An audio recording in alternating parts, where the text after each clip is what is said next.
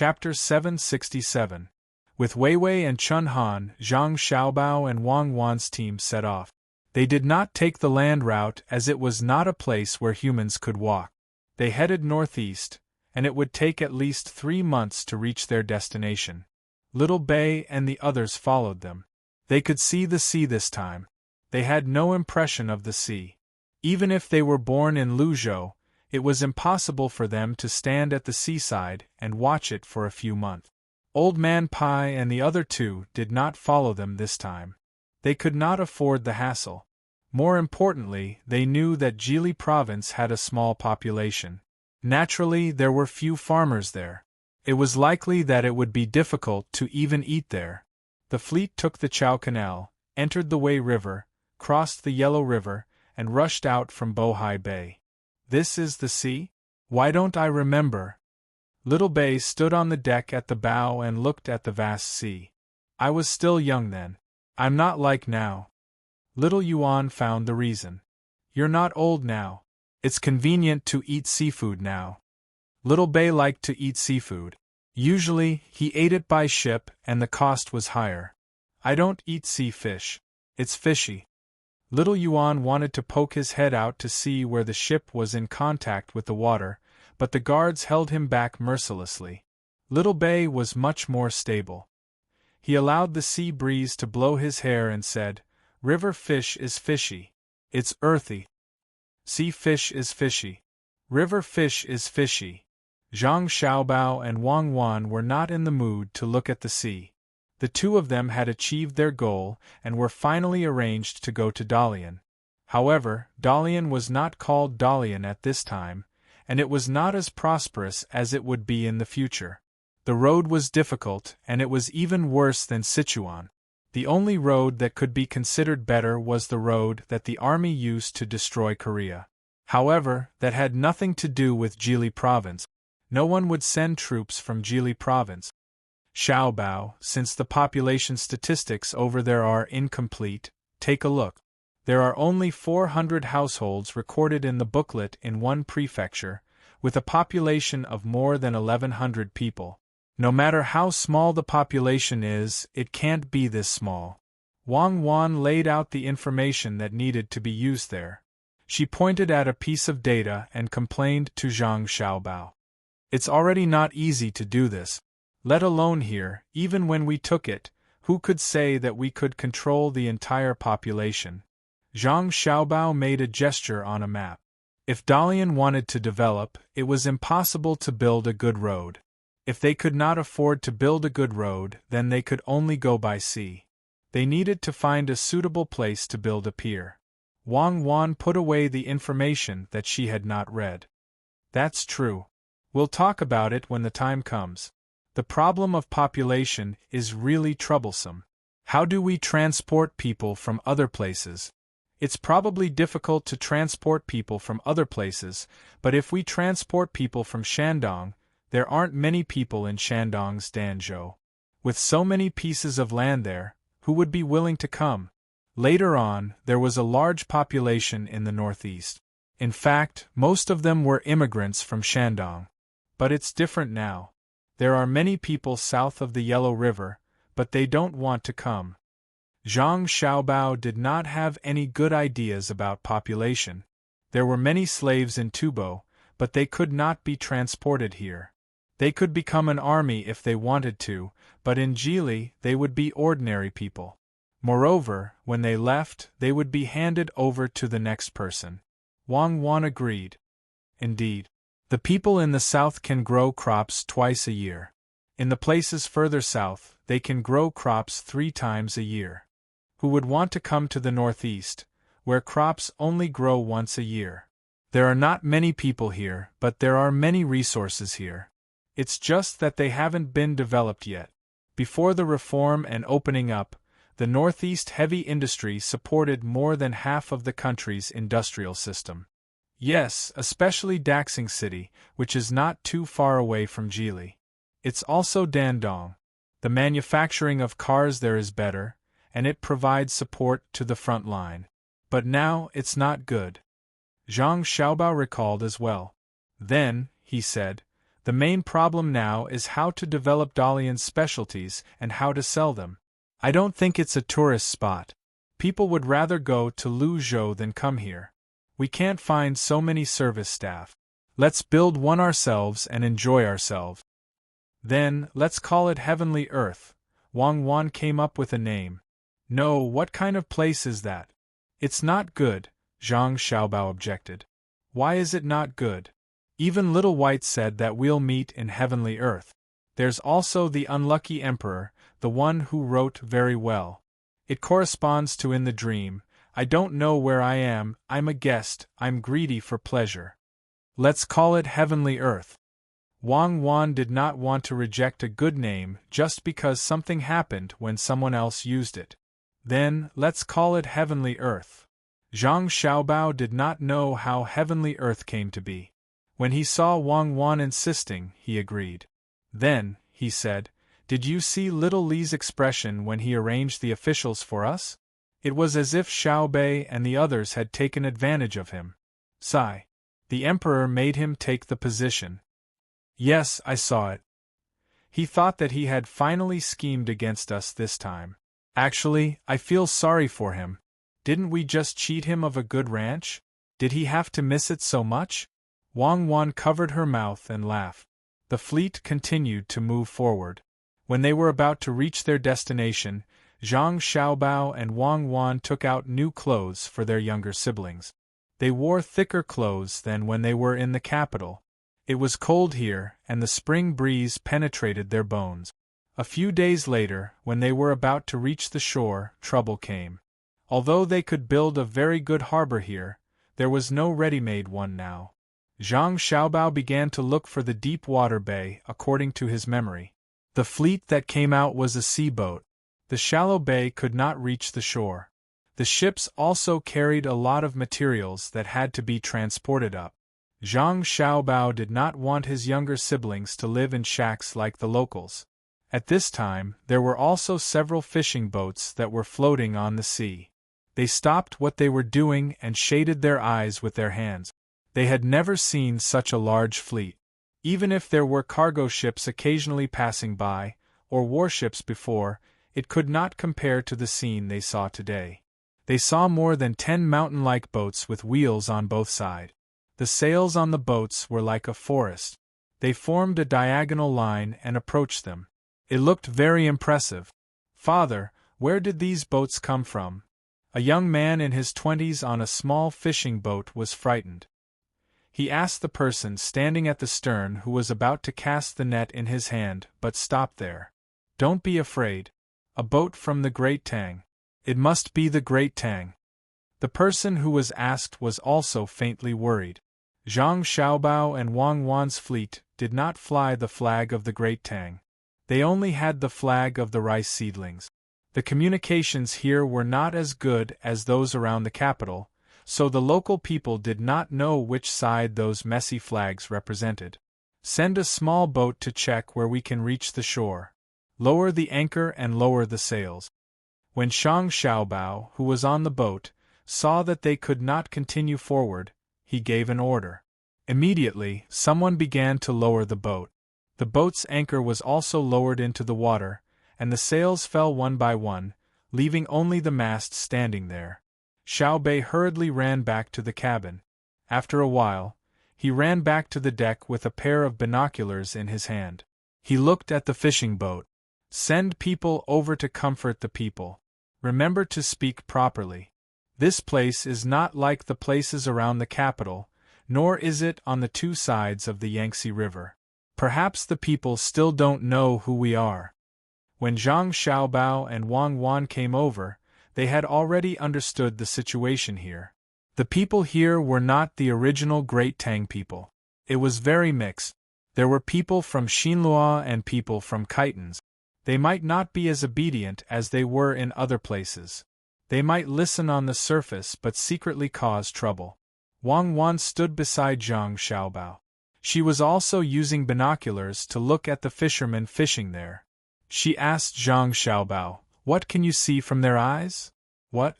I can't see it. I only see curiosity and a little worry. I don't see any hostility towards us." Zhang Xiaobao understood the meaning of Wang Wan's question. She just wanted to see the other party's attitude. Wang Wan looked carefully again and said, "They are curious now because they don't know who we are. They are worried because they are afraid that we will beat them. We have a lot of boats, but once they find out that we are their local officials, they might not be so. Will they fight or not? How can it be as scary as you say? They didn't rebel when the previous emperor was here. Do you think they will rebel now? There is one advantage to this place, and that is that we don't have to pay any tax to the imperial court. We don't even have to pay tribute." Zhang Xiaobao did not intend to use force to solve the problem as soon as he came. Force was only a guarantee. People still needed to communicate with each other. When there was force to support it, communication was convenient. "Brother, Uncle Emperor really said that we don't need to pay taxes. When we came, he didn't mention this." Xiaohai, who was standing to the side, raised his head and asked Zhang Xiaobao. Zhang Xiaobao finally reacted. He slapped his forehead and said, "That's right, he didn't mention this. Normally, we don't need to pay taxes. Even if we do, it will only be given to the various commander-in-chief's manors here.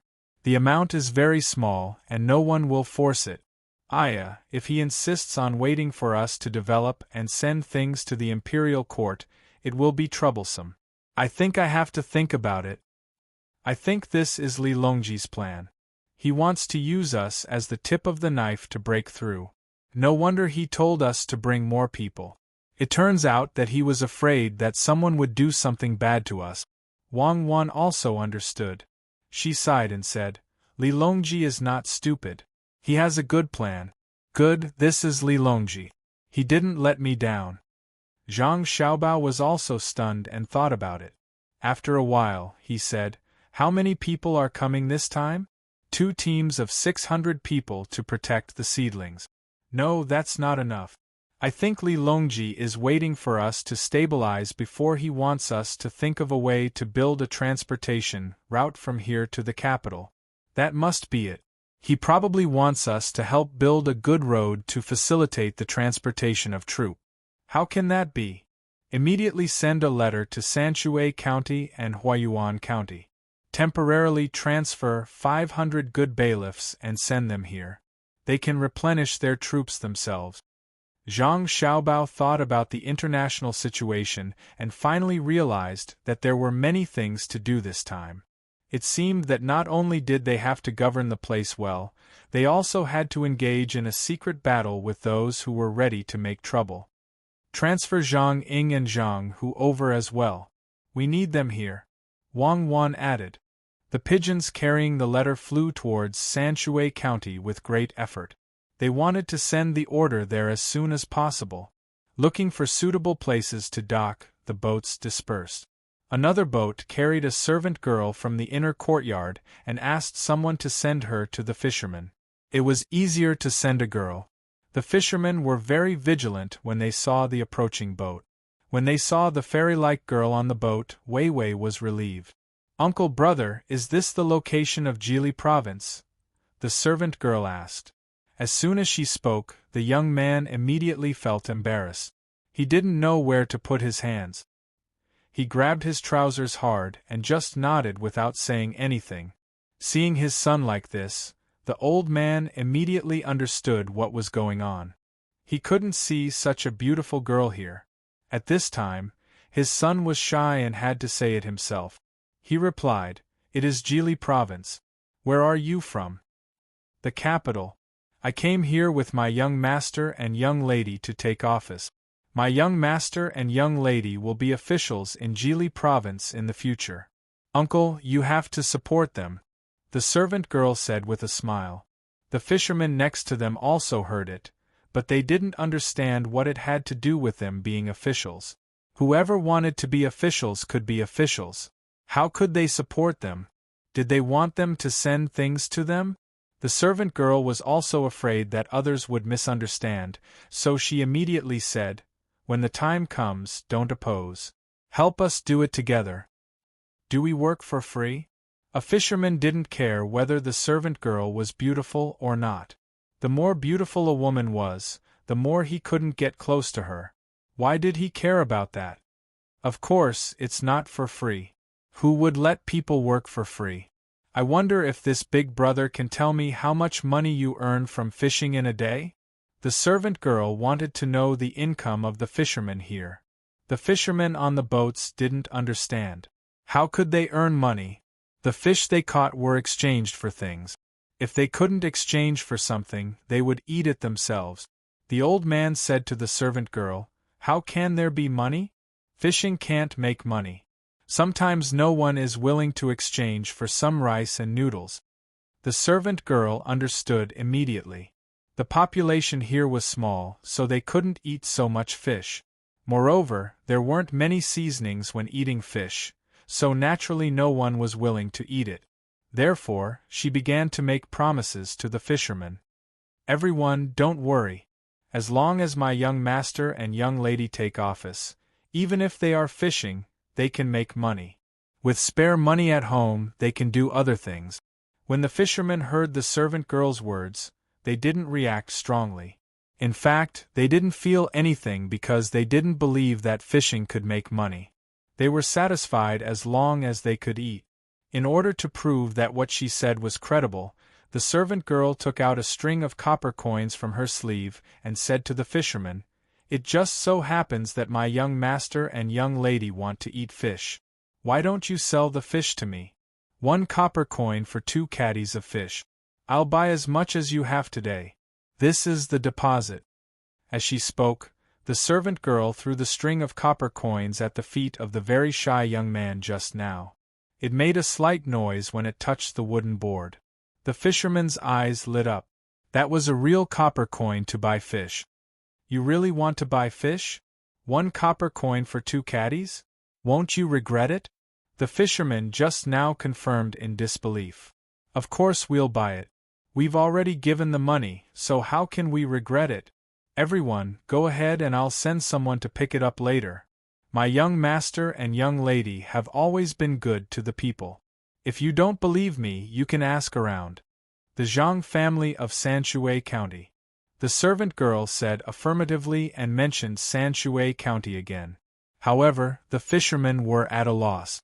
They had never heard of Sanshui County, and they also didn't know who the Zhang family was. The fishermen didn't know, so they didn't think too much about it. The most important thing now was that the fish could be sold for money. This was really not easy. All of them promised that they would fish more. Only then did they watch the servant girl leave on the boat. When the servant girl's boat was far away, the fishermen watched the shy young man pick up the copper coins. They felt like they were in a dream. Suddenly, many big boats came, and then a ferry came down. Then, the ferry wanted to buy fish with Kaiyuan Tongbao. What was going on today? "Father, the money." The young man didn't dare to take the money himself and handed it to his father. The old man took the money and said to the other envious people, "Leave the money with me first. Go fishing. We'll calculate it after you're done. This is only the deposit. There's still the big part." When the others heard the old man's words, they began to disperse and went to their respective positions to fish with all their might, hoping to catch more. This was money. It was difficult to exchange fish for things, but it wasn't difficult to buy with money. Rich people were stupid. After fishing for a while, the people on one of the boats seemed to be lucky. They cast a few nets in succession, and a lot of fish came up with each net. In the past, it was rare for this to happen. After fishing happily, the people on the boat moved to the old man's side and said to him, "Third master, do you think they're really here to be officials? That servant girl is so beautiful. I wonder how the young lady inside is like. Go, go, go, go catch your fish. Are you still thinking about other people? Even if you have 100 heads, it won't be enough to chop them off. Whether it's true or not, we'll know when they come over." The old man didn't fish much, so he impatiently waved his hand to chase them away. The people who were chased away laughed. As they moved slowly to the side, they said, "Third master, they're here. What about the original officials?" "The original officials always come here to collect things. If we don't give them to them, they will rob others. I heard that Lord Li's family is very rich. Wangguans. This person probably didn't know how much the boats in front of him were worth, and he didn't know how much money the people on the boats had. A Wangguan was already a lot for him. The old man stared at him. Where are the Wangguans? How can you get a Wangguan by robbing those things? What else can we do? The new ones are here. The original ones will go down. Hurry up, or I'll go to your side to fish. I'll leave this side to you. No, no, no. I'll go back now. I'm just worried that the new ones will rob more ruthlessly than the original ones. The original ones only had 100 people. Look at the new ones. They have a group of big boats. They can't beat them. But they're also stupid. They actually used cash to buy fish. The person said. He was afraid that his position would really be snatched away, so he didn't say anything else. He sailed the boat back, humming an unpleasant song. He seemed very happy. Zhang Xiaobao and Wang Wan also released more small boats to go into the sea to catch fish. Unlike the fishermen here, who cast nets one by one, they used 2 boats to pull the nets together. The nets they used were a mixture of cotton and linen, which was stronger than normal fishing nets. They were not afraid that the nets would be broken when they were pulled by bigger fish. Even if the nets were broken, they could still drag the nets to catch fish. 2 boats were in a group. After dragging for a while, they poured the net of fish onto the boat. Immediately, people began to clean up. Very quickly, the people with nimble hands removed the internal organs with a knife. The iron thorns were removed with a few brushes and the scales were removed. Some of the fish were still moving when they were thrown into a bucket at the side. Chapter 768. It's better now. There are many fish in the sea and many trees in the mountains. Zhang Xiaobao said to Wang Wan happily when he saw the people below catching the fish neatly. Wang Wan also knew that it was because the environment was less damaged. Actually, there isn't much of a difference between wild fish and farmed fish. Most people can't taste it at all. It's possible to farm them. As long as their natural enemies don't hunt them, the survival rate of the fry will be very high. That depends on what it's used for. If it's just taste, it's true that very few people can taste the difference between fish meat. But if it's used for medicine, it's different. I remember that there's a type of fish called fungus fish that can increase the peak value of red blood cells. Wild and farmed fish are very different. It's better to keep as many wild ones as possible. With the advancement of science and technology, the methods that humans use to hunt and kill other creatures will also become more efficient. At the very least, we've seen a few creatures here that we've never seen before. Zhang Xiaobao still wanted to keep as many wild animals and plants as possible. Xiao Bei was also listening at the side. He suddenly interrupted. Brother, should we pity small animals? Yes and no. We should pity all creatures in the world, including ourselves. But we still have to eat what we need to eat. If we pity all creatures, wouldn't they starve to death? If we only pity animals and not plants, it's fake pity. If we really want to talk about righteousness, then all creatures in the world are the same. Why should we distinguish between intelligent and unintelligent creatures? If we don't talk about righteousness, then this world is survival of the fittest. The strong preys on the weak. Zhang Xiaobao was not a member of the Protection Association. He didn't care at all. Then why do we pity them? Xiao Bei didn't quite understand, but at least he knew a little and asked again. Because we need to leave it for younger brothers and sisters. We need to let them know what's in the world. Oh, then I understand. In the future, I'll eat at most 3 bowls of shark fin every month. Xiao Bei set a limit for himself. He wanted to leave the food for younger brothers and sisters. Zhang Xiaobao picked up his sister and pointed at the fishermen below. Xiao Bei, you can eat if you want. With this method, you don't have to worry about killing them all. 5 bowls then. Xiao Bei added 2 more bowls. Who asked shark fin to taste better than vermicelli? Especially processed shark fin, which could be eaten as a snack.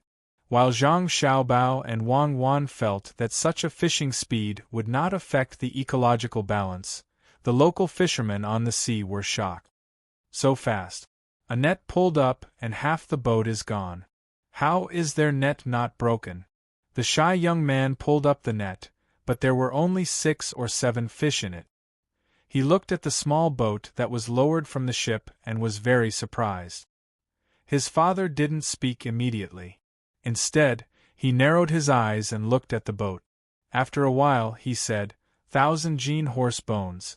These are the 1,000 Jin horse bones. Dad, what are you talking about? The young man didn't understand. It means that someone spent 1,000 taels of gold to buy the bones of a fine steed. The father said to his son. Isn't that stupid? The young man did not know this story and only thought that it was stupid to spend 1,000 taels of gold on a set of horse bones. Stupid? That's the only way to buy a fine steed. Speaking of which, the father knew a lot of things and told his son this story. After the young man heard it, he still couldn't understand the relationship between spending money to buy horse bones and fishing now. He asked blankly, Dad, did they also buy horses? They didn't buy horses, but they bought people's hearts. They could obviously fish by themselves, but they insisted on spending a lot of money to buy our fish. This is to tell us that they are true to their words.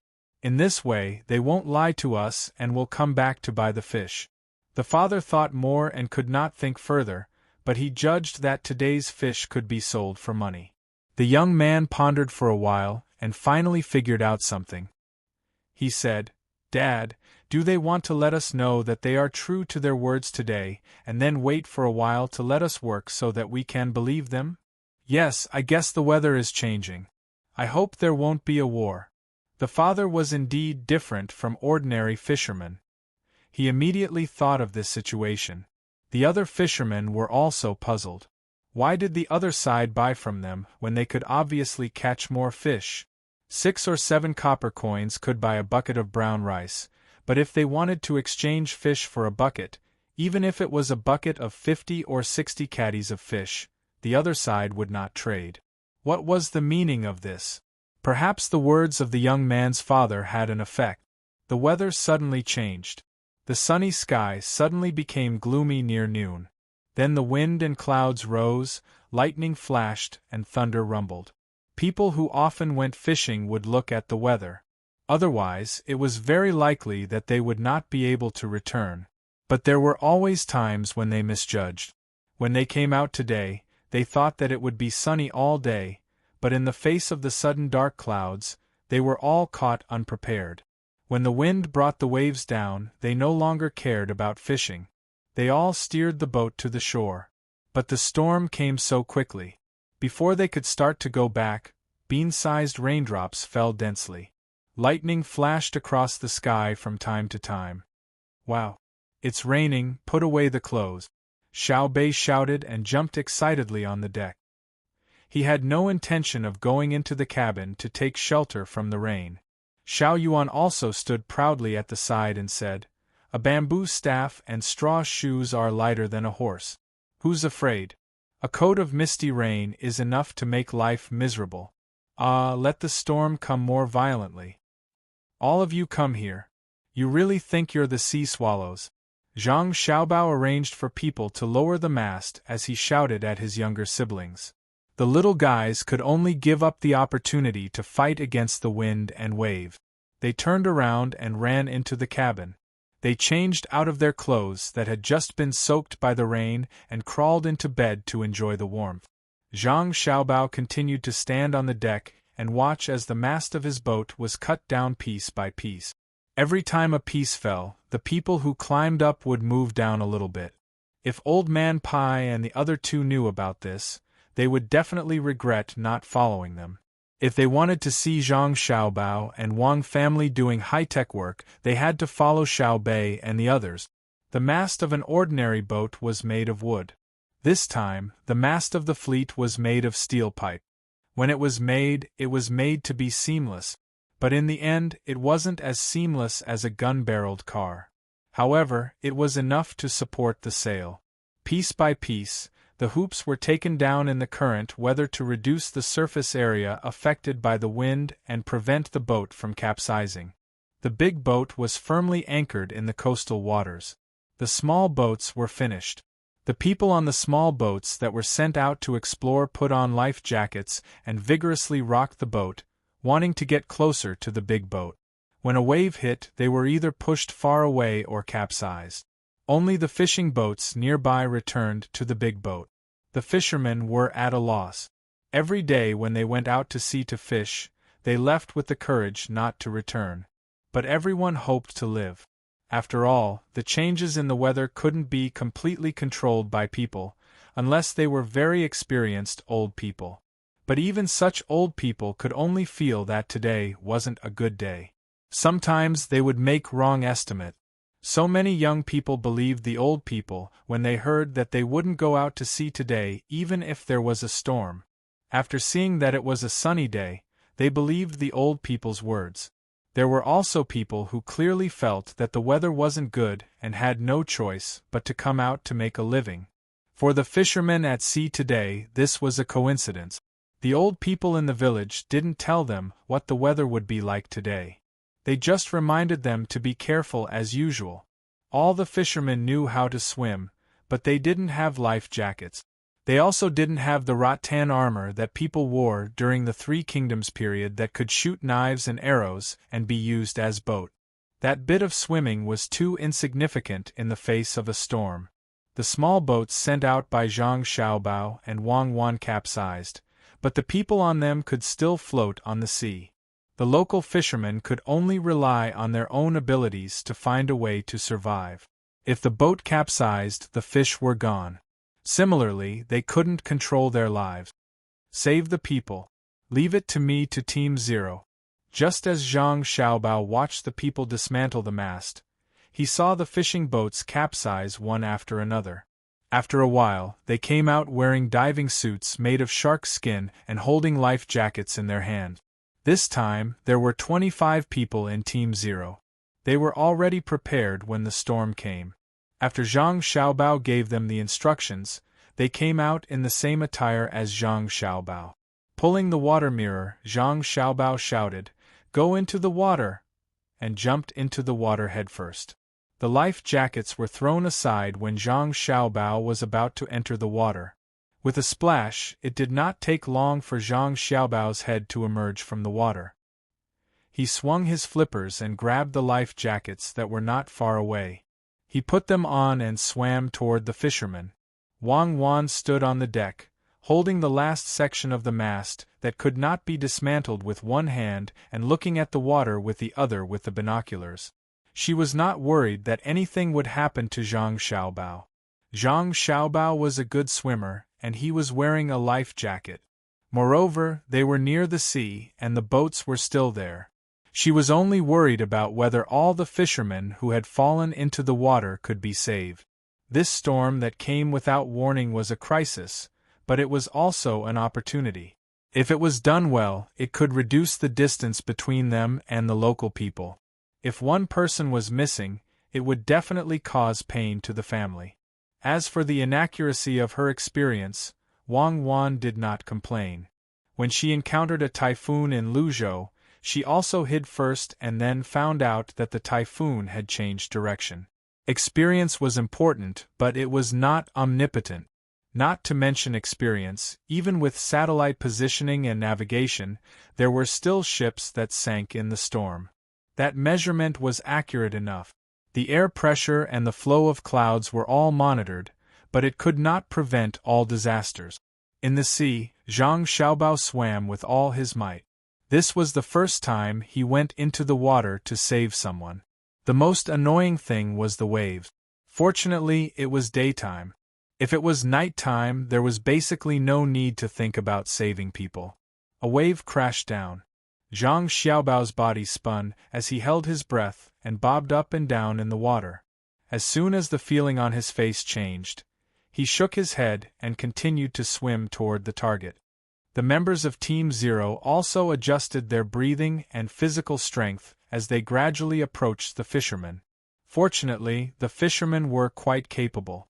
During this period of time, 16 of them kept popping their heads out of the water from time to time. Moreover, they were very smart to take off their only pants before they fell into the water. The waves crashed, but none of the 16 people shouted to the others.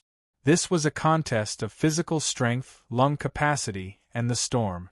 After being smashed into the sea by the waves, they had to swim upstream with all their strength. They could not exhale.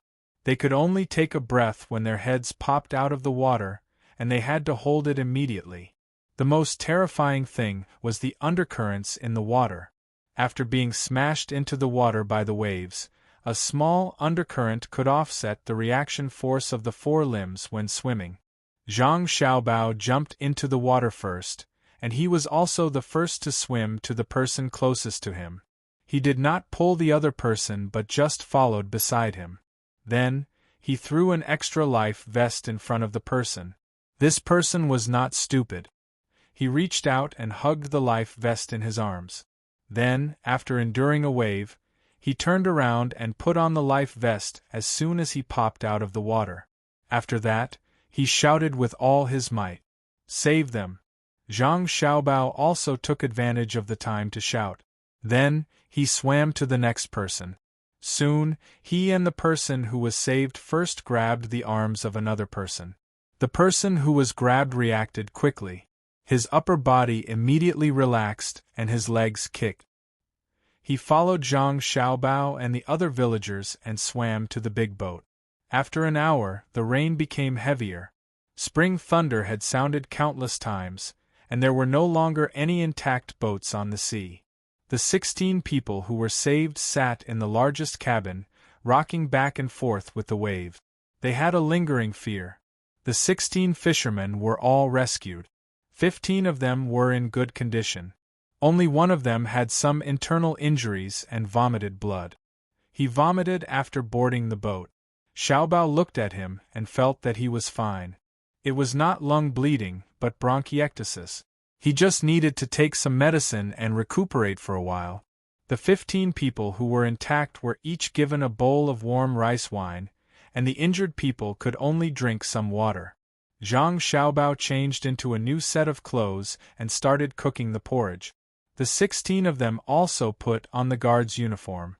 No one cared about whether it fit them or not. All of them were thinking about what happened just now. Xiao Bei and the others did not sleep. They gathered in their cartoon pajamas. They wanted to hear what it was like to fight the storm in the water. "Big brother, is it different from swimming in the waves? I can usually eat while swimming in the water." Xiao Bei was wearing a hat with long ears, white cotton pajamas, and slippers with 2 rabbit eyes. He moved his legs to the side of the shy young man and asked humbly. It was always hard to refuse such a cute child. The shy young man wanted to hug the little guy and kiss him. The young man looked at Xiao Bei and revealed a rare smile. He said, "It's different. Usually, when the waves are calm, I dare to jump into the water to catch fish. When there is a heavy rain, it is good as long as I can stay alive. The waves come one after another. Sometimes, when they hit, I can't swim even if I want to. It's over if I can't hold it." "Oh, thank you, big brother. That's very scary." Xiao Bei has decided not to be a sea swallow. It's very sad to be in the water and not be able to come up to breathe. "Big brother, how long can you last in the water?" Xiao Bei believed the young man's words and dismissed the idea of jumping into the sea. He turned his head and asked Zhang Xiaobao. Zhang Xiaobao thought for a moment and replied, "If it's just this kind of wind and waves, I can last for 2 hours. I'm just afraid of encountering sharks. Also, the water is too cold now. If I stay in the water for a long time, I will lose my strength. If I fall into the water now, I can last for half an hour at most." Zhang Xiaobao's swimming was almost instinctive. However, he could not withstand the current environment. This was not like Luzhou. The temperature of the sea there was high. He did not have to worry about cramps, and his body heat loss was less. The temperature of the sea now was 7 to 8 degrees above zero. With the waves and rain, it was not easy to last for half an hour. When the fishermen heard Zhang Xiaobao's words, Their first thought was that Zhang Xiaobao was showing off. Even they, as fishermen, could not last for that long. How could a child speak so arrogantly? Only the two people who were saved by Zhang Xiaobao believed in Zhang Xiaobao's ability. This was because in the end, when the first person to be saved realized that the second person to be saved could not hold on any longer, Zhang Xiaobao took off his life vest and gave it to the second person. However, he was not affected by the waves at all. No one knew how he moved, but he was able to swim through the wave. Usually, one would be smashed into the water by the waves. However, the first person to be saved saw Zhang Xiaobao swimming with the waves before he immediately swam out of the wave. Although each time he swam through the waves, he was still able to swim to the bottom of the boat. At this time, the shy young man's father said, "May I ask if there is anyone on the boat who is going to be an official in the province? I am the village chief of this coastal village. Let me thank you in person. My surname is Li." Even if the people here did not like the officials sent by the Tang Empire, they had no choice but to acknowledge their status in the face of a life-saving grace. "Old uncle, are you talking about my elder brother?" "It's my elder brother and my elder sister. My elder brother's official position is now higher than my elder sister's. He is the provincial governor. Old uncle, if anyone bullies you in the future, especially when you are an official, you can tell me. My name is Xiaobei. I will join forces with others to impeach him." Xiaobei glanced at his elder brother and began to chatter. Sometimes, his words were not clear. People had to think to understand. With a hua sound, the 16 fishermen who were sitting there a moment ago stood up almost at the same time. They looked at Zhang Xiaobao with astonished eyes. This was no longer a problem of youth. The first person who was saved opened his eyes wide and stared at Zhang Xiaobao as if he had seen a ghost. He asked, You are the provincial governor?" "Yes, I am the new provincial governor of Jili province." After the change of identity, Zhang Xiaobao needed to put on airs. He represented the imperial court. For the first person who was saved, age was not a problem. The problem was that it was the provincial governor who jumped down to save him. At the critical moment, he even gave up the clothes. When did the provincial governor's life become so worthless? The fisherman who had always disliked the officials sent by the imperial court of the Tang Empire knelt down in front of Zhang Xiaobao. He knocked his head hard on the deck of the boat and said, "Sir, thank you for saving my life. After the storm, I will catch fish for you to eat. After the storm, it will be a rainbow. I will treat you to something else." Zhang Xiaobao finally looked a little like an official.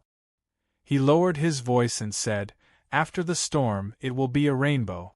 I will treat you to something else." Zhang Xiaobao signaled the people next to him to help the fisherman up. Then he said to the village chief, "Village chief Li, I was ordered by the emperor to be an official. I don't know much about this place. I hope the village chief can help me." At the same time, he asked someone to bring the seal over and press it on a piece of paper.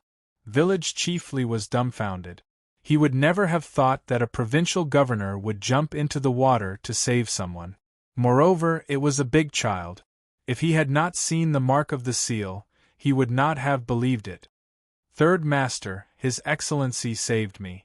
He let me wear the clothes that can make people float." "Third Master." The second person who was saved by Zhang Xiaobao shouted to the village chief excitedly. He wanted the village chief to agree. Village chief Li finally reacted. He said to Zhang Xiaobao respectfully, "Your Excellency, from today on, Coastal Village will listen to your orders. But Your Excellency, Jili province is not stable. You have to be more careful." "I know," Zhang Xiaobao said. In the capital, Xingqing Palace set up the hot pot again. Li Longji sat in the main seat. He glanced at the people eating below and said worriedly, "I have sent Zhang Xiaobao, the former county secretary of Baoxin County, and Wang Wan, the county deputy, to Jili province. They will arrive soon. Do you have anything to say?" Li Longji thought of the dispute there. Although it was nominally under the control of the Tang Empire, it was not stable. He was worried that something would happen to Zhang Xiaobao and Wang Wan. He regretted it now. The people eating were Bai Su, Yao Chong, Lu Jiro, and Zhang Shuo. They did not pay attention to the hot pot, especially Old Man Pai and Old Man Yao. They followed Zhang Xiaobao and Wang Wan everywhere and ate a lot of good food. They did not care whether they ate the pot of water in front of them or not. Hearing the emperor's words, the four people stopped what they were doing at the same time. They looked at each other and did not know who should say it. Lu Jiro saw Zhang Shuo looking over and did not give him any face. She snorted and said, "Humph! Your Majesty, I wonder who told you to send Xiao Bao and Cuckoo to Jili province? It is very dangerous there, but it is next to the Khitans. Do you want Cuckoo to kill again?" These words were actually directed at Zhang Shuo. Although the Khitans were temporarily obedient and submitted to the Tang Empire, everyone knew what was going on there. If they were not careful, it was easy to start an army. Lu Jiro was no longer an official, and he was almost finished. In the end, before he was finished, he was sent to the Medical College.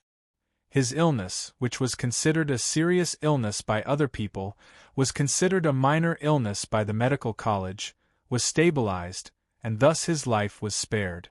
Therefore, he felt that he owed the Zhang family and Wang family a big favor. If he did not help them, wouldn't he be ungrateful? When Li Longji was asked by Lu Jiro, he felt a little embarrassed by Weiwei. However, when he thought that he sent Zhang Xiaobao and Wang Wan there, he could not say anything. He could only sigh and say, "Will Xiaobao and Cuckoo be in danger?" At this time, he did not mention the registrar Zhang Xiaobao and the deputy county magistrate Wang Wan. Everyone present knew what was going on. Those two people were very special and could not be judged by their official positions. Just when Li Longji was in a dilemma and regretting, a little eunuch rushed in and reported, "Your Majesty, just now there was news from Sanshui County.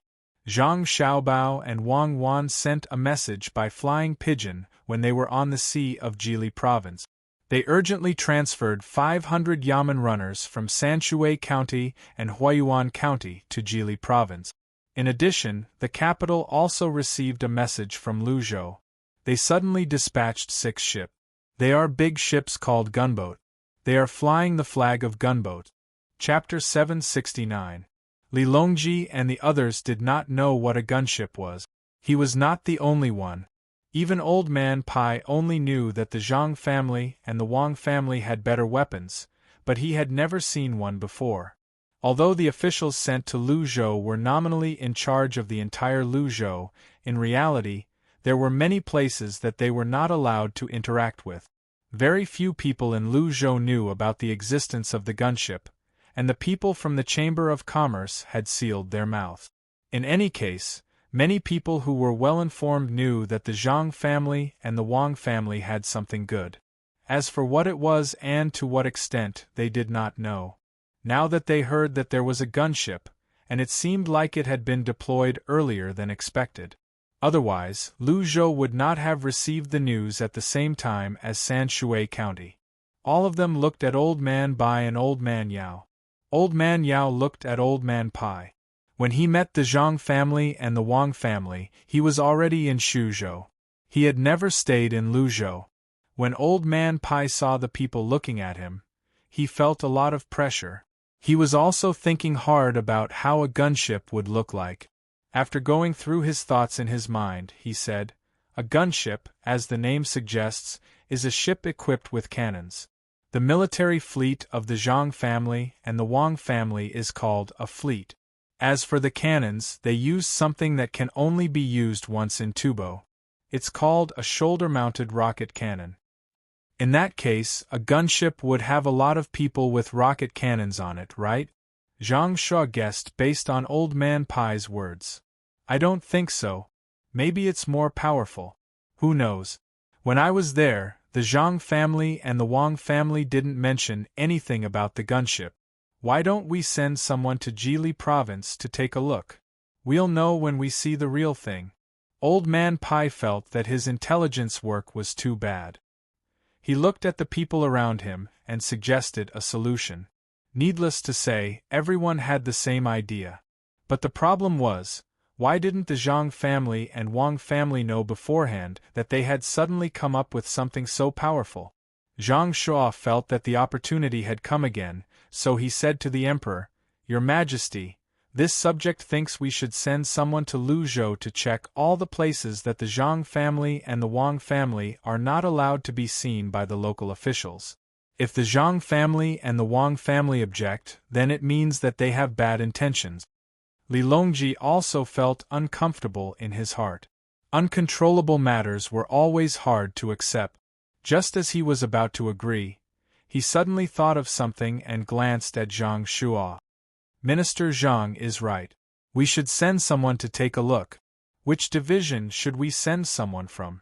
"Your Majesty, I think it's better to send someone directly from the Secretariat. After all, it's easy for people from the various departments to shirk responsibility from each other. I'm afraid that the Zhang family and Wang family will retaliate, but I'm not afraid." Zhang Shuo was ready to take control of the power in his own hands, so he suggested that he would be the one to send someone. Li Longji nodded. While Zhang Shuo was feeling happy, he said, "In that case, I'll ask Minister Zhang to personally go there and check the situation. If it were someone else, I wouldn't believe it. If the news was leaked and the other countries got hold of it, our great Tang can't afford to lose. When will Minister Zhang leave?" When Zhang Shuo heard that the emperor wanted him to go, he was stunned. If he didn't go, wouldn't he be lying to the emperor? If he went, who would be in charge of the Secretariat? That was Luzhou, and this was the capital. Wouldn't it take half a year to go and return? How many things could happen in half a year? Moreover, after he went there, he would have to check every place carefully and ask clearly. If he went back and forth, he might even miss the Fengchan ceremony. That wouldn't do. "This subject thinks that Your Majesty is right." Yuan Rong agreed from the side. He had contributed a lot and had done a good job in settling the fugitives. He also wanted to find an opportunity to improve his position. However, with Zhang Shuo leading a group of people, it was difficult for him to be promoted. If he could send Zhang Shuo away, that would be great. Zhang Shuo was afraid. He was afraid that the emperor would send him to Luzhou. Although it was many times better than the other places in Lingnan Circuit, it was far away from the capital after all. When he thought of this, he could only brace himself and say, "Your Majesty, this subject still has many things to do in the Secretariat. I really can't leave. How about this? Let the Zhang family and the Wang family talk about it themselves. It's best if we wait for the gunships to come and send one to the capital so that Your Majesty can see it with your own eyes." "In that case, I'll leave this matter to you, Minister Zhang," Li Longji said casually, no longer forcing Zhang Shuo to go to Luzhou. Then, he put the matter aside. At first, Zhang Shuo was overjoyed. Now, not only did he not have to go to Luzhou, but he could also take some initiative. However, this thought had just appeared in his mind when it turned into worry. What if the Zhang family and the Wang family did not cooperate? No, this matter had to be considered at length. Zhang Shuo suppressed the excitement in his heart. Then, he lowered his head and began to think. They continued to eat, but the comfort they felt earlier was gone and was replaced by a sense of melancholy. After a hurried meal, Li Longji waited for his subjects to leave. Then, he said to Gao Lishir, who was beside him, "Xiao Bao and Cuckoo have revealed their new weapons. What do you think?" "Your Majesty, this subject feels that Xiao Bao and Cuckoo are scheming something big.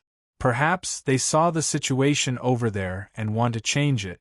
Since they're using it, it's natural that they don't intend to hide it. Your Majesty, you can send someone over there to see how powerful the gunships are. If they're really stronger than the current navy of Great Tang, we can be more assured about Xinluo in the next few days." Gao Lishir was also trying hard to imagine what the captain of the gunships looked like. The fleet of the Zhang family and the Wang family was already very powerful, and yet, they still transferred weapons from Luzhou. It could only be stronger than the current ships, not weaker. That was exactly what Li Longji was planning to do. When they were eating earlier, he really wanted to send someone to Luzhou to investigate the matter. However, he suddenly thought of a problem. If he really investigated the matter thoroughly, which division should he belong to? Would the people in the division be able to keep the matter a secret? The various countries that came to the Great Tang had left many people behind. Through stealing, bribing, and so on, they had obtained many good technologies from Great Tang. For example, the triangular sail. When the people from Xinhua came over by water, they actually had it. There was also the Japanese ship that appeared in the Four Seas Academy. It was likely that they also had the propellers at the back. It was just that their technology was not good enough and could easily break down. As for the things that were placed in the Zhang family and the Wang family, none of them were leaked. For example, the rocket launcher that could only be used once, the firearms, the grenades, and the hot air balloon in the sky. The Zhang family and the Wang family were better at keeping secrets than the imperial court. When he thought of this, Li Longji gave up on the idea of sending someone over. Since Zhang Xiaobao and Wang Wan had transferred the gunships in advance, they would have told him about it. In that case, Li Shi, you'll send someone over to take a look. If it's a good war weapon, Xiaobao and Cuckoo might really be able to solve the problem that I've been trying to solve. Li Longji instructed. Just as he was about to lie down and rest, a young eunuch appeared and said to Gao Lishi, "My lord, we've received 6 pigeons from Jili province." "I'll go right away," Gao Lishi answered and left. After a while, he came back with 6 bamboo tubes with wax on them. He said to Li Longji, "Your Majesty, Xiaobao and Cuckoo sent 6 pigeons in 3 batches, 2 at a time and sealed with wax. They must be very important. Your Majesty, please take a look." As he spoke, Gao Lishi put the bamboo tubes in front of Li Longji. Li Longji picked them up and examined them carefully before opening them. There were 3 letters inside. To be exact, there were 6 letters, but every 2 letters were the same. When he saw that there was no writing on the paper, he passed it to Gao Lishi. Gao Lishi quickly put the paper on the table and took out a small bottle of iodine from the drawer beside him. He dabbed a cotton ball on the paper and saw the writing on the paper. However, he couldn't tell what it was. He rushed to another drawer and took out a book called Selected Work. He started flipping through the pages according to the numbers on the book. After working for a while, he finally made a letter. He put it in front of Li Longji and said, "Your Majesty, this is what Xiaobao and Cuckoo wanted to talk about." Li Longji didn't need to read from the beginning to know what the entire letter was about. When Gao Lishi was looking at the words, he was watching from the side. It was about the gunship. It was much more specific than what he guessed when he was eating. It said that the gunship was a type of cannon barrel made of copper. It was filled with cannonballs that could be fired very far away. Its power was much greater than that of a siege crossbow. If the cannonballs could hit the enemy's ship, then the enemy's ship would be finished. This was because the cannonballs would explode when they hit the ship. It was much more powerful than fireworks. It also said that the gunship had been made a long time ago. It was just that the technology wasn't mature at that time. They were afraid that if they were besieged by too many ships at sea, it would be easy to lose the technology if they couldn't escape. Now that the cannonballs had been made, it was just the right time to try it out and see if there were any stupid ships that would crash into the gunship. After reading the letter, Li Longji felt much better. He didn't need to send people over himself. Zhang Xiaobao and Wang Wan had sent a letter to inform him first. Li Shi, write a reply letter. Tell Xiaobao and Cuckoo that I allow them to do whatever they want over there. Don't forget to inform me when they start fighting, so that I can send reinforcements. Li Longji was happy and asked Gao Lishi to write a letter. What he meant was that if they really helped him to open up a path to that place, unlike the current situation where they couldn't even control the situation by sending people over. Most of the time, they would need to rely on sea transportation. He would support them here. Gao Lisher nodded and started writing the letter. This letter didn't need to be kept a secret like the letter sent by Zhang Xiaobao and Wang Wan.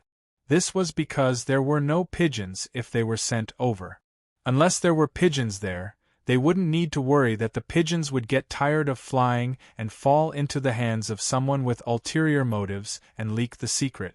Moreover, there weren't any secrets in the reply letter. When Gao Lisher sent someone to send the letter back, Li Longji didn't sleep anymore. He sat there with a tea set and drank kung fu tea. He used the best Mao Jian tea, which he had exploited after drinking Gao Lisher's tea last time. When he saw Gao Lisher return, he waved his hand and had Gao Lisher fill 2 teacups. He held one up and said, "I didn't expect that when I sent them over. I just wanted them to think of a way to open up the path and deal with the people over there. However, they set up a posture and prepared to take over by force. I expect that there will be chaos over there for a while." Gao Lisher didn't need Li Longji to signal him again. He picked up the other teacup and replied, "Your Majesty, after the chaos, it will be even more stable. I wonder if the 600 bodyguards brought by Xiao Bao and Cuckoo, as well as the 500 bailiffs transferred from Sanshui County and Huayuan County, will be able to defeat them after the chaos. That place isn't very peaceful. Didn't the gunships go over? I'll wait and see." Li Longji drank the tea in one gulp. At this time, Zhang Xiaobao and Wang Wan weren't ready for war. The two of them had just found a natural deep-water port to anchor the ship and were directing people to use small boats to move the goods down. The people near the sea also helped. They were all full. There were more than a dozen ways to cook the fish, including fish skin, fish bones, fish intestines, and fish fins. Many parts of the fish that they had never thought of before were all made into dishes. In addition to the good seasonings, they didn't even eat rice. They only ate the dishes. When they couldn't eat any more, they drank the fish soup. They waited until their stomachs were full before continuing to eat. After they finished eating, the storm was over. They couldn't find their ship on the sea. When they were about to reach the shore, they saw a few planks.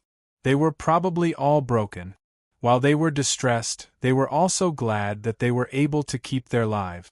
Now, they were helping to send the things on the big ship to the shore in small boat. This was what the new provincial governor and the military registrar wanted to use.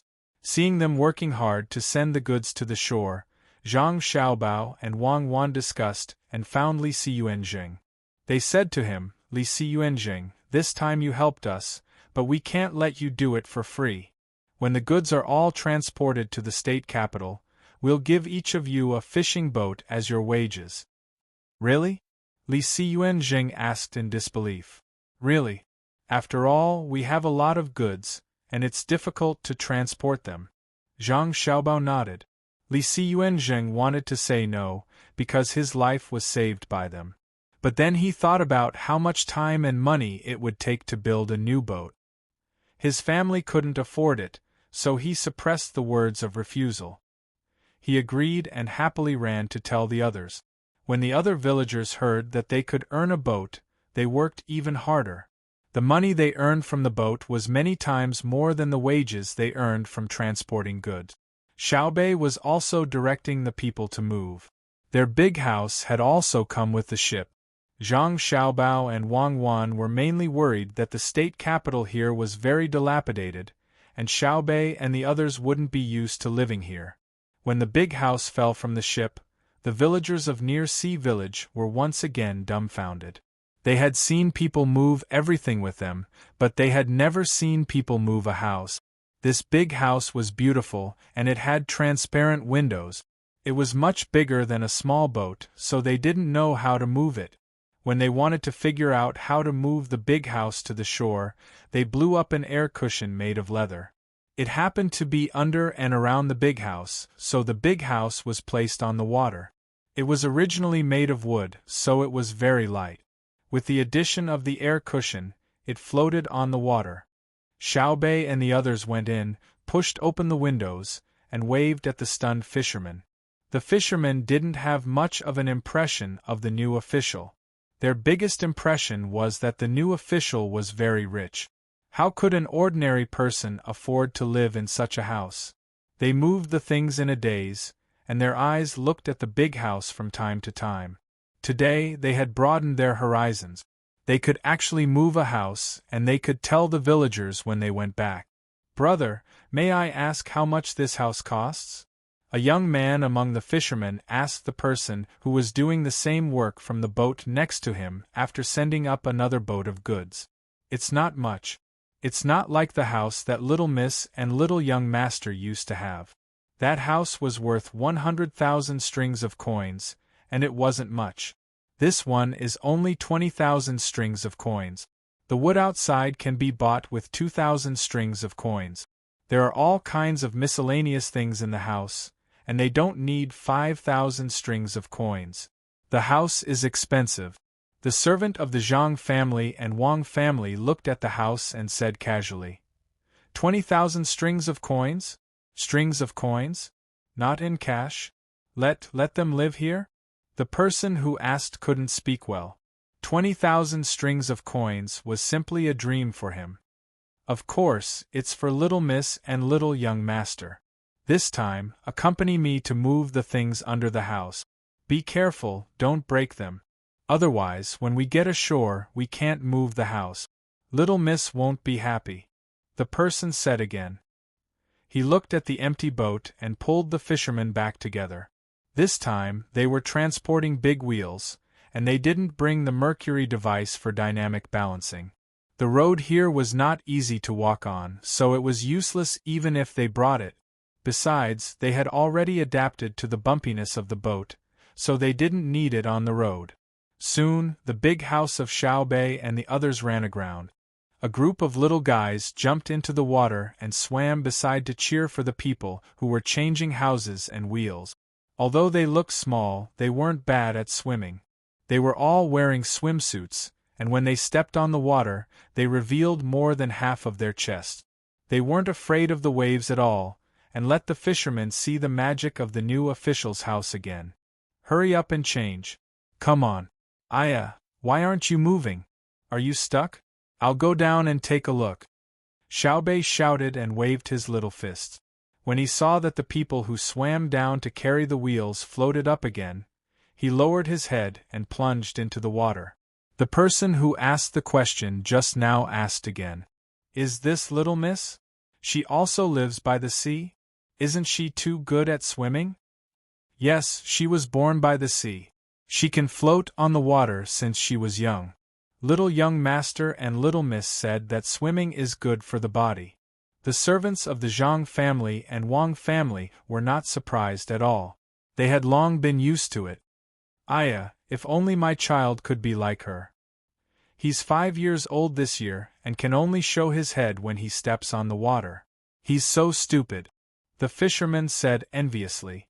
In fact, he was more envious of the child's good looks. When he saw it, he knew that it wasn't something an ordinary family could have. Everyone was busy for half a day and only unloaded 2 ships of goods. There were still other ships that had not been unloaded. This part of them had to go first and settle down in the state capital in advance, waiting for the rest to be shipped little by little. This was also the reason why Zhang Xiaobao and Wang Wan gave the fishermen such a high wage. It was estimated that it would take them at least a month to transport the goods. During this time, the two of them had to think of ways to give the fishermen more food. After all, they still had families waiting to earn money to support them. Seeing that the front line was organized, Wang Wan sat in the car and said to Zhang Xiaobao, "Give them some oil too. They probably don't eat much oil usually. There's no need for salt. If they want to eat it, they can cook it themselves. And also give them some rice wine and seasonings. Let them go back and cook fish. This is a breakthrough for us to get to know the people here. Even if we have to pay more, as long as other people see it, we can achieve certain results." Zhang Xiaobao was most worried about the problem of getting along with the local people. The people here were not people who came from Shandong or even Hunan and Hebei. They were very difficult to talk to. The imperial court basically did not send people to be officials. They only found local officials, especially the commander-in-chief's office, which was also moved again and again. The more they moved, the closer they were to Hebei, because it was not easy to govern. Not to mention the local exclusivity of this era, even in his own time, looking at the county in Yunnan, most of them were locals. If outsiders went there, they would not be able to command at all. Wang Wan also knew that it was not easy to be an official. The population was already small, and if they could not be mobilized, even if there were 10,000 good ideas, they could only stare blankly. This was the real challenging position. She asked again, Xiao Bao, do you think there will be any problems in this handover? For example, the other party obviously embezzled a lot of money but did not take it out. We can't arrest them and send them to the capital, right? I guess the money they embezzled is not enough to pay for this trip. This is a poor place. Zhang Xiaobao also felt the same way. Indeed, someone asked the fishermen and found out that the officials here are so poor that they are exploiting the fishermen. They come here to ask for some shellfish and dried fish. It's sad to be an official like this. Forget it, we'll just hand it over when we arrive at the place. There's no need to investigate. At most, we'll just pay for the whole ourselves. It's not a big deal. As the two of them discussed, the team began to gradually speed up. Just as they started to speed up, they slowed down again. The road ahead was full of hills, and there was no normal road at all. The straight-line distance from the seaside to the provincial capital of Jili province was only 70 to 80 miles. If a horse was fast, it would take less than 2 hours to run there. However, in this kind of terrain, no matter how fast a horse was, it would not work. There was no road, and walking on the mountain road made people feel like they could fall at any time. Xiaobei and the others had already come out of the house, and the horse pulling the carriage had also stopped to rest. Zhang Xiaobao held a telescope in his hand, and stood on the top of the mountain to look around. He said, "This is really difficult. If we want to turn this place into the Dalian of our time, I guess it will not be enough even if we throw in all our money." Dalian of our time also had many mountains. We have to dig bit by bit, and many roads have to be built on the hills. There are big slopes, so we can't expect it to be like that time. How many people did Dalian have at that time? Think of a way to build a good dock here. When the time comes, we will settle down along the way. Wang Wan had already lost confidence in this place. It was not like Buxin County where they could build as they wanted. There was also a place for tourism. Here, they spent money to hire people, but they might not be willing to come. The population of a province was not as large as that of a county. The previous methods could not be used. Let's go. Let's continue moving forward.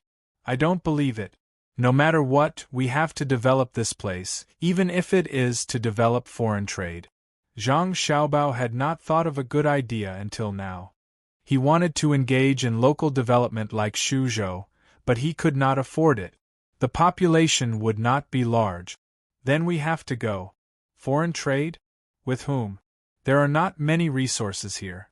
We just occupy a good place near the sea. There is a lot of limestone, but we can't use that much. Unless we tell others the cement recipe and let them build a cement factory, we will provide the raw materials. As Wang Wan spoke, she took the lead and walked forward. She didn't expect to build a bustling place here. Zhang Xiaobao frowned and followed behind Wang Wan. He was very helpless in his heart. When he came, he wanted to take some measures to develop the local economy first. Now, he had given up. Fortunately, the purpose of coming here was not to develop the local economy. Instead, it was because the sea here was good. They could build docks and build ships in preparation for the future. Other places like Shandong, Fujian, and Zhujiang were good, but they had their own dock. If they went to the capital, it would affect the local economy greatly. In the future, they could not send ships from Luzhou. It was too far away. Moreover, the people from Luzhou were not used to the climate here. Zhang Xiaobao looked back at the blue sea and said with certainty, "One day, This place will become a strategic location. I'm talking about naval battles. I know. This place has always been important. There's also Shenyang. Whether it's land or naval battles, it's a place that the military must fight for, especially Shanghai Pass. Both the capital and the Great Wall are unparalleled. That's the first pass. If we hold the front line at Shenyang, we'll hold the 3 northeastern provinces. There's also Jinzhou. It's also important because it's suitable for landing and airdropping. When we're done here, we'll take over all the coastal areas. Wang Wan knew the military status of this place very well, but it was not useful now. Zhang Xiaobao blinked twice and said, "Who said there are 3 provinces in the northeast? We can have 6 provinces here, or even more. We need at least a few provinces in Mo." "I think that's fine. When there's a chance, we'll go and help the other ethnic group in China develop."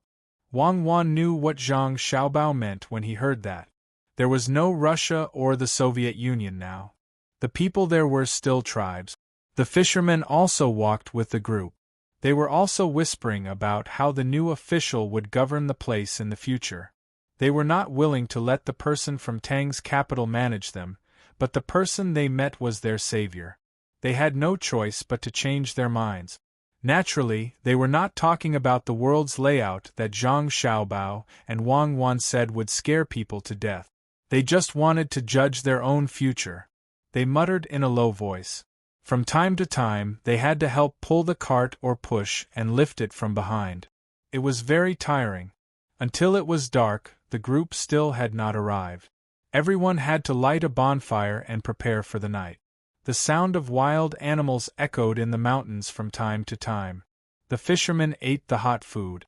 They had already decided that if the provincial government asked them to do something in the future, they would cooperate. The only thing they were worried about was that the new official was rich.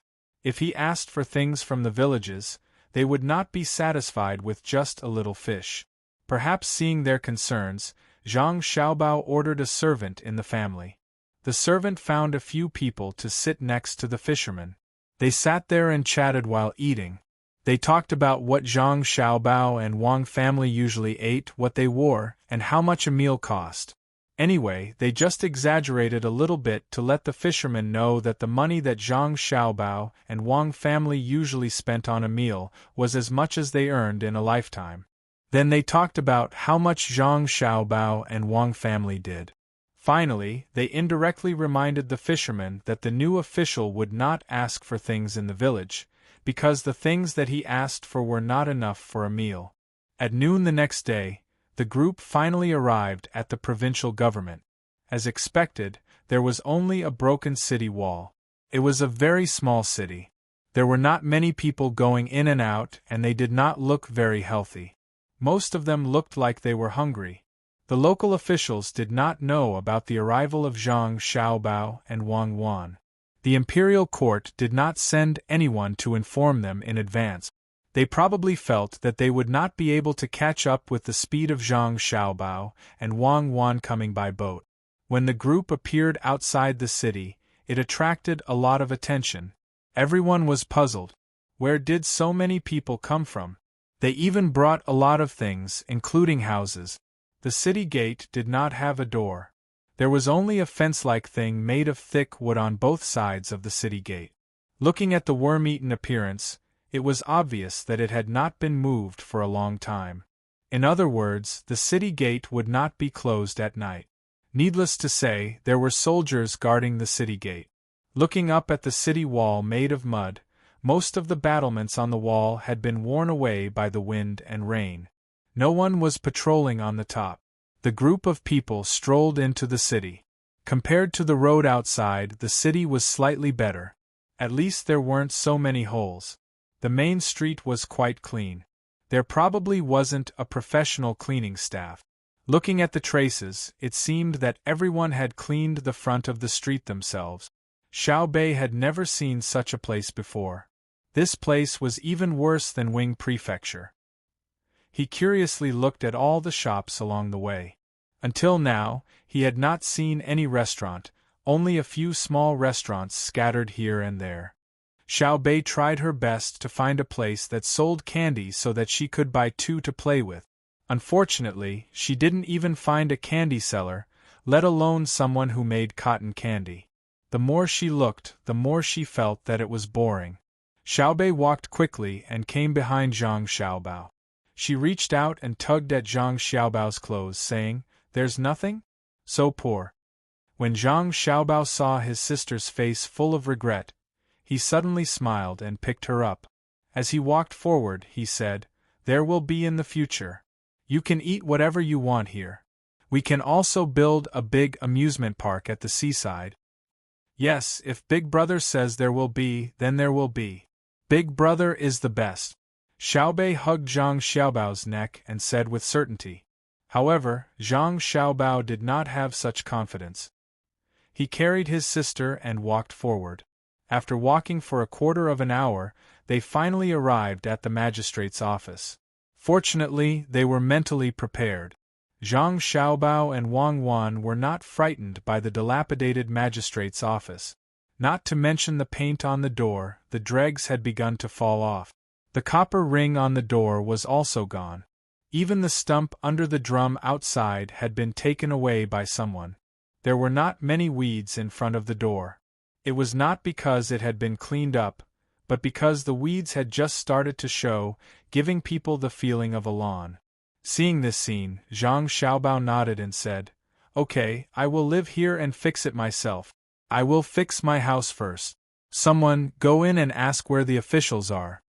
After Zhang Xiaobao finished speaking, two people walked out from behind him and entered the dilapidated magistrate's office.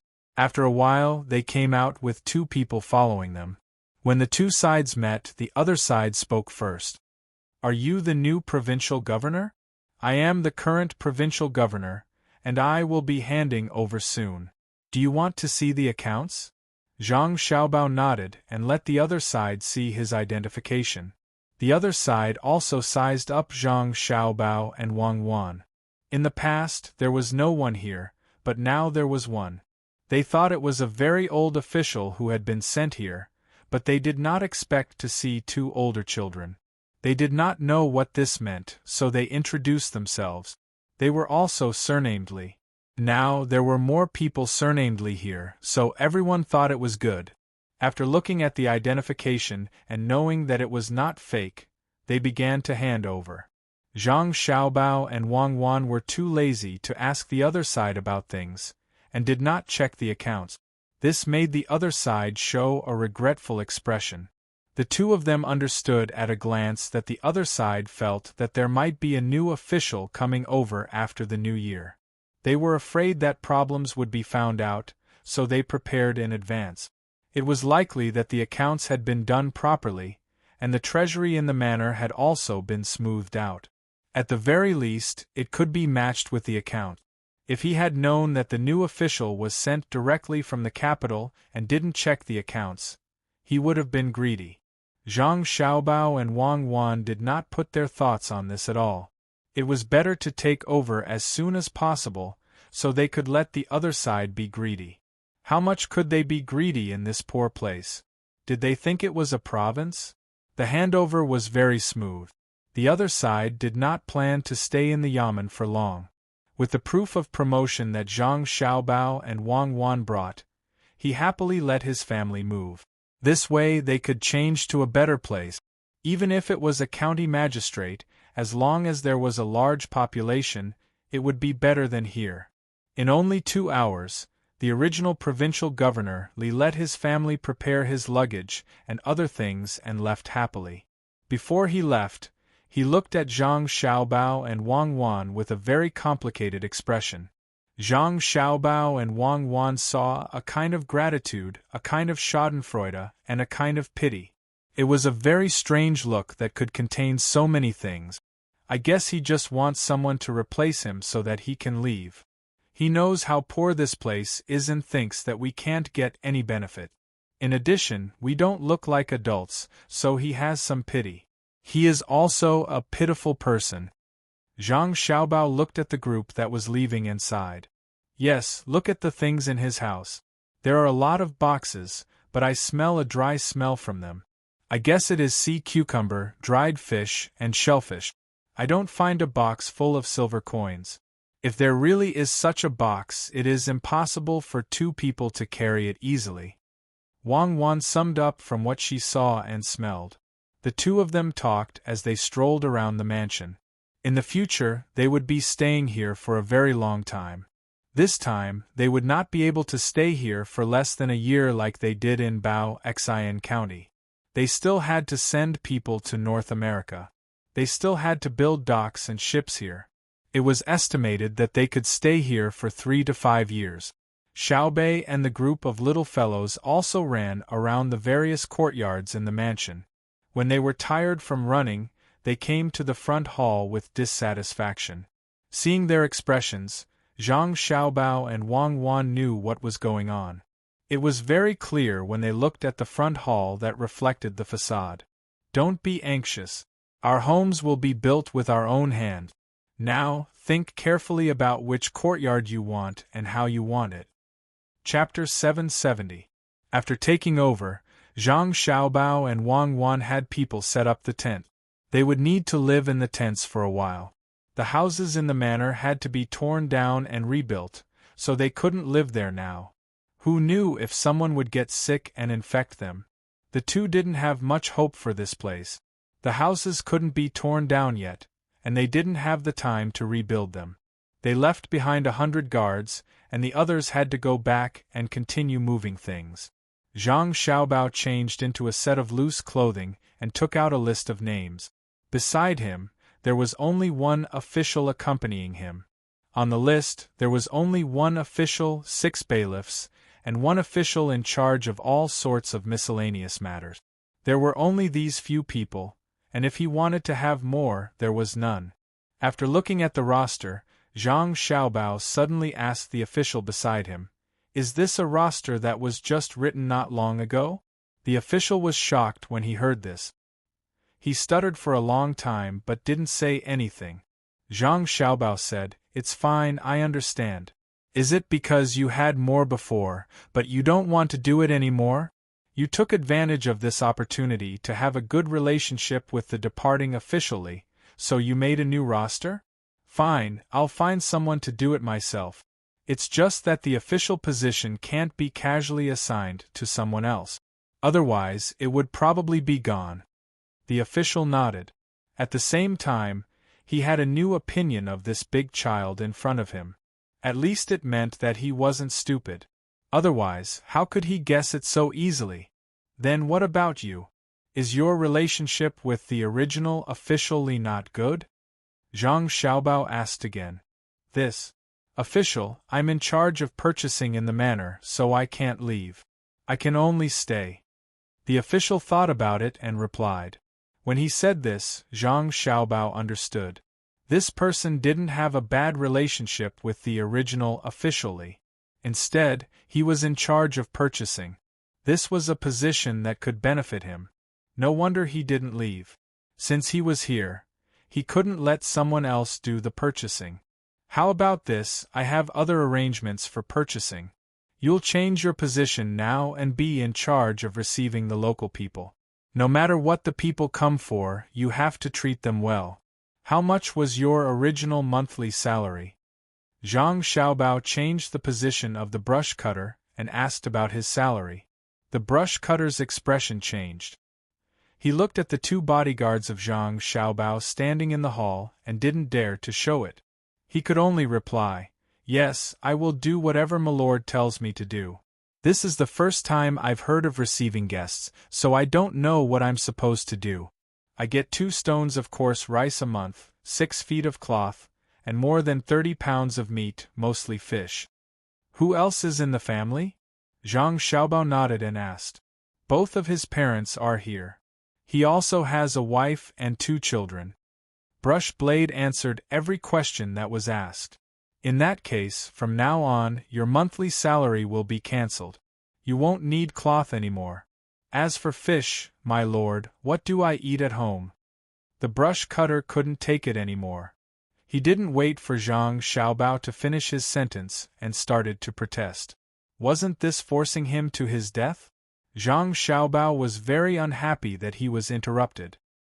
He put on a straight face and said, "What you eat is your own business. I don't care what you eat. In the future, you will get a salary of 50 copper coins a month. You can buy whatever you want. You will try it out for 2 months. If it's good, you will get a raise. If you can satisfy me for 3 months, you will get a salary of 100 copper coins." This time, the brush cutter didn't protest anymore. He opened his eyes wide and stared at Zhang Xiaobao's face. He secretly pinched his leg and turned it around. He felt a lot of pain and realized that he wasn't dreaming. Also, the fish I mentioned earlier won't be given. Change it to pork or chicken. Add a caddy of vegetable oil. You also need to change your patched clothes. In the future, the clothes of the people in the yamen will be controlled by the yamen. You will get 2 sets of clothes every season, including shoes. Do you have any objections? Zhang Xiaobao said that he would give out some benefit.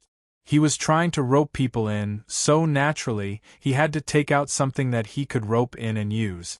The brush cutter shook his head vigorously and said gratefully, "No, no objections. My lord, I will take good care of the people. My lord, let me tell you, after the new year, the previous lordly took 60 strings of money from the treasury and cleared the debt."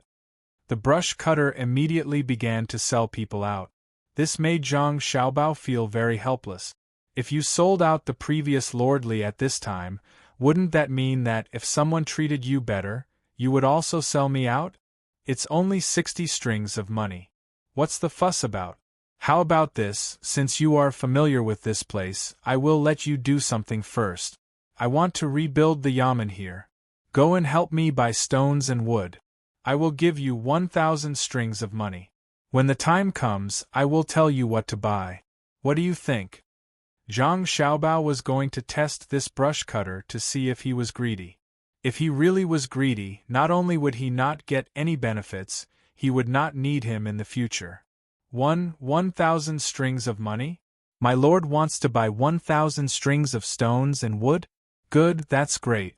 No, my lord, I am saying that wood and stones are not valuable and don't need 1,000 strings of money. Just find someone to pick them from the mountains and give them a wage. The brush cutter was indeed tempted. When he heard 1,000 strings of money, his first thought was how much he could keep. Just as this thought appeared, it was extinguished by him. He was not stupid. He had just received a salary increase and was not familiar with it. In the blink of an eye, the governor gave him 1,000 strings of money. It would be strange if he was not testing him. He suppressed his desire for 1,000 strings of money and endured the dryness of his mouth. With difficulty, he told the governor how to obtain stones and wood cheaply. Zhang Xiaobao felt that this person was not stupid. That was good.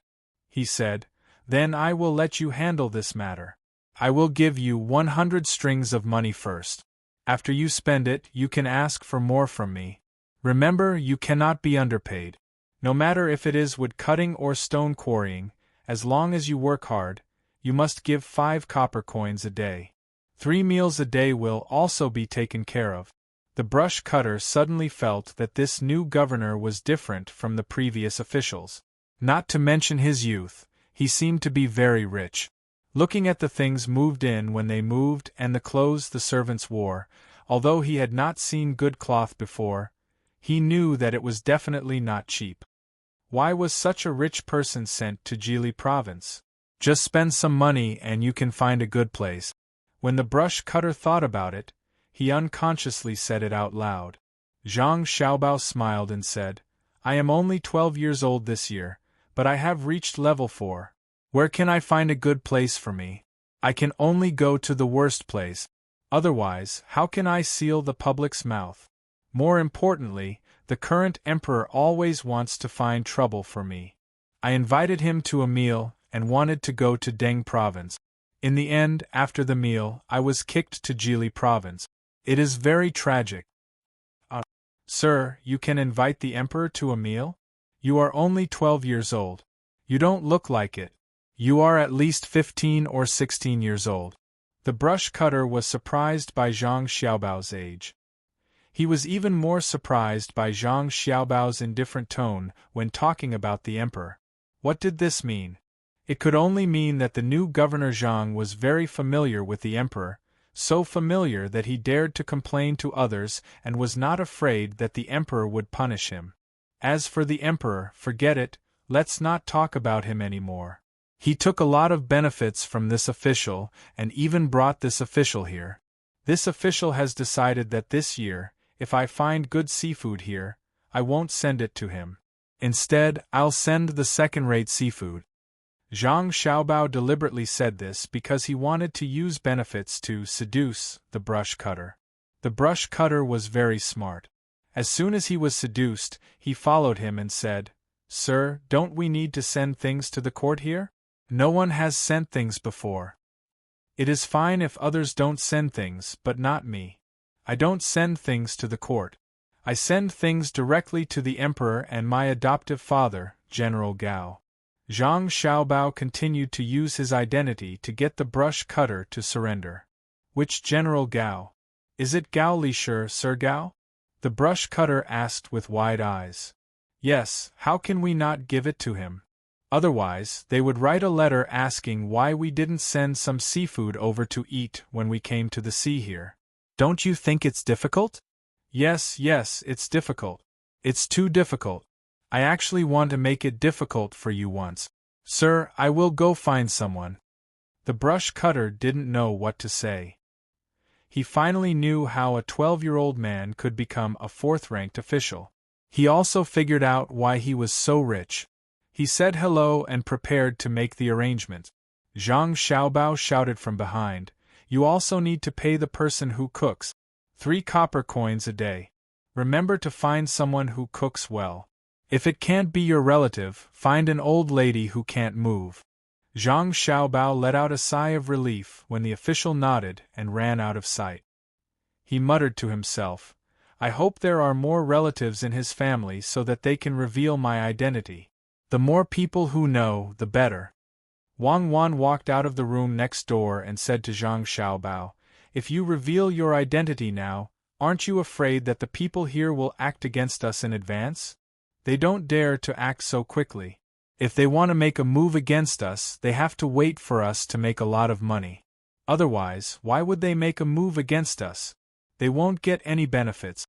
Since I've revealed my identity, I have to be more high profile in the future and let people see how important I am." Zhang Xiaobao had a plan.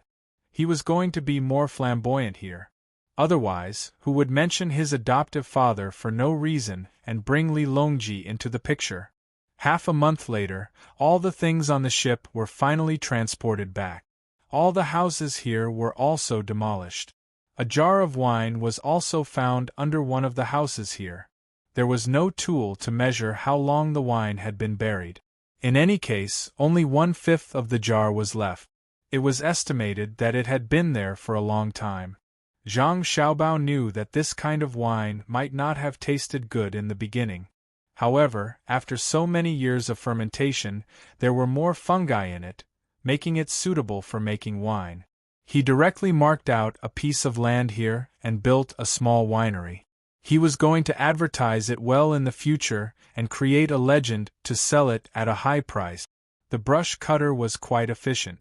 When he ran out that day, he quickly gathered a team of more than 100 people in the city. They went to the surrounding mountains to chop trees according to the requirements, and a portion of them went to dig stones. In fact, Zhang Xiaobao originally wanted to build cement. Later, he remembered that this was a seaside and cement was easy to absorb moisture, so he changed to stone and wood. The brush cutter's surname was Shui. If he really counted, he could be considered to be related to a big family. However, he was a small branch that couldn't be any smaller. In addition, he didn't have any development. The main family didn't recognize him, so he was even more embarrassed to look for him. His relatives here weren't few. In total, there were more than 50 people. Those who could work were arranged to work by him. With so much money in a day, it would be a waste if he didn't earn it. In half a month, the registrar also showed up a few times. Each time, he didn't show up for long. He showed up to ask for leave. His family had a piece of land here. It was spring plowing, so he was busy with that matter. Zhang Xiaobao didn't say anything. He even allowed the two bailiffs to ask for leave. In any case, he didn't need them. His guards were temporarily acting as bailiffs, and the registrar's position was replaced by someone else. Even the other positions were filled. This time, it wasn't a temporary position. After Zhang Xiaobao and Wang Wan arranged the positions of their family members, they wrote a letter to Li Longji.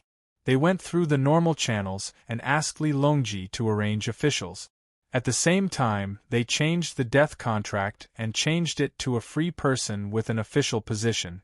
Otherwise, he couldn't be an official. On this matter, Li Longji compromised. He knew that if Zhang Xiaobao and Wang Wan's positions were changed in the future, he would need to bring along these people with official positions.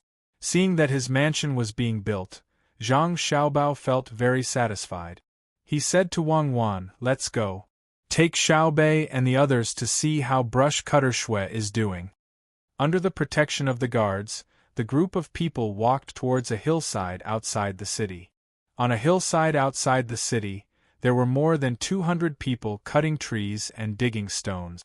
The work was in full swing. The men had already taken off their shirts and were topless.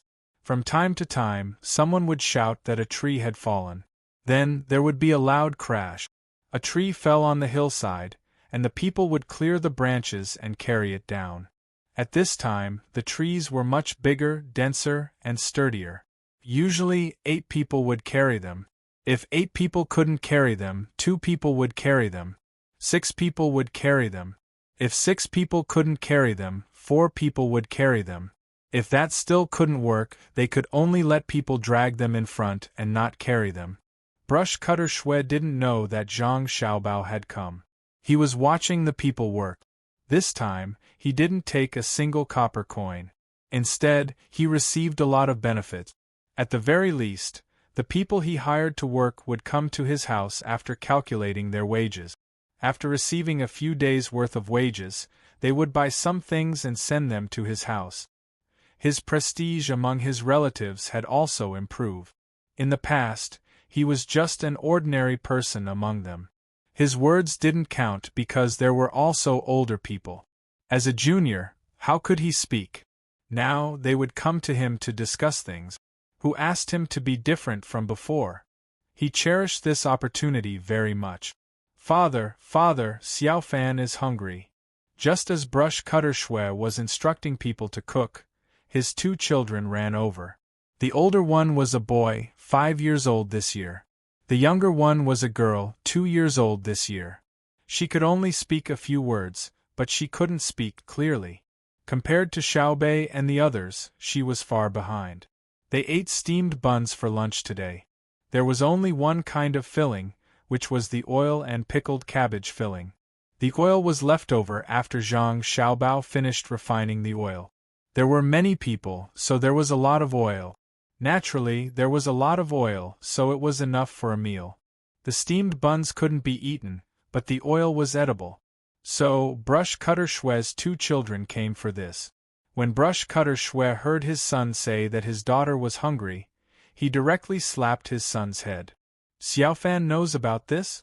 You can eat whatever you want, but you have to drag your sister into it. Go over there and pick some for Xiaofan. Chew the ones to feed Xiaofan. If Xiaofan chokes, I'll beat you to death." The boy was about to cry after being slapped, but when he heard his father say that it was edible, he immediately closed his mouth and pulled his sister over. He stretched out his small hands to pick the stuffing that had just been cooked. The people who made the steamed buns didn't care. Perhaps they didn't wash their hands when they made the steamed buns. Everyone was the same. Brush Cutter Shui watched his son eat and felt very proud. At least he had some power. For example, he allowed his family to eat with him. It was 3 meals a day, not 2. It was also not just 1 meal for some people. Moreover, they ate well. Every day, Governor Zhang of the Yamen would send people to deliver the food for that day. There were 3 meals a day. At least one meal had meat, and at least one meal had white flour or rice. Otherwise, how could people work so hard? They just wanted to work harder and eat more. Otherwise, they wouldn't be able to eat. Xue Daobi felt that his idea was correct. The more he worked, the more energy he had.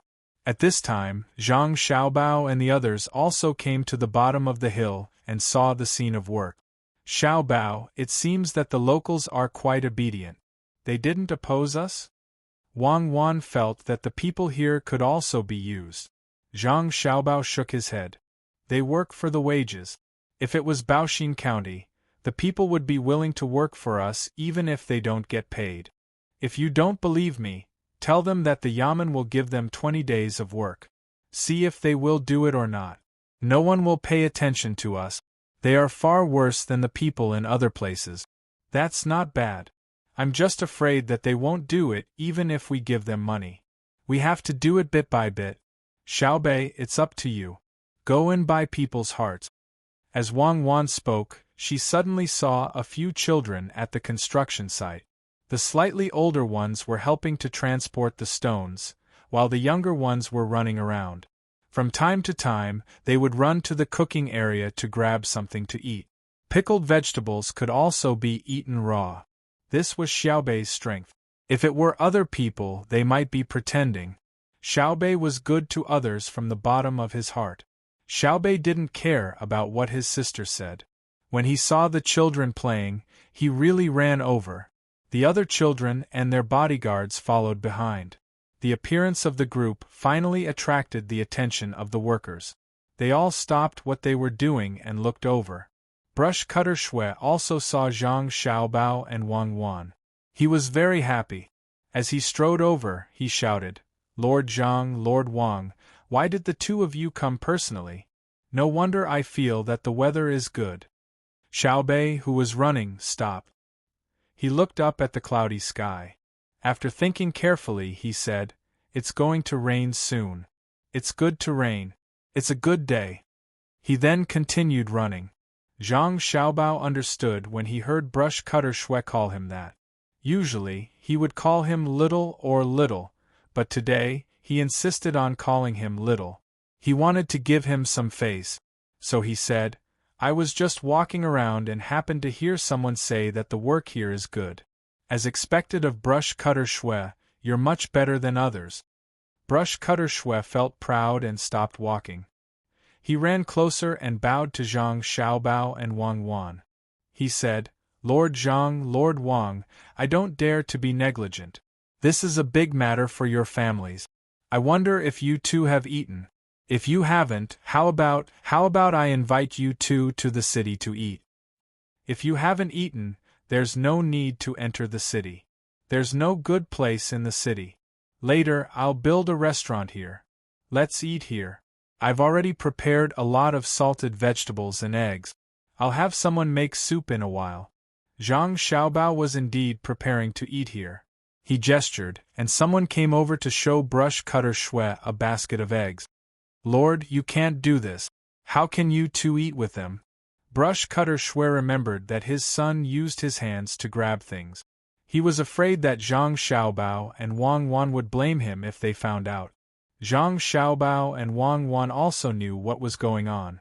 Wasn't it just a little dirty when cooking? They just had to steam it. Without any explanation, they decided to eat here and have fun with the people.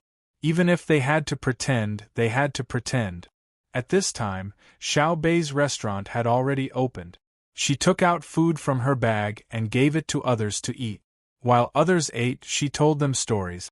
She had gathered a group of local children together. In particular, Xiaobei's story was about eating. They ate and listened at the same time. Sure enough, it was very addictive.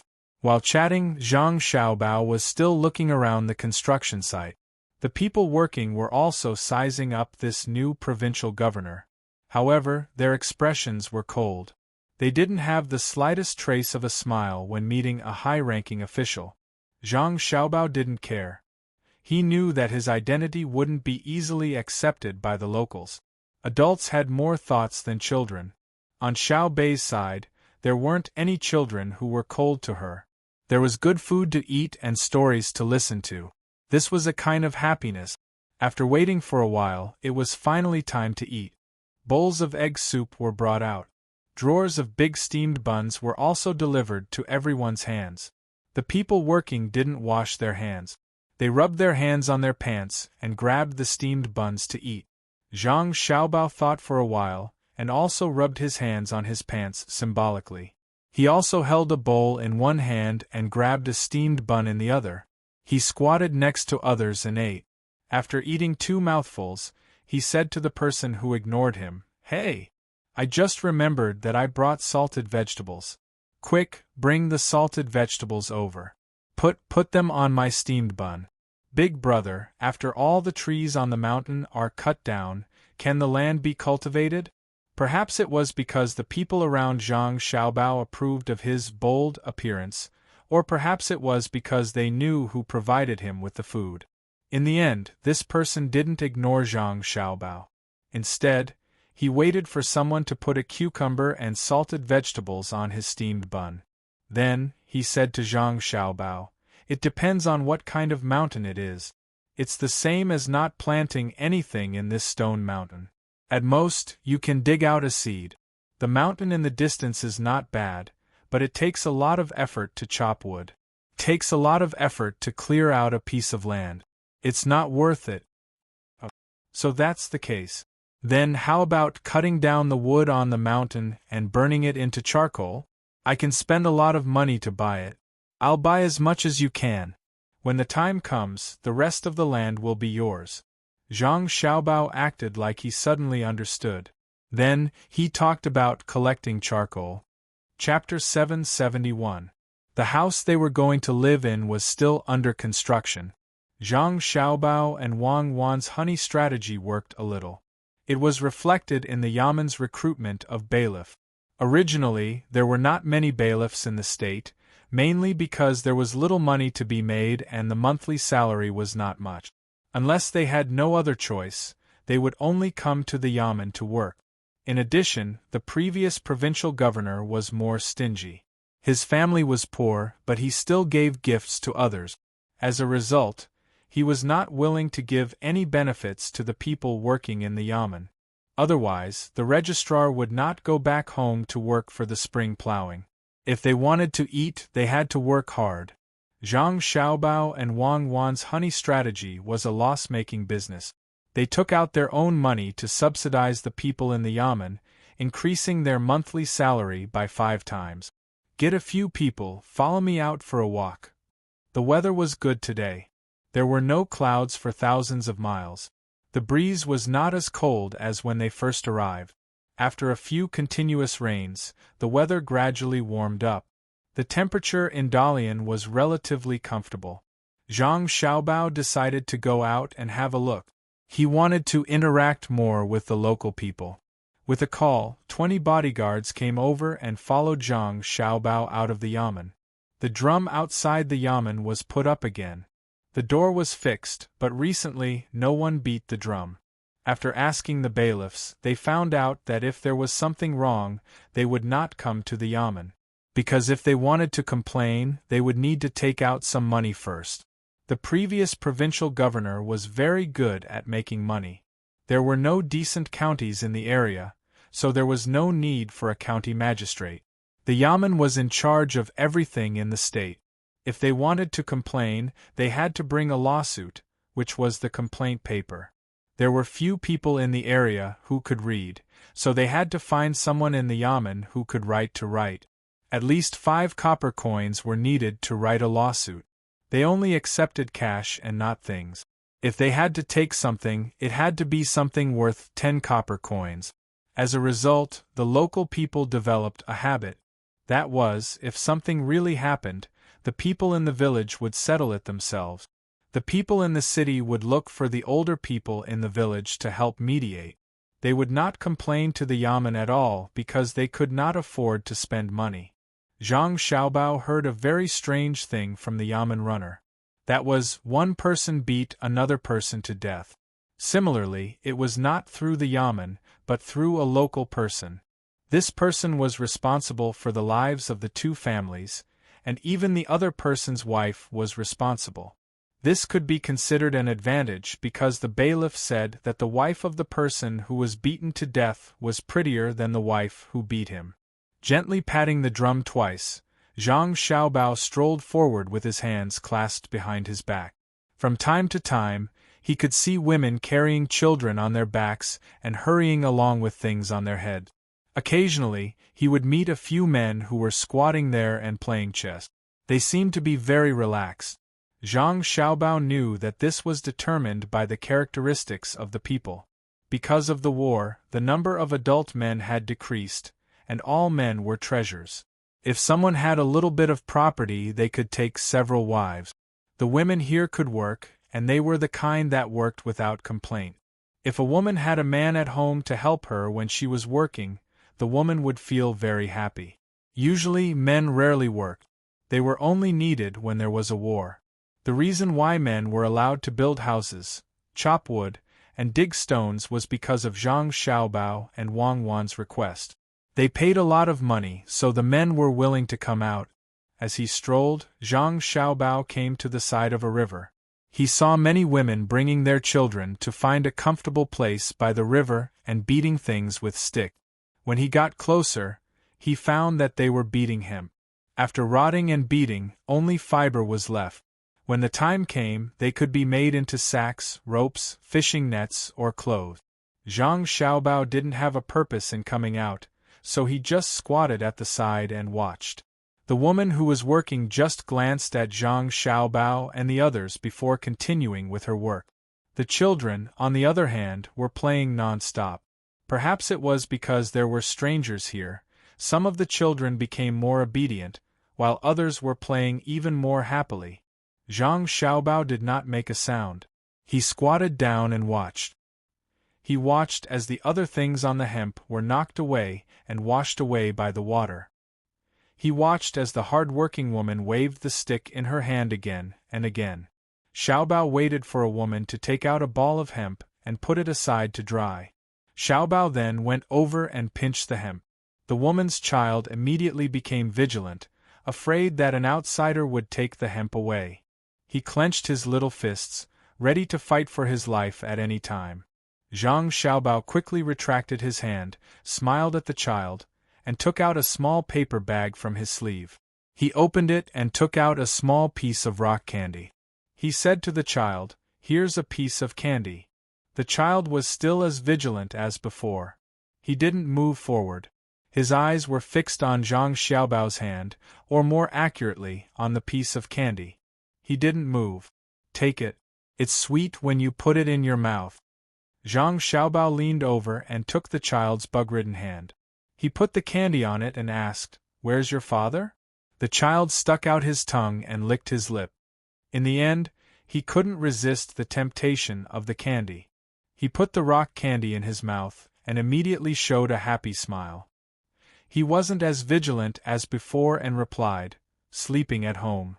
At this time, the other children also found that there were benefits. They all came over and looked at Zhang Xiaobao, waiting for Zhang Xiaobao to give them some candy. Zhang Xiaobao very generously distributed all the candy. Then he stood up and looked at the hard-working people. He turned around and walked away.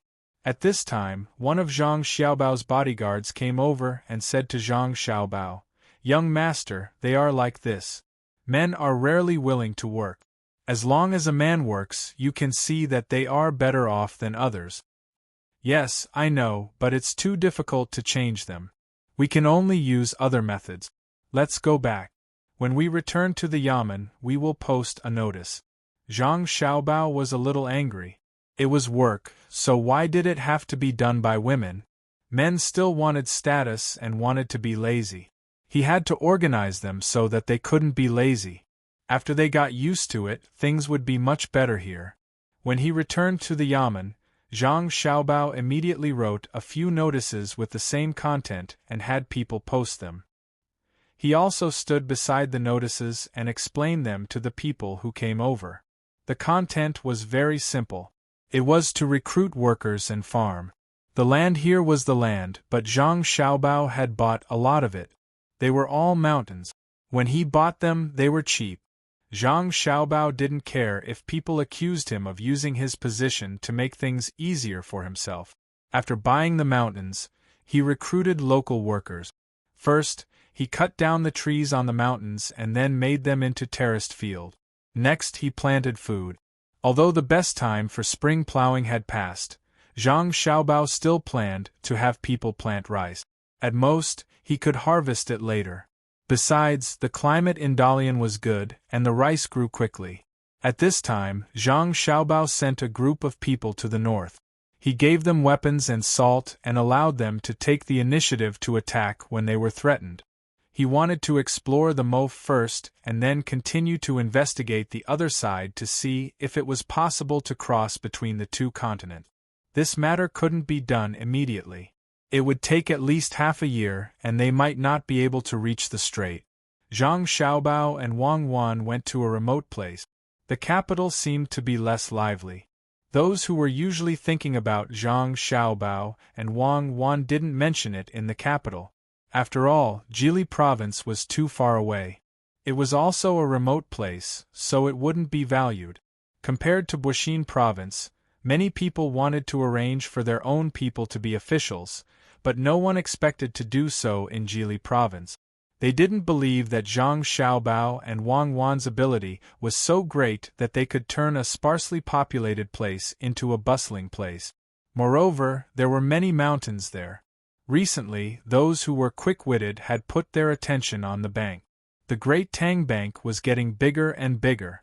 Every day there were people coming to deposit money, and at the same time there were people coming to withdraw money. The deposit fee was much lower than that of other banks. Therefore, more people came to deposit money. Most of them were businessmen.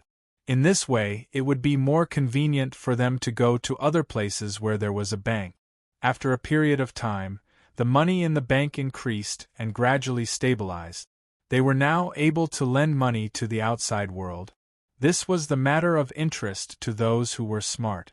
They all wanted to borrow money from the Great Tang Bank to do things. Just as many people's attention was gradually shifting, a saying suddenly became popular in the capital. It was to become a soldier to protect one's country, to protect one's family, and to protect the emperor. This was not a recruitment, but a compulsory soldier. It was said that the imperial court would soon recruit compulsory soldiers from the Great Tang. The 3-year military system meant that the soldiers had to be trained. If there was a war, they would go to the battlefield.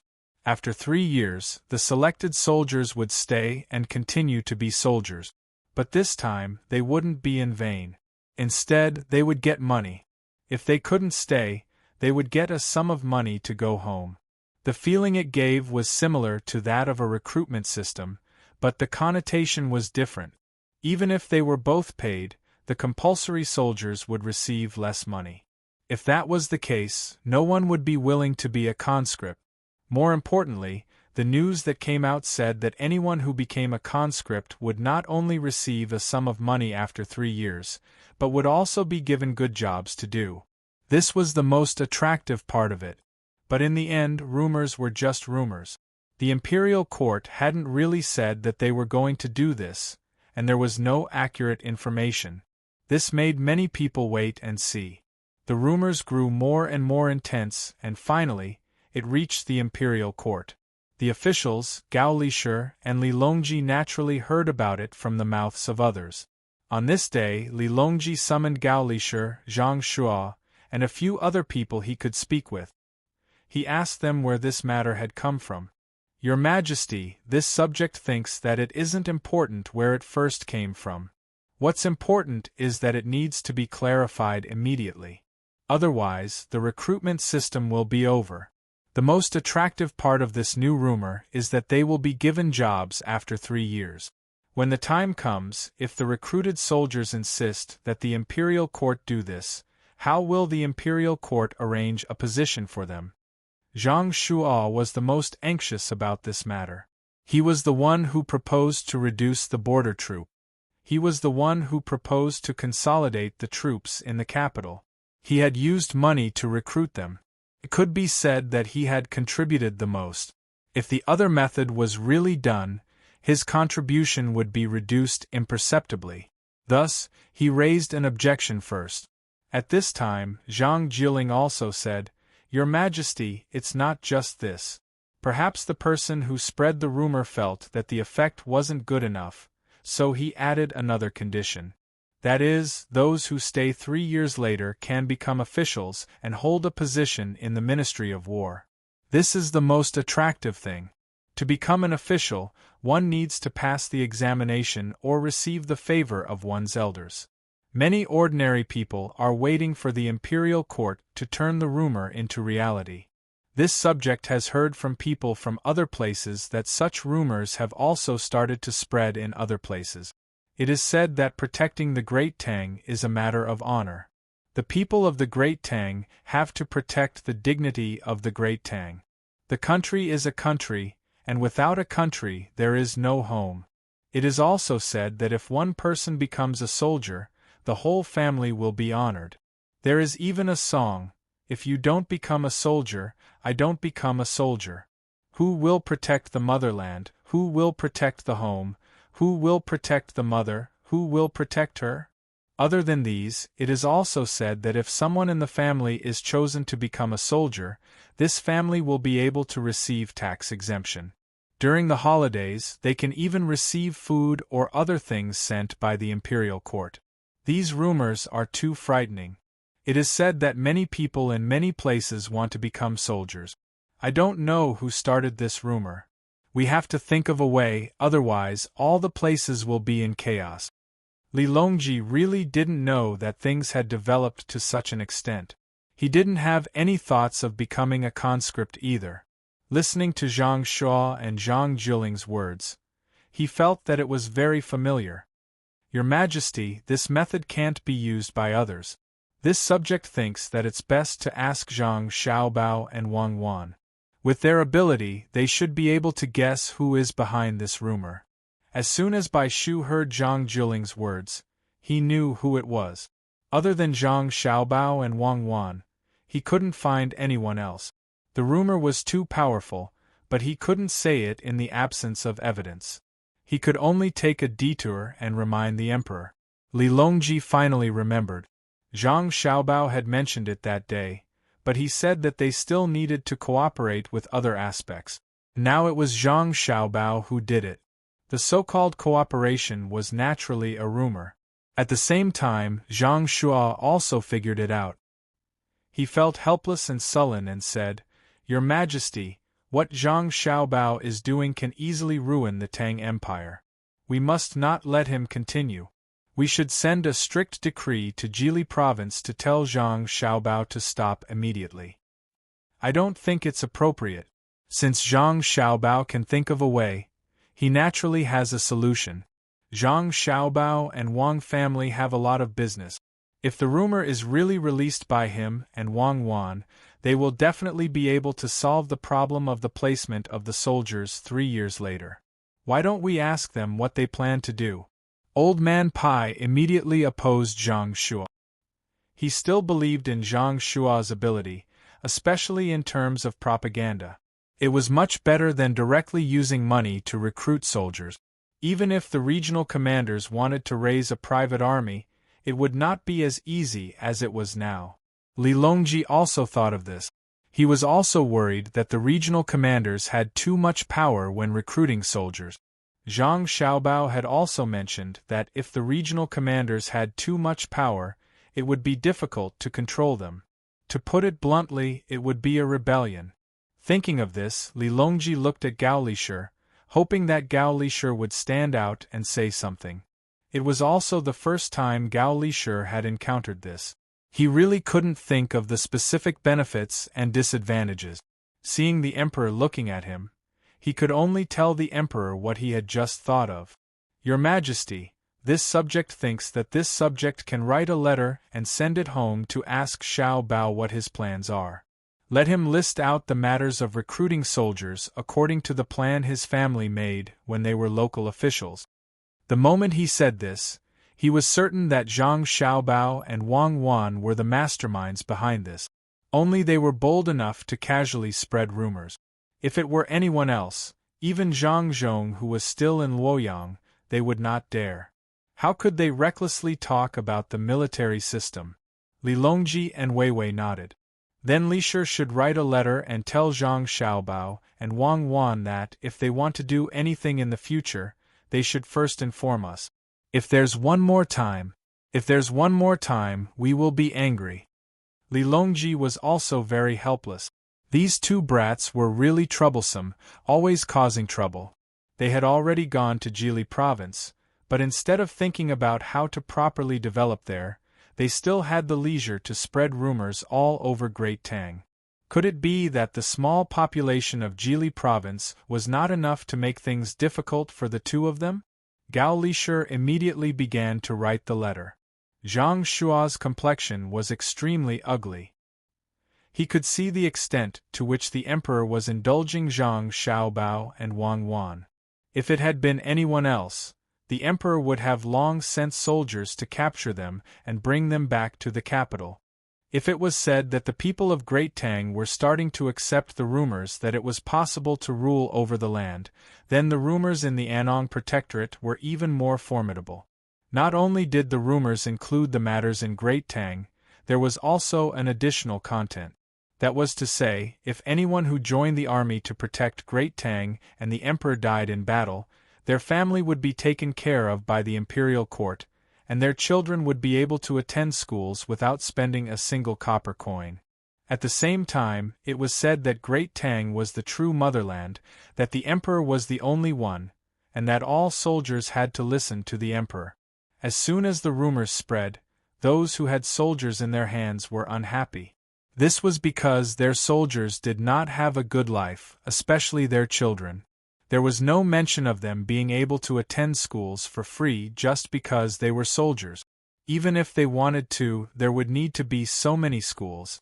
If this was not enough to shake the morale of the soldiers, then the rumors that those who joined the army did not need to carry their own weapons or armor, and could even eat 3 meals a day with meat for every meal and drink wine once every 10 days, really made those who had soldiers in their hands start to hate them. They could clearly feel that their soldiers were hesitating, and they were not as loyal as before. They did not have the spirit during training, and when they fought better, they would hide their thoughts. Zhang Xiaobao and Wang Wan had no choice but to do this. They needed people, so how could they attract people over? They said that they would exempt them from taxes, but now they were not paying. They said that they would give them good land if they came over. Who were they trying to fool? It was all hills, where could they get so much good land? They said that they would build workshops and give more money, but they needed someone to get the benefits first. Therefore, the two of them discussed for a while and started to work while they were helping the imperial court to recruit conscripts. At this time, they felt that the time was right. 500 yamen runners were in place, and the gunships would arrive in half a month. The two of them started the next step, the conscription. After finding Xue Daobao, Zhang Xiaobao said to him, "This time, I will give you a very important task. You must find a way to complete it. If you do well, I will immediately promote you, build a good house for your family, and give you more salary, at least twice as much as now." Hearing Zhang Xiaobao's words, Xue Daobao immediately became spirited. He patted his chest and promised, "Sir, don't worry. Even if it is a mountain of knives or a sea of flames, I dare to try. It's not that serious. You don't have to go through a mountain of knives or a sea of flames. Go to other states and spread the important news. That is, Jili State has started to recruit soldiers. Anyone who is willing to come over will have 3 meals a day with meat and 1 drink every 10 days. Their family members will also come. Even if their family members don't work, the yamen of Jili State will provide for them. If their family members are sick, the yamen will treat them for free. Their children will go to school in the state. After 3 years, if they are good enough to continue to be a soldier, they will be paid. If they don't want to be a soldier, they will get 30 strings of coins. During the war, if they are injured and can't work, the yamen will take care of them. If they die in the war, their family members will be the Yaman's family members. Go, spread the news. If it were someone else, I would be worried. You have to be careful too. Don't let the soldiers catch you. Take a few more people with you. If you are caught, send someone back to report. I will do everything I can to save you. Zhang Xiaobao began to assign tasks to Xue Daobao. He said one by one. Xue Daobao was surprised with each task. When Zhang Xiaobao finished, Xue Daobao's saliva had already wet the front of his clothes.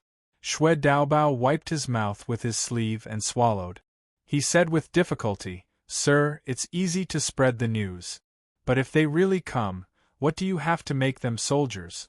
Do you really have a school? Do you really dare to provide for their family? Do you really give them meat and wine? If you can't provide them, they will destroy the Yamen. I'm a man of my word. Just do as I say. When the time comes, I'll send someone to the border to pick you up. Go. Zhang Xiaobao promised Xue Dao. Xue Daobao looked like he was going to risk it all. He nodded and said, Sir, don't worry. I will do it for you. Saying this, Xue Daobi stood up and left. He looked like a warrior who was leaving and would not return. Looking at Xue Dao's departing figure, Zhang Xiaobao chuckled and muttered, Who said I don't have a way to get people? Not only do I want to get people, I also want to start a war and solve this problem. Wang Wan walked in from the side door with a few pieces of paper in her hand. She said to Zhang Xiaobao, This is going to cost a lot of money. I don't know when we will get our capital back. There's no other way. Who said that soldiers are only responsible for fighting? The military also needs soldiers. When the time comes, I will find a way to get our capital back. Don't worry. Zhang Xiaobao was not worried. As long as the problem of population was solved, this place could be developed. After all, he was going to stay in this place for a few more years. After the construction was done, it would be another foundation for his family. Since he had decided to recruit soldiers, Zhang Xiaobao could not hide it from Li Longji. Why would a lower province need so many soldiers? He had to inform Li Longji.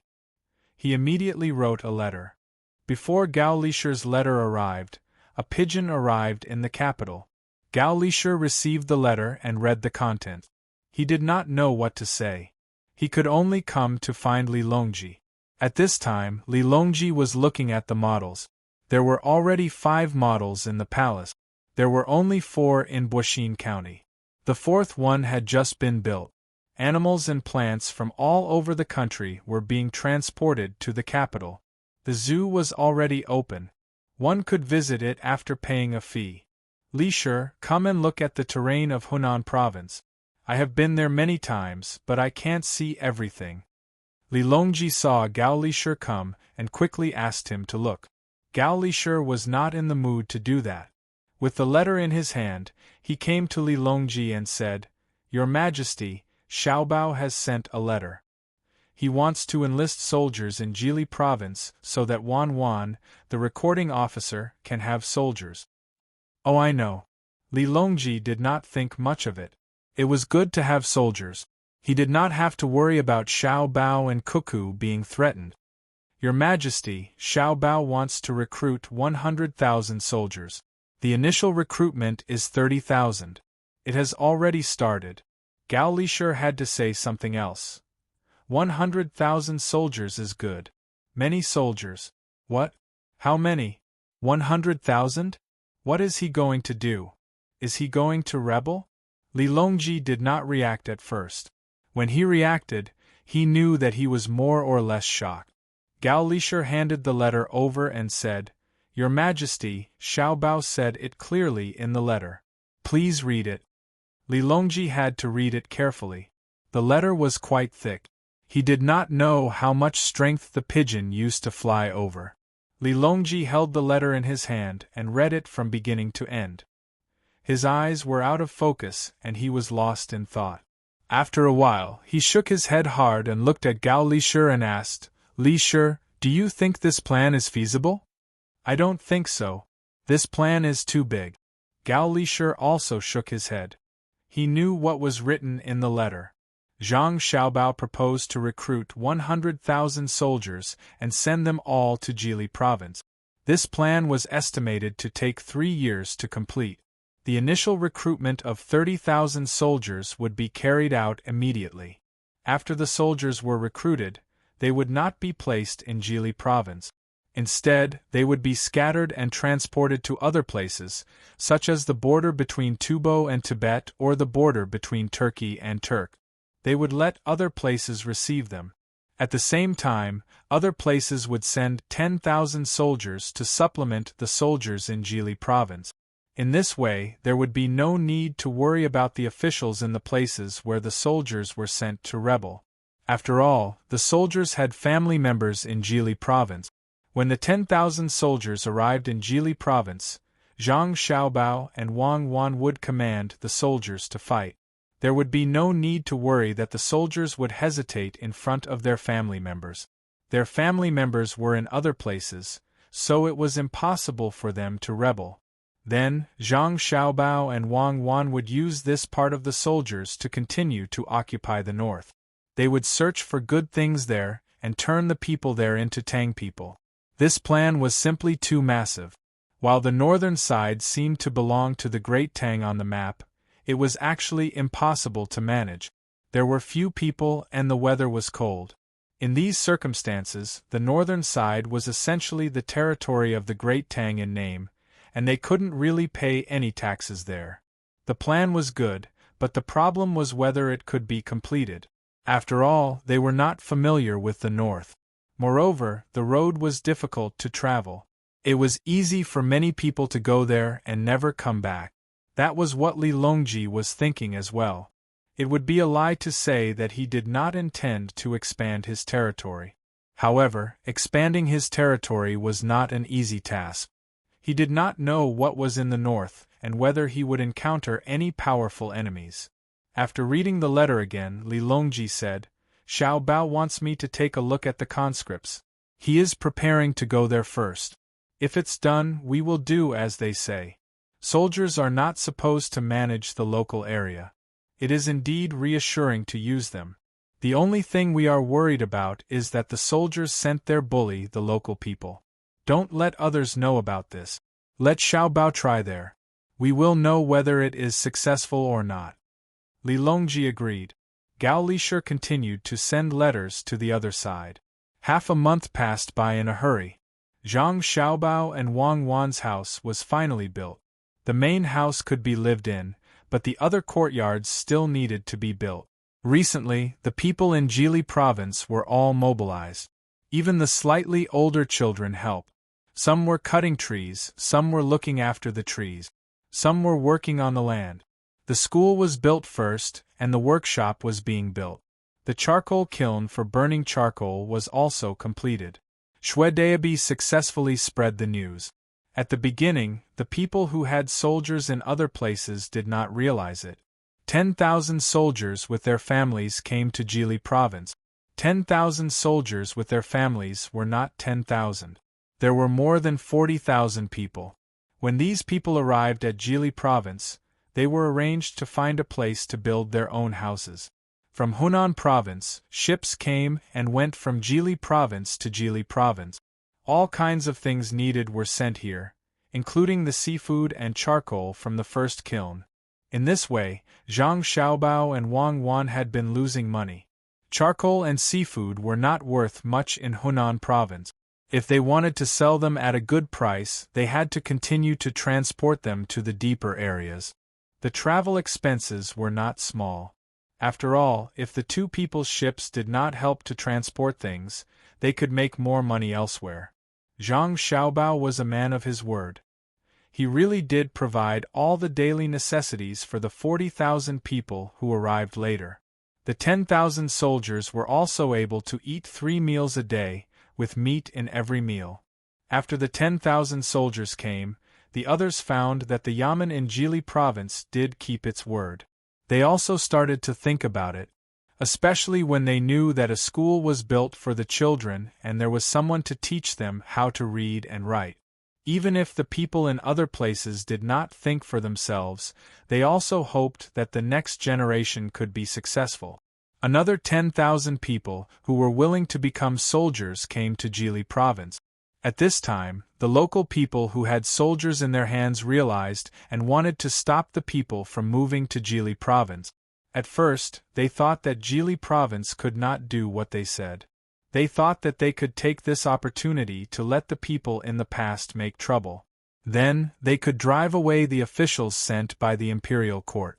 It would be better if there were no officials from the imperial court who came from other places. They only wanted their own people to stay. Even when the first batch of people came, they were still waiting to see what would happen. They thought that the officials in Jili province would run out of money soon. They did not know that Zhang Xiaobao and Wang Wan were rich.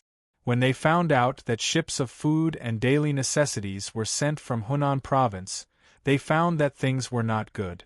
At this time, the second batch of 10,000 soldiers came with their families. When they were thinking of ways to stop them, they found out who the new officials in Jili province were. They had also heard about the legendary story of Zhang Xiaobao and Wang Wan. For a moment they felt that they were in big trouble. At first, they thought that the people in Beijing were sending them here. Now, it seemed that this was definitely not the case. They must have felt that there were many places that did not pay rent and wanted to muddy the waters. The news that Zhang Xiaobao wanted to recruit 30,000 soldiers in the beginning, but there was still a gap of 10,000 people spread. As a result, there were more deserters. They left the army and secretly came to Jili province with their families and belongings. The people who thought that they still had a chance also started to move. Those who had soldiers under their command had no choice but to keep a tight watch on their soldiers and send people to the borders of the states to stop them. Zhang Xiaobao and Wang Wan also sent people to wait at the state border. As long as someone came, they could continue to go to the state capital. Those who wanted to stop were all stopped by them and were not allowed to go. The public security personnel in the state were 500 yamen runners sent from Sanshui County and Huayuan County. The guards brought by Zhang Xiaobao and Wang Wan were fully armed and came to the state border. They were given a lot of power. If they thought that the other party was a threat, they could attack in advance. However, the guards could not cross the state border to pick up people. As a result, many people were stopped before they reached the state border. They could see on both sides but could not go to help. Since this method did not work, they changed to another way. They went by water. Zhang Xiaobao sent ships to go around and started to pick up people at other places near the sea. Daxing City was in the east of Jili State, so it was not under the control of Jili State. Zhang Xiaobao sent more than 100 ships at once. According to the calculation, each ship could carry 20 people. One round trip could transport 2,000 people back. They just had to make a few more rounds. In Daxing City, there was a family with the surname Li, which was popular now. He was from Xinluo. He had a very important mission here. One was to protect Daxing City, and the other was to make sure that the people in this area were from Xinluo. He was also the mayor of Daxing City. He had 1,500 soldiers under him. In addition to the normal army, he also had many ships to protect Daxing City. After all, Daxing City was very close to the sea. There were also people in Daxing City who wanted to go to Jili State. Not only did they not have to spend money to buy food there, but they could also get land. The production of the land was earned by themselves. Moreover, there was a school there. After Li Qingying, the mayor of Daxing City, also sent people to stop them outside Jili State. As for those who had already gone, he wrote a letter to Zhang Xiaobao and asked Zhang Xiaobao to let them go back. Zhang Xiaobao did not refuse immediately. He agreed and said that he would send them back once they were found.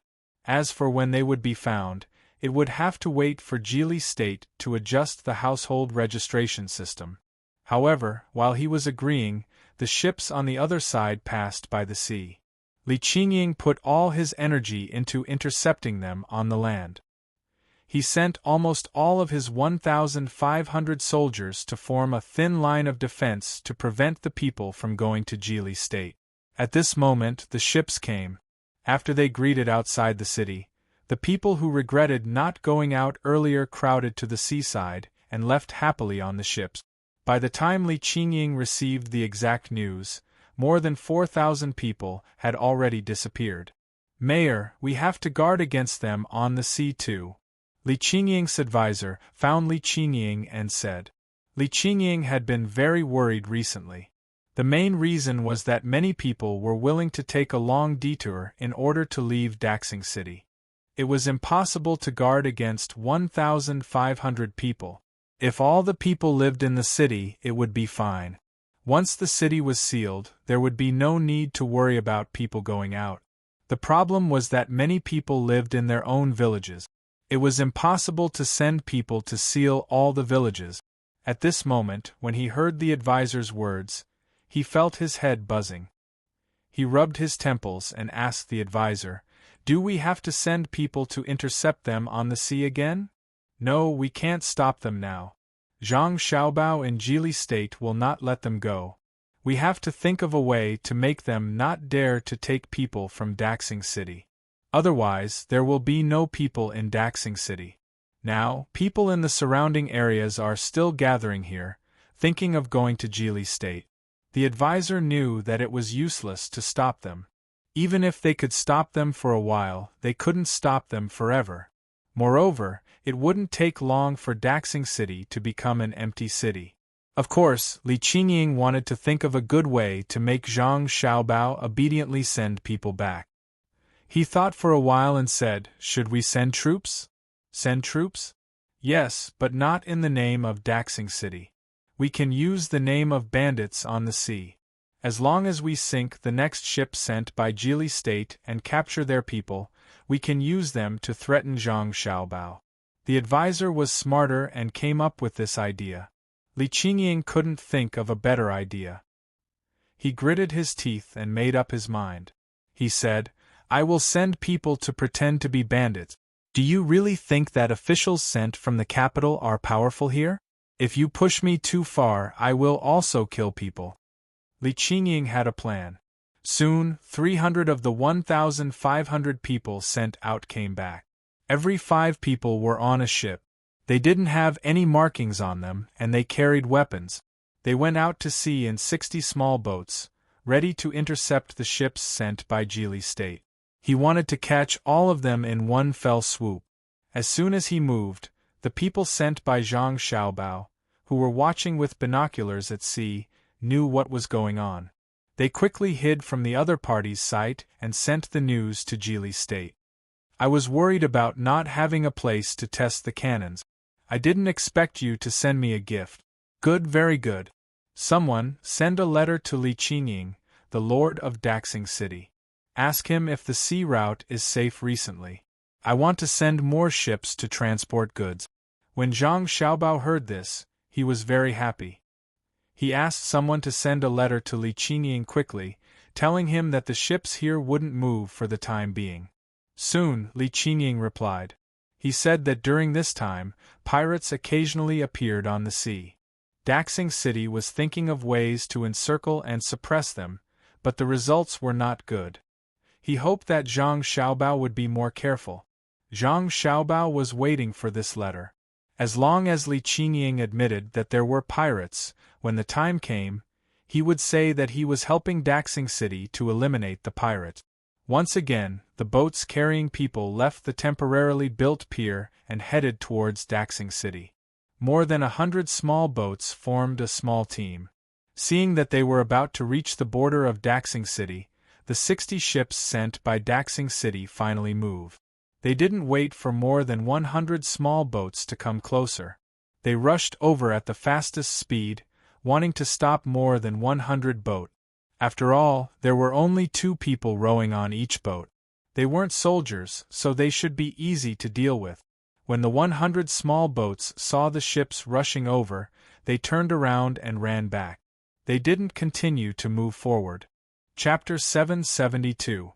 The people on the 60 boats shouted as they chased. The distance between them was getting closer. They were strong, and there were many people who took turns to row the boat. The 100 boats that were running did not reply. They used all their strength to row the boats as fast as they could. In the midst of the chase, the 160 ships were getting further and further away from the shore.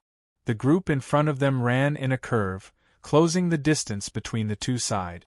If they stopped and did not run, it would only take them a quarter of an hour to catch up. The pirates on the 60 boats did not care which direction the other party ran in. As long as they could catch up, they would let them know the price of running. They would be exhausted to death. After another hour of chasing, the distance was getting closer. They estimated that they would catch up in another quarter of an hour. The distance was about 4 miles. At this time, the people on both sides were struggling to control the boat. In the deep sea, the waves were not as beautiful as when they were at the seaside. There were not many splashes, but this was the most dangerous place. When a wave came, the boat would be swerved. "Captain, they actually ran here. When we catch them, I must let them know how powerful we are." A person who had just been replaced swung his arm and complained to the captain of the action team. The captain frowned. He felt that something was wrong. Logically speaking, the 100 boats should be running directly in the direction of Geely's state. Although they could not escape, it was better than running here. If they were not careful, the boats would capsize. Just as he was puzzled, 6 big boats suddenly appeared in his field of vision. They were very big boats with full sails. They were very fast. It did not look like they were passing by. Instead, they were heading in this direction. Before the captain could figure out what was going on, the big ship quickly approached them. The 100 small boats in front of them suddenly scattered, making way for the big ship. "What boat is that? Is it a big cargo boat? Or a soldier boat?" the captain asked blankly. The 4 people on the boat shook their heads, indicating that they were not sure. They stopped rowing and waited to see what was going on. They stopped moving, but the big boats started to turn their rudders. The sails also changed. The hull gradually turned horizontally and formed a line. Without waiting for the 60 ships to get a clear look, a rumbling sound came from the big ship. Then, countless black dots suddenly appeared in the air and flew towards them. "What is this? Bird?" the captain muttered. Before he could finish, the black dot landed first. A few ships were directly hit by the black dot, and with a boom, the entire ship was gone. A pillar of water rose up from the surface of the sea, and there were even more black dots that did not hit the ship. Instead, they smashed into the water, and there were also quite a few that caused a huge commotion, causing pillars of water to rise up. The black dot that landed beside the small boat not only brought out a water pillar, but also many things that flew out and destroyed the boat. After this round of fighting, the big ship began to turn again to reveal the other side. At this time, there were only 37 boats left. The people on the boats finally knew what the other ship wanted to do. Although they didn't know what was flying towards them, they understood that the other party wanted their lives. They no longer cared about chasing the small boats in front of them.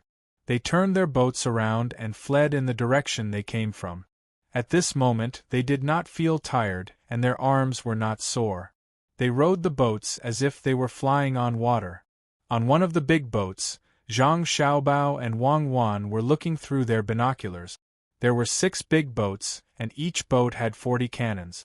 After firing once, someone had to clean the cannons. That was why they had to turn to the other side after firing. There were 20 cannons on each side, but there were no bow cannons or stern cannons. A total of 120 cannons had been fired.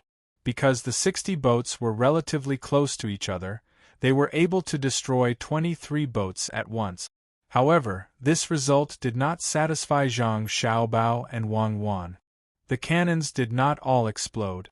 I only saw a dozen of them. One of them had already hit the boat, but it did not explode. It seems that it still needs to be improved. At this time, Zhang Xiaobao did not let the big boats fire anymore. He sent the small boats to save the people. It was not that if the boat was damaged, the people would die. Some people were still floating on the water. When the group left, they were all trying to save their own lives. No one went to save their companions. Wang Wan nodded. This improvement process is not easy. We can only use it now. It's better than not having any cannons. It's the technology that can't keep up. We must preserve the cannons well. We can't let them rust. Otherwise, it will be another Jiawu. In addition to the tactical problems, there are also problems with weapons and morale. Let's not talk about this first. I'll chase after them. I want to see where the rest of their boats are going. Zhang Xiaobao did not worry about the cannons. After giving the order, the big boats chased after the escaping boat. He did not chase all of them. He left one behind, afraid that the small boat here would accidentally capsize. The big boats turned slowly, but they moved faster than the small boat. They moved with full sail, getting closer and closer to the escaping boats in front. When they reached a certain distance, the big boats slowed down a little.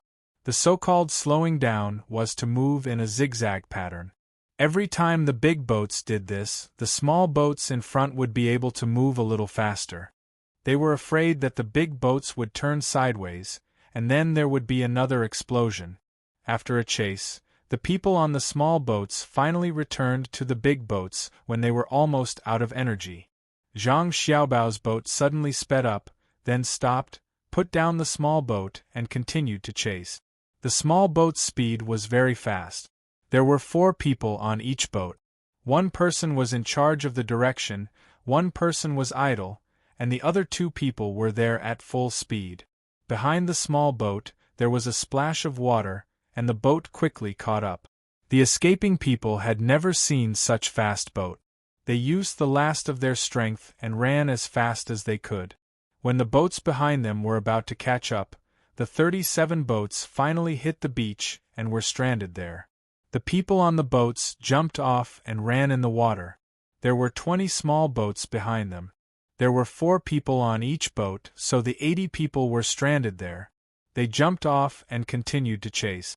They were the last ones to come down, so they had enough strength. They quickly caught up with the people running in front of them. The people running could not run anymore. They gritted their teeth and turned around. They picked up their weapons and faced the 80 people who were chasing them. They looked like they were going to fight to the death. Put down your weapons and don't kill. You evil pirates, you still want to run? Come with us to see Daxing City's lordly. We'll deal with you then. The 80 people who were chasing them stood in front of the remaining 180 people and shouted loudly. There were still people waiting to move. Just as they were wondering why the boats had not arrived, they saw people coming ashore one after another. Some of the commoners immediately recognized a few of the more than 180 people and shouted, "They are not pirates. They are the army of Daxing City." Oh, I see. Daxing City's army pretended to be pirates and went to rob us? We need to talk to Li Qingying about this. The leader of the 80 people said angrily, pretending to be enlightened. The people were also stunned. They looked at the soldiers of Daxing City in disbelief. They wanted to hear their explanation. "We're not soldiers of Daxing City, we're pirates." One of the more than 180 people suddenly shouted out loud. As soon as he finished shouting, the captain who was lucky enough to survive slapped him in the face. He turned around and pretended to be relaxed as he said, "You've got the wrong person. We're not pirates, we're soldiers of Daxing City. Who ordered you to chase us and slander us as pirates?"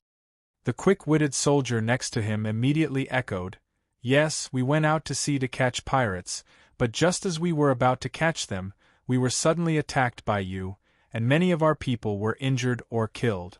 Where are you from? Who ordered you to attack Daxing City's soldiers?" The first ones who didn't believe such a lie were the surrounding people. They weren't stupid, so it didn't take them long to figure out that Li Qingying, the city lord of Daxing City, must have pretended to be a pirate and attacked those 100 ships in order to prevent them from leaving by ship. However, they were not as strong as those people. They were beaten up, so they started to deny it. The 80 people who chased them knew what they were going to say, so they did not argue. They just said that they wanted to see Daxing City's Lord Li Qingying and talk to him face to face. Zhang Xiaobao sent out small boats from the big ship. The people on the boats were there to talk about this. They pulled back the boats with propellers and put down the ordinary boat. On one hand, the 80 people followed the 180 people into the city to find Li Qingying. On the other hand, they used small boats to pull the local people onto the big ship. This time, they pulled a lot of people, and it was the last batch to leave Daxing City. There were not many people left in Daxing City. What happened next was simple. Daxing City and Jili Province argued back and forth, blaming each other for the mistake, while they stood on the side of justice. This went on for a few months, and then they sent letters to the capital city. Li Qingying even threatened to use force to retaliate. However, after a few days, he did not send a single boat to take revenge. Not only did he not do anything, but when Zhang Xiaobao went to other places to pull people, the other side did not send ships to stop him. One was that Jili Province had almost 30,000 soldiers, so he could not pull too many people away. The other was the most important one, so no one dared to. When the people sent by Li Qingying came back, they reported the situation at sea. There were 6 big boats, very big, fast and stable. When they were still far away, they suddenly stopped. Then it was like thunder. 23 boats were destroyed and many people died. What hit them? They did not know. How did it hit them? But it was definitely not a catapult. Catapults could not hit so far away, and it would not be like thunder. Li Qingying was scared. He was afraid that the Tang Emperor would attack here.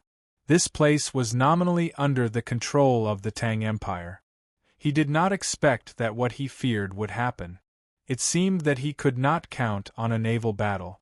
In the past, he could not win against the Tang Empire in naval battles. Now that the Tang Empire sent the 2 most powerful people here, it would be difficult to deal with them in the future. The others also had the same thought. In the past, they had inquired about how powerful the new provincial governor and registrar general were. They didn't see it with their own eyes, but this time they knew. Zhang Xiaobao and Wang Wan were not in the mood to start a war with others immediately. They had to stabilize the situation and then deal with others through other means. When others wanted to fight back, they would fight. Now they were busy settling the people who came. The 30,000 soldiers had been gathered, and after a period of time, they would be sent to other places. When the time came, they would first stay in the bustling areas and be separated. They would still be given 3 meals a day with meat for every meal. When they were sent to the borders, they would be given ideological and political education so that they would know why they were fighting. They had to embody the spirit of hardship and simplicity. Those who wanted to continue to have meat for 3 meals a day would be threatened to send them back. Furthermore, their families would not care. This idea was very immoral, but Zhang Xiaobao and Wang Wan were also helpless. If the 30,000 soldiers stayed in Jili Province, they could still afford to feed them. The problem was that they were sent to other places. If they continued to feed them like this, what about the other soldiers? They could not afford to feed them. As for the families of the soldiers who came here, it was easy to deal with them. The soldiers were protecting the country at the front, so they would be provided with normal food and daily necessities, free education and free medical care. When Li Longji felt that it was about time and was ready to implement it throughout the country, they would ask Li Longji for money to make up for the losses in Jili Province. If it was not enough, they would fight for it. If it was not enough, they would need some policies. The families of the soldiers were now being settled. They were given land, but the land needed to be rented. They could also arrange shops for them. These shops also needed to be paid taxes. Xue Daobi was now promoted. He did well. He was promoted to sector general and managed the population. He did not need to manage the money. Sector General Xue was very happy. His salary really increased. His family built a good house. He was now a famous person in this area. He followed Zhang Xiaobao and was busy. He also asked about how they could use ships to release mines. That day, Sector General Shui sorted out the number of people who came here and the local people. When he went to investigate, the people were very cooperative. They were afraid that he would leave someone behind. That was related to the ration of food and other things. The local people could also get the same treatment if their family had joined the army. As for those who did not join the army, they could not. They only cared about the children going to school and did not care about the rest. Unless there was no man in the family, they would care about it. The 30,000 soldiers brought more than 130,000 family members. Large families would send one person out of every 5 people. Small families would send one person out. 130,000 people. Including the original people in Jili province, there were still 130,000 people. The food that so many people ate every day was not a small amount. In order to improve his relationship with Zhang Xiaobao, Sector General Shui took the book about the population and found Zhang Xiaobao. Darren, why don't you think of a way? Do you know how many people eat in a day? Sector General Shui looked very anxious. Zhang Xiaobao was drawing things on the map. He wanted to make the economy here prosperous. When he heard Sector General Shui's words, he nodded. I know, a lot. There is also the oil they use and the cloth to make clothes. There is also the 2 eggs that each child gets in school every day. Darren, why are you still taking it out? Sector General Shui seemed to be spending his own money. Zhang Xiaobao put down the pen and sighed. Can I not take it? The emperor treats me and Cuckoo differently from other people. Others don't have to pay taxes, but we have to. Without people, who will farm? Without people, how can I do business? Sector General Shui was also in a dilemma. He suddenly asked, why? He is the emperor. How can he bully people like this? This was a crime, but Zhang Xiaobao didn't care and said, Isn't that so? It's too unreasonable. Didn't he just give both of our families an official title? Didn't he just allow me and Cuckoo to enter and leave the imperial palace as we please?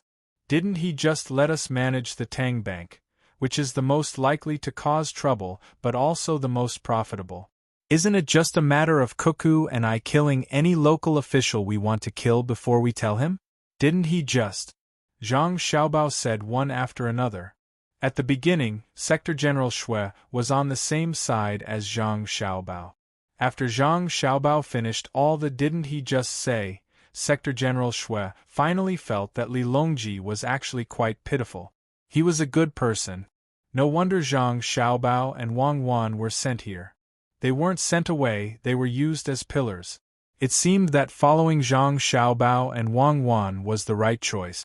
They actually had such a big advantage over the emperor. He didn't expect that even Xiao Bei and the others could unite to impeach someone. They were given too much power. Thinking like this, Sector General Shui felt that he should say a few words on behalf of the good emperor. Darren, this little one understands. The emperor will be very happy when he knows what Darren has done. Do you need to say that? We took the money ourselves. How can he not be happy? We can't get the money back. We have to find a way to earn it back here. Zhang Xiaobao immediately knew what Sector General Shui was thinking. Then how do we earn it? We're spending money now. Sector General Shui was very curious. Let me ask you. Under normal circumstances, can you support your family by working for others? Zhang Xiaobao asked. Yes. Sector General Shui replied. Then do you think that merchants don't earn a single copper coin and give all the money to the people who work? Zhang Xiaobao asked again. How is that possible? Merchants are black-hearted. It's good enough that they give the people who work for them 1 copper coin for every 10 copper coins they earn. Sector General Shui answered again. In that case, all I'm doing is paying them double the wage. I'll get them to work for me, and I'll pay them double the wage. I'll still be the one who earns the most. It's better than having no one to work for. All the people here came with the army, and none of them are very rich. Therefore, I'll be the one to sell the things they make here. I'll ship the other things they need from other places and sell them at a higher price. Zhang Xiaobao's words were very clear. He was using the wage once to support the people. When the time came, the people would get an extra wage, even if the double wage didn't affect the profit. Sector General Xue nodded in admiration. He really didn't think of this problem. Darren, what if merchants from other places also come to compete with you for business? Won't they? Sector General Xue made a beheading gesture as he spoke. Zhang Xiaobao was so angry that he laughed. What are you thinking? It's better if other merchants come. This place will definitely prosper. When the time comes, the provinces can pay more taxes. I'll lose money, but I'll gain political benefit. Alright, you do what you need to do. I'll write a letter to the emperor and complain about the money spent. Chapter 773. Zhang Xiaobao and Wang Wan were very satisfied with the 130,000 people in Jili province, although it was not worth mentioning compared to Dalian in the future. It was easier to do things with people. All the children were sent to the school. It was no longer a school, but a big school. The students who had fallen behind from the capital were urgently transferred to the school. The young men took out a portion of the land to build the docks and dock. Pieces of mountainous land were divided up. Zhang Xiaobao and Wang Wan provided the tools for logging and farming. As long as they gave the wood they cut from the mountains to the two of them, it would be considered as paying for the tools and seed. The people were not allowed to burn their own land and waste the wood. If they found any limestone and diamond mines, the government office would send people to look after them. The people who occupied the land would choose another place, and the Zhang Xiaobao and Wang family would send people to help build it. The 130,000 people who came over did not care about whether the officials in Jili province were corrupt or whether the environment was polluted. They built kilns to burn charcoal for Zhang Xiaobao and Wang Wan. Otherwise, the two of them would lose too much money. That day, Xue Kenjun came to find him. He had a good idea to help Zhang Xiaobao reduce the loss of money. As soon as he entered the door, before Zhang Xiaobao asked someone to serve tea, Xue Kenjun said to Zhang Xiaobao impatiently, "Sir, I have a way to make Jili province bigger."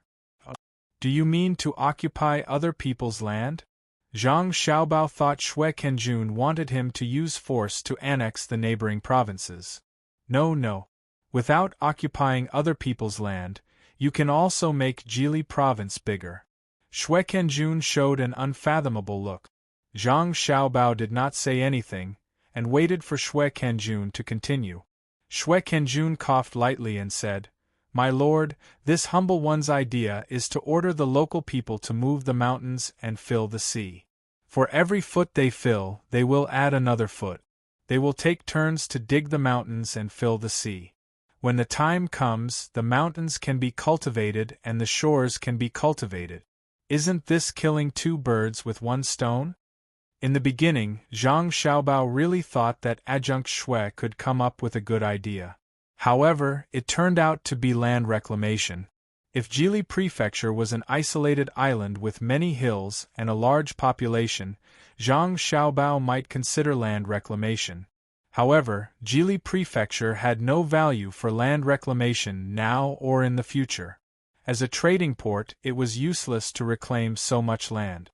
Moreover, if they filled up too much, the military port would be filled up, and it would not be easy to find a natural military port. "Sir, how is it?"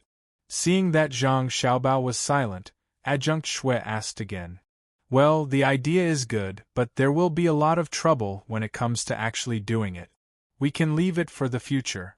Zhang Xiaobao did not directly reject Adjunct Xue's idea. He was afraid that he would dispel his enthusiasm. Even if one idea did not work, there might be more good ideas that could be used in the future. Adjunct Xue also heard it. Wei Wei was a little disappointed. She picked up the teacup and sipped the tea. "Adjunct Xue, you have been working hard in the prefecture. Can the newly moved people make trouble?" Zhang Xiaobao changed the topic and asked. "How dare they? We will provide them with food and clothes. If anyone makes trouble, we don't need to do anything. The people next to us will deal with them." In fact, there are people from other places secretly coming to the prefecture and asking to be registered. They are willing even if they can't get food. This humble one is busy.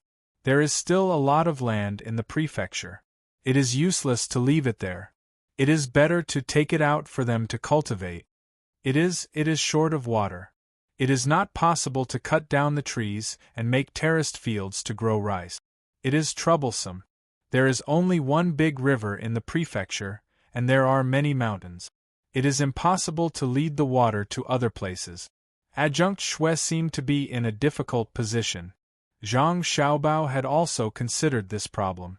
Although the prefecture was near the sea, it was also short of water. The seawater could not be used to water the crop.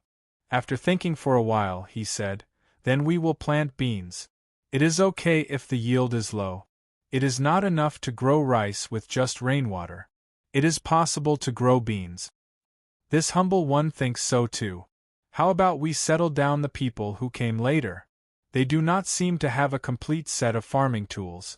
Adjunct Shui agreed with Zhang Xiaobao's idea. He was prepared to get some tools from Zhang Xiaobao. Go and get the tools from the yamen. Give them to the people who came later. Tell them that their children can also go to school for free. Since there are no major issues in the prefecture, Adjunct Shui will have to worry more about the people's livelihood. Zhang Xiaobao did not want to spend his energy on this. He was almost done with managing the inner courtyard. Yes, it is my duty. Sir, this humble one will leave first. Adjunct Shui had a lot of things to do. He always wanted to use his authority.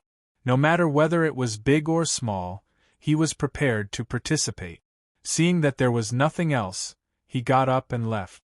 Seeing Adjunct Shui leave, Zhang Xiaobao began to think of something. After telling stories to her younger siblings, Wang Wan came back from class. Zhang Xiaobao had not made dinner yet. He continued to think. For Zhang Xiaobao, under normal circumstances there was no place that could not be developed. Every place had its value. The reason why Dalian is developing so fast is mainly because it exists as a window for foreign trade. As more and more trade occurs, people from various industries come to Dalian. They want to find gold here. How to turn this place into an important trade port is a problem. As soon as Wang Wan entered the room, she saw Zhang Xiaobao sitting there with his hands on his head, listening to her muttering. Xiaobao, a trade port can't appear at will. It needs to appear with the development of the environment. We don't have that kind of environmental foundation now. Why don't we think of other ways? In class just now, Xiao Zhu said that it would be great if we could attract seawater to places where there is a lack of salt. For example, we can dry more sea salt here. When the time comes, we can sell sea salt. A ship can carry a lot of sea salt. We can make salt pans by the sea. It's a profitable business with little capital.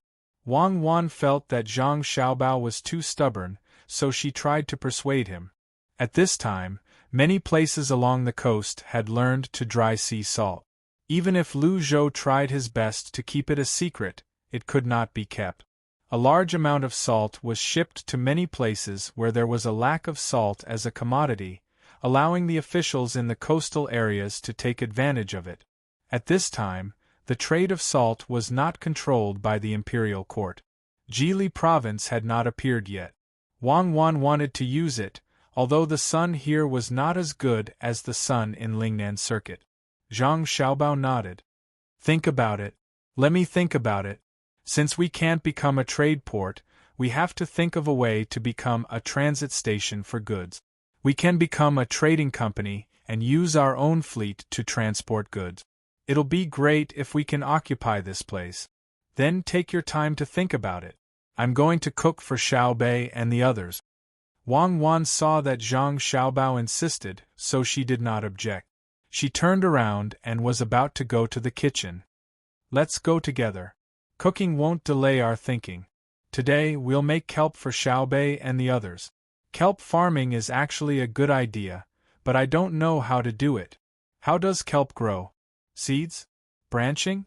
Let Pomegranate study it. She's very proficient in cultivating now. Zhang Xiaobao followed Wang Wan. Of course, Pomegranate has planted ginseng in a flower pot, but it doesn't grow. She's worried about this. She transplanted dozens of them, but they all rotted. She's determined to grow ginseng. Wang Wan praised Pomegranate's spirit of research. While Zhang Xiaobao was worrying about the ratio of input to output, many people were shocked by him. Li Qingying and Zhang Xiaobao in Daxing City submitted petitions to the imperial court to attack each other. Both of them took the official route. Zhang Xiaobao did not use pigeons. Pigeons were very precious. They had to be transported to the capital. The difference was that when Zhang Xiaobao's petition passed by the Ministry of Appointments, the officials saw that it was Zhang Xiaobao and immediately sent it to the head of the secretariat. When the head of the secretariat saw Zhang Xiaobao's petition, he immediately went to find Gao Lishir. Then, Gao Lishir sent it to Li Longji. Li Qingying's petition was sent to an assistant minister of the Ministry of Appointments. The assistant minister seriously wrote a reply and sent a letter back. He asked Li Qingying to send a witness to follow them to the capital. He also wrote a more detailed description of what happened. When Li Longji saw the letter, he knew that Zhang Xiaobao had completed the plan of conscripting 30,000 soldiers. He also increased the population of Jili province by 130,000. He raised the issue of conscripting soldiers in the imperial court. All the officials were dumbfounded.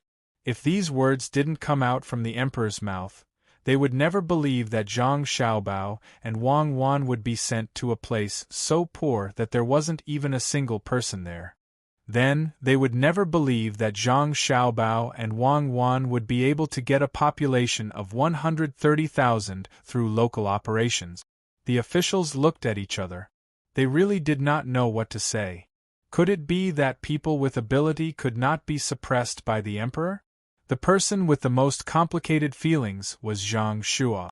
At first, he wanted to burn the petition sent by Zhang Xiaobao and pretend that it did not happen.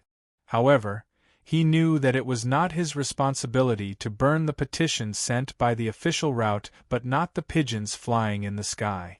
Seeing that Zhang Xiaobao and Wang Wan had conscripted 30,000 conscripted soldiers in Jili province, this was a very strong impact on his conscripting system. If it was really feasible, his conscripting system would be finished. At this time, seeing that the emperor wanted to let the officials discuss, he could only say first, "Your Majesty, I think that Jili province's provincial governor Zhang Xiaobao and military registrar Wang Wan's plan is not feasible. First, the families of the 30,000 soldiers are all supported by the two of them. They can't learn elsewhere. Second, the 30,000 soldiers have 3 meals a day, and there is meat in every meal. If all the soldiers in Tang were to learn, there would not be enough meat and the cost would be even greater." Yuan Qianyao, who usually did not get along with Zhang Shua, also stood out and said, "Your Majesty, I think that Lord Zhang is right. The Jili province model is not feasible. We can only let Zhang Xiaobao and Wang Wan do it first. When the two of them find a better way, we can promote it to Tang." Yuan Qianyao objected. He was about to let the other places in Tang learn from Zhang Xiaobao and Wang Wan. However, he did not say that and let Zhang Xiaobao and Wang Wan think of a better way. Li Longji was just asking. Although Zhang Xiaobao's letter mainly mentioned the conscription and population problem, it was nominally saying that Li Qingying's soldiers in Daxing City were pretending to be pirates. Li Longji did not think that Zhang Xiaobao and Wang Wan deliberately made up a fact to get some people. It must be that Li Qingying was anxious and sent out. However, this could not be pursued. He could only let the officials discuss it again. Naturally, there was no result. Li Longji sent a decree to Zhang Xiaobao and Li Qingying, ordering the two of them to work together to suppress the pirates and ensure peace. Chapter 774. Li Longji was very happy after dealing with the matters in Jili province. He talked about a few issues with the ministers before leaving with Gao Lishir while discussing what to eat for lunch. The ministers who had not left looked at each other.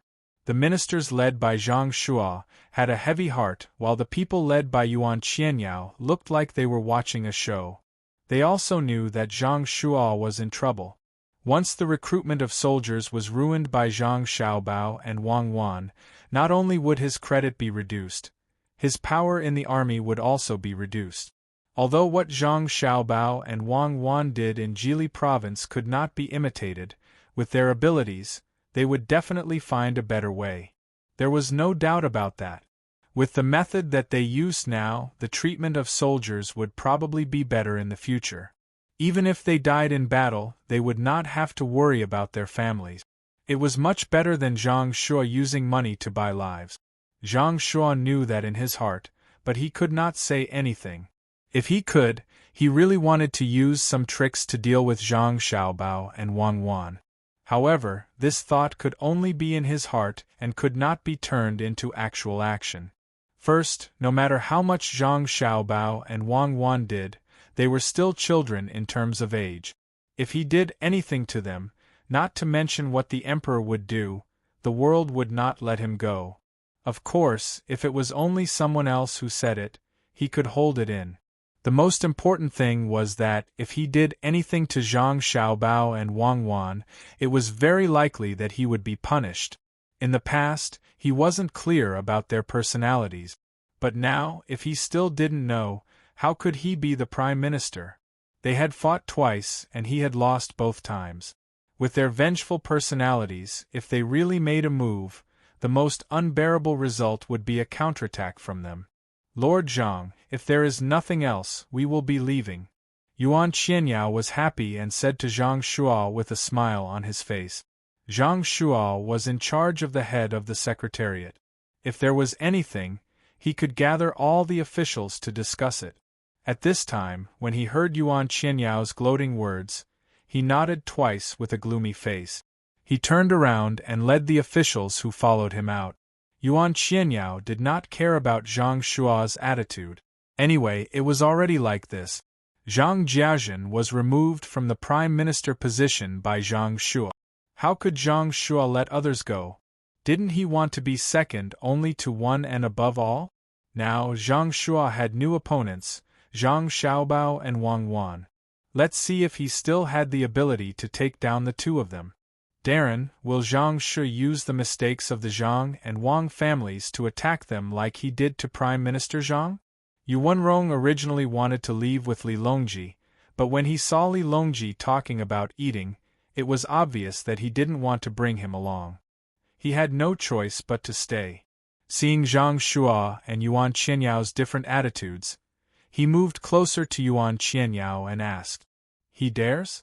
If you want to talk about the mistakes of the Zhang and Wang families, you can find a lot of them. They used their power for personal gain, colluded with the imperial family, overstepped their authority to question the case. Anyway, there are a lot of them. Even the clothes worn by Xiao Bei and the others can be counted. But how could the current emperor not know? The emperor didn't say, and he also didn't let others say. If Zhang Shuo really dares to attack the Zhang and Wang families with these things, he is dead meat." Yuan Qianyao could casually mention the mistakes of the Zhang and Wang families, including Zhang Xiaobao and Wang Wan's conscription in Jili province. The two of them were not qualified to recruit 30,000 soldiers, let alone 100,000 soldiers in the future. To others, it was a capital crime, but to the Zhang and Wang families, it had nothing to do with them. Yuan Rong was just asking. Hearing Yuan Qianyao's words, he felt comfortable in his heart. Zhang Xiaobao and Wang Wan could not be dealt with. Even if all the ministers in the imperial court worked together, it would still be useless. The emperor was waiting for Zhang Xiaobao to use economic means to attack others. Then, Yuan Qianyao said a few more words, and the two separated and went back to their own families. After walking for a while, Zhang Shuo suddenly stopped and said to the people behind him who had different thoughts, "Governor Zhang and Adjunct Wang are working in Jili province. You have to help more. That is for the sake of the Tang Empire. You have to know that there are Khitans and Xinlua there. The situation is not so optimistic. If you can help, don't back down. When everyone heard this, they understood. He was telling them that although Zhang Xiaobao and Wang Wan were doing well there, when they offended the interests of Xinluo and Khitans, the two places would deal with them together. He was telling them not to stand on the wrong side. This was also considered a threat. Some people were immediately frightened by Zhang Shua's words, while others began to oppose Zhang Shua from the bottom of their hearts. As for scaring people, if it was another official who went to Jili province to be an official, he might not be able to resist Khitans and Xinluo and act cautiously. However, the people who went there were Zhang Xiaobao and Wang Wan. Would the two of them care? The blood of the Tubo people had dried up, but the soil was still red. The Tubo people's spies had run away, and the Tubo people were still begging the Tang Empire to give them food. Would Zhang Xiaobao and Wang Wan be afraid of Khitans and Xinluo? One was in charge of martial arts, leading the army to fight thousands of miles away and kill countless people. The other was in charge of money, commanding from a distance and taking lives silently. Who would dare to touch the two of them? Moreover, the new weapons had been shipped over. Although they had not seen the gunships before, if the two of them placed so much importance on it and transferred it over from Luzhou, it should not be bad. Those who had such thoughts began to think about how to break free from Zhang Shua's control. Zhang Shua did not know that his team was no longer as stable as before. He was still waiting for an opportunity, which was the ascension ceremony. At that time, his position would be even more stable. What the people in the capital thought was their own business. However, there were people in other places who stood firmly on Zhang Xiaobao and Wang Wan's side. Li Yu was one of them. When it was almost lunchtime, he held the letter from Jili province in his hand and read it from beginning to end. He said to Little Worm, who wanted to read it as well, "Zhang Xiaobao's revenge is here." Revenge? Revenge on who? Little Worm was puzzled. Revenge on the Millennium Chamber of Commerce. Li Yu waved the letter in his hand. Little Worm wanted to snatch the letter, but he knew he could not do that. He could only ask, hasn't the Millennium Chamber of Commerce already taken their revenge? They've invested so much money and now they're earning more than what they lent out. That's not revenge, it's a passive counterattack. The Millennium Chamber of Commerce started the war first, and Zhang Xiaobao has been resisting. He didn't take the initiative to attack. Now Zhang Xiaobao is preparing to attack. Li Yu waved the letter in his hand again. Little Worm didn't make a sound this time. He stared at the letter without moving an inch. Little Worm, guess how Zhang Xiaobao is going to take his revenge?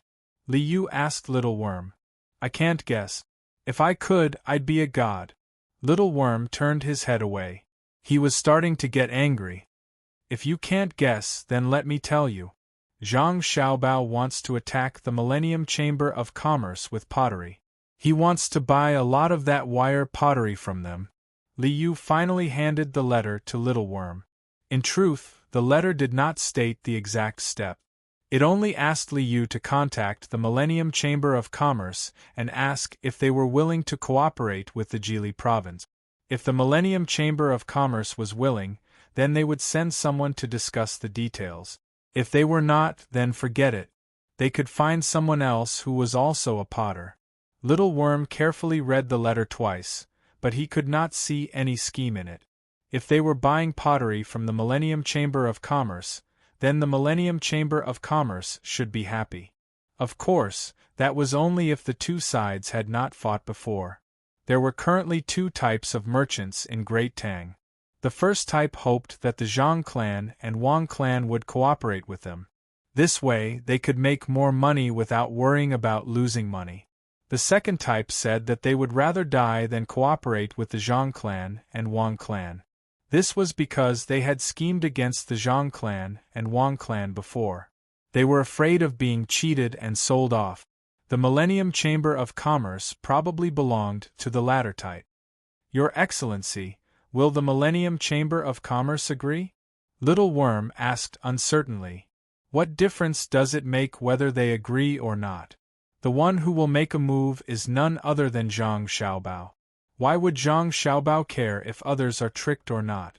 Once he makes a move, he will not leave any chance for others. Li Yu was very relieved. He did not think that there was anyone who could oppose Zhang Xiaobao in this aspect. Xiao Chong, who had fought with Zhang Xiaobao before, nodded and said, "Indeed. Once the young master of the Zhang clan makes a move, it's like a thunderbolt. There's no way to block it even if you want to, let alone resist. Whether you take the initiative to be tricked or passively accept it, the result is the same. Then help this official make a trip and find President Tian." Li Yu said to Little Worm and began to write a reply to Zhang Xiaobao. He wanted to ask if the two places could work together to develop. Little Worm sighed. He felt sorry for the Millennium Chamber of Commerce. They could have offended anyone, but they had to offend Zhang Xiaobao. Oh, to be more precise, they had offended Li Yu. Li Yu had an older brother who knew Zhang Xiaobao. Today, Qianshi was really pitiful. Go quickly. Being kind to the enemy is being cruel to yourself. These are the words of Wang Wan. If the Millennium Chamber of Commerce cooperated properly, they would not have become like this. They came to my Chongning County and tried to trick me. After failing, they tried to use the loophole in the contract to harm my Chongning County. Then, they were tricked by Zhang Xiaobao and did not know how to restrain themselves. They took out money to disrupt the local economy of the same industry. What is this? This is called not giving up on their evil intentions. If we don't teach them a lesson, who knows what they will come up with? Li Yu saw Little Worm's hesitation and guessed what he was thinking. Xiao Chong agreed. He steeled his heart and left the yamen, heading for the house that the Millennium Chamber of Commerce had bought. The house in this county had been bought at the right time. Now, the price of the house had increased. Since the emperor had come here once, the houses on both sides of the street had doubled in size. At this time, Chairman Tian of the Millennium Chamber of Commerce was a little uneasy. It was not because of the weather, but because they had thought of another idea. He did not agree, but the others did. Therefore, he was in a bad mood. Firstly, it was because his decision was not completely approved by the other 5 people. Secondly, it was because this plan would affect the economy of Chongning County. It seemed that every time they wanted to deal with Chongning County, it was not so easy. Chapter 775. At this time, President Tian was informed that someone was looking for him. When he heard that it was advisor Xiao Chong, he couldn't help but shiver. He thought, did they find out? Did they know that we were going to fight again?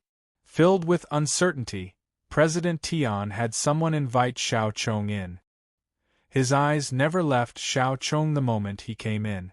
"President Tian, how have you been?" Xiao Chong politely greeted President Tian. "Same here. How come Advisor Chong is free today?"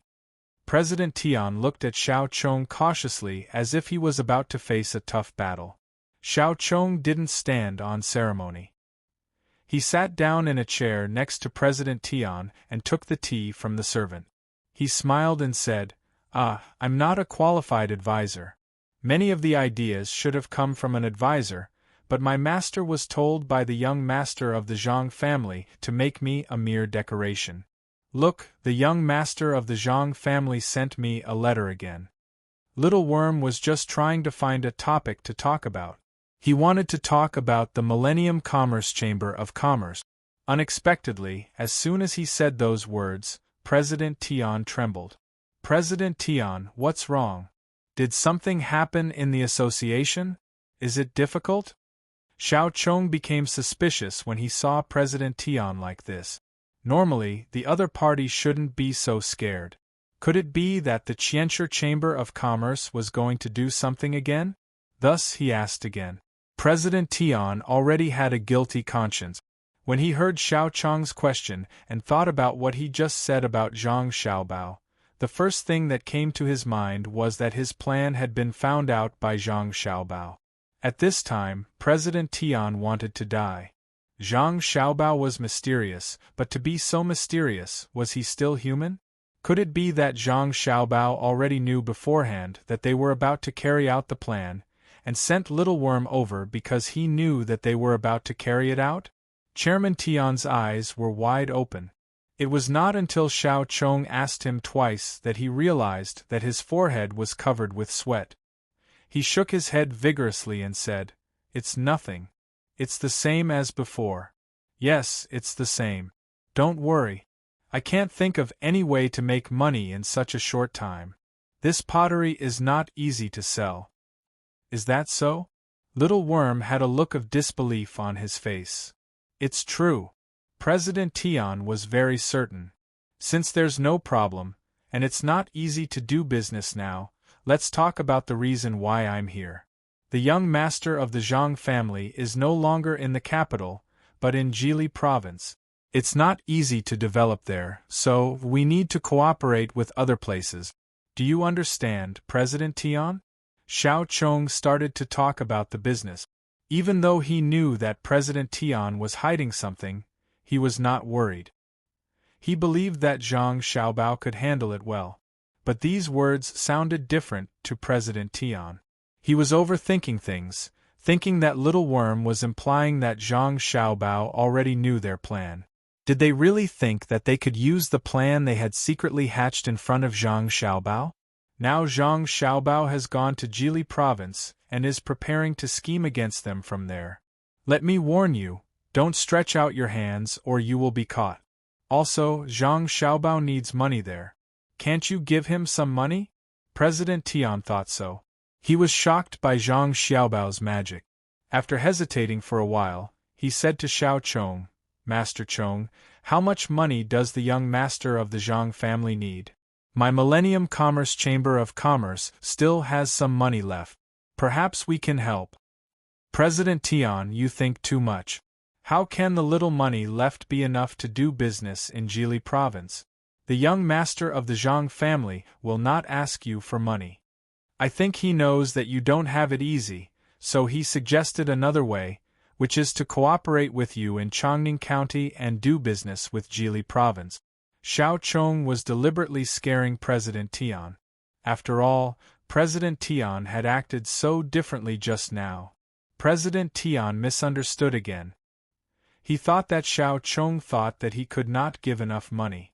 But no matter how much money he had, he could not give it to Zhang Xiaobao for no reason.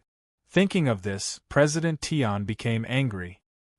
He decided that he would not be fooled by Zhang Xiaobao no matter what he did. So he asked, "What kind of business do we do together?" "What kind of business can it be?" "Pottery, of course. The young master of the Zhang family wants to do business with pottery in Jili province. He will send people to buy pottery in our county. Then the sales of the Qianshi Chamber of Commerce will increase." President Tian, I don't want to talk too much. But based on our relationship, if I don't give you some advice, I won't feel good if you suffer losses. Don't you think so? Xiao Chong now had the upper hand, so he had a great advantage in front of President Tian. President Tian nodded and said, "Yes, Master Chong, thank you for your advice. Do you have any good advice?" "I can't say good advice. I just want to say that what the Qianshi Chamber of Commerce said to my master is written in the contract. If we can't double the profit in 3 years, everything here will belong to Chongning County. President Tian, your money is used to buy goods. You can't withdraw it even if you want to. You have to hurry up." Yes, hurry up. President Tian regretted it now. He had invested all his money, but the business was not going as well as he had thought. If they couldn't double the profit in 3 years, the 150,000 strings of coins in the beginning would be gone. This was written in the contract. 150,000 strings of coins. According to this calculation, they would lose 50,000 strings of coins a year. In this world, except for the Zhang family and the Wang family, who dared to say that they could make 50,000 strings of coins a year, who dared to say that it didn't matter even if they lost 50,000 strings of coins a year. 50,000 strings of coins, if converted into rice, was enough to feed 50,000 families for a year. Xiao Chong now admired Zhang Xiaobao so much that he prostrated himself before him. He asked President Tian, "President Tian, do you mean you agree to do business with Jili province?" President Tian was stunned, and began to think about whether to do it or not. If he did it, it would look good, but who knew what Zhang Xiaobao was planning? If he didn't do it, would Zhang Xiaobao think that he didn't give him face? After thinking for a while, President Tian said slowly, "It's better to think at length. Why don't we ask the young master of the Zhang family to send someone here? We can ask him together and then give him a reply. What do you think?" Xiao Chong didn't know what Zhang Xiaobao was planning. Seeing that President Tian agreed, he nodded and said, "Okay, then I'll go back and write a letter to the young master of the Zhang family and ask him to send someone here. President Tian, the young master of the Zhang family values you very much. You have to do a good job." After that, Xiao Chong stopped drinking tea. He smiled at President Tian and turned to leave. After seeing Xiao Chong out of the gate of the courtyard, President Tian let out a sigh of relief as he watched Xiao Chong's figure gradually disappear. He ordered the people next to him to find the other masters. Not long after, a group of people from the Millennium Chamber of Commerce who felt that their plan was about to be carried out gathered. They nodded at President Tian one by one and sat on the chairs next to him.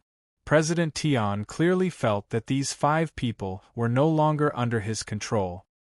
He sighed softly and said to the 5 people who were still fantasizing about their plan, "Xiao Chong came here to find Xiao Chong. Just now, Little Bug came here on behalf of Marquis Li, as well as Zhang Xiaobao. Zhang Xiaobao already knows about our plan, so he came to ask. President, how is that possible? If you don't say it, then we won't say it. Is Zhang Xiaobao a god? Can he guess our plan just because we thought of it?" President Tian's words clearly couldn't convince the other 5 people. The one with the white hair directly began to doubt. He even wanted to ask President Tian to spread the news. How could President Tian not understand? His face was gloomy as he said to the 5 people, "If you think the plan is good, why don't you stay here? I'll go back to the 4 Seas Academy first and see if there are any new classes in the academy." When the 5 people heard this, they were happy at first. Then, they looked at each other and shook their heads at almost the same time. The one with the white hair said, "President, you can't just leave like that. You have to know that all the money before was spent under your plan. Now, we don't have any extra money. It's hard to do things without money. Everyone, don't you think so?" The other 4 people nodded. President Tian felt very sad. He never thought that the 5 people who followed him before would come back to force him to abdicate. Moreover, this was no longer as simple as forcing him to abdicate. They also wanted him to help them get more money so that he could leave. If the opponent wasn't Zhang Xiaobao, getting some money wouldn't be a big deal. He believed that the 5 of them wouldn't lose so easily. However, the person they were facing now was Zhang Xiaobao. It was said that he was an existence that was above the top ranks of the Monopoly game. Who would dare to rely on luck in front of him? Thinking of this, President Tian straightforwardly shook his head. "No, I can't take out a single copper coin. The matter that Little Worm came over to tell me is like this." Chairman Tian told the 5 of them what Little Worm had just said and what Little Worm had replied without hiding anything, allowing them to judge for themselves. The 5 people wanted to continue to force President Tian, but when they heard what President Tian said, they looked at each other again. They all lost their previous confidence, and there was an additional burden between their brows. Even if they were very resistant to the name Zhang Xiaobao, they couldn't help but admit that just the name alone could make people afraid. "President, what do you mean?" The white hair who had just called President Tian, "You," immediately changed the way he addressed him. Chapter 776. Zhang Xiaobao and Wang Wan were still working hard to earn back their capital. Wang Wan had started training the army. Wang Wan had found 3,000 soldiers from Hunan province. She was preparing to train them to deal with the upcoming troubles. The 3,000 people were not obtained for free. They were exchanged for 10,000 soldiers from the province. 10,000 for 3,000. Not only did they have to take care of the food of the 10,000 people, they also had to take care of the 3,000 people. It was impossible to favor one and discriminate against the other. For the sake of the army's combat strength, Wang Wan had also bought a large amount of meat and wine from elsewhere. She fed the 3,000 people with all her might for 5 days in a row. On the 6th day, Wang Wan was ready to train fiercely. If they did not work hard after eating the wine, it would not make sense. Zhang Xiaobao was still in charge of economic matters. 130,000 people, no, it should be said that 160,000 people had to be taken care of by him. At this moment, he was only going in and not going out. He had calculated that 1 year, only 1 year, he would need to pay 200,000 strings of coins, including food, drinks, and clothes. A child's consumption was more than 2 adults. They needed to drink milk, eat eggs, books, ink, paper, and inkstone.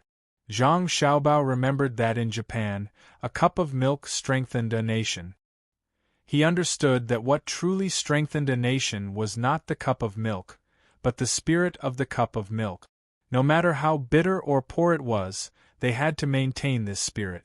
He wanted to continue this spirit and let the people of Khitan and Xinlu retreat in front of this spirit. Zhang Xiaobao realized something. Here, or rather, the 3 northeastern provinces, there were not that many ceramics that could be used. For example, the Khitan. Ceramics were still good things among them, but because of the transportation problem, the price of ceramics had become very high. When ceramics were transported from other places, whether it was grass or branches of various plants, there would always be a lot of damage. This was especially so when it was transported by land. In a batch of ceramics, it would be considered good if 20% of them could be used in the end. It was the same even if it was transported by ship. After all, the Khitan was not close to the sea. They still had to take the mountain roads. What's more, ordinary small merchants didn't dare to come here, afraid that others would rob them. At that time, not to mention making money, it would be good enough if they were still alive. Zhang Xiaobao was thinking about ceramic. He did not count on ceramics, but there were a lot of pottery in Chongning. He could cooperate with them. The first thing he thought of was the Millennium Chamber of Commerce. In the beginning, he didn't intend to deceive them. He wanted to do business properly, but he was unwilling to give up. He had to take revenge. That was why he came up with the idea of cooperating with the Millennium Trade Consortium. Of course, he didn't know that his name could suppress others to the point of suffocation. He was only thinking about whether the Millennium Commerce would cooperate or not. Whether they cooperate or not, we can weaken them. With this in mind, Zhang Xiaobao sent 2 people from the inner yard to Chongning County to negotiate. After the 2 people left, Zhang Xiaobao leisurely walked to the seaside.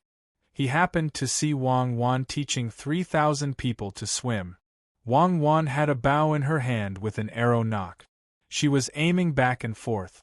She asked the 3,000 people who could swim to swim, and those who couldn't swim to stay in the water. If anyone exposed their chest for more than 2 breaths, she was ready to shoot an arrow. The effect was very good. None of the 3,000 people dared to do it. They were all hiding there. Those who could swim tried their best to swim back and forth in the water. Those who couldn't swim also squatted in the water. When Zhang Xiaobao saw the 3,000 people, he knew that they would be very obedient. It was not because Wang Wan's bow was very sharp, but because Wang Wan was too famous. The army was a place where strength spoke. Of course, there was also the issue of seniority.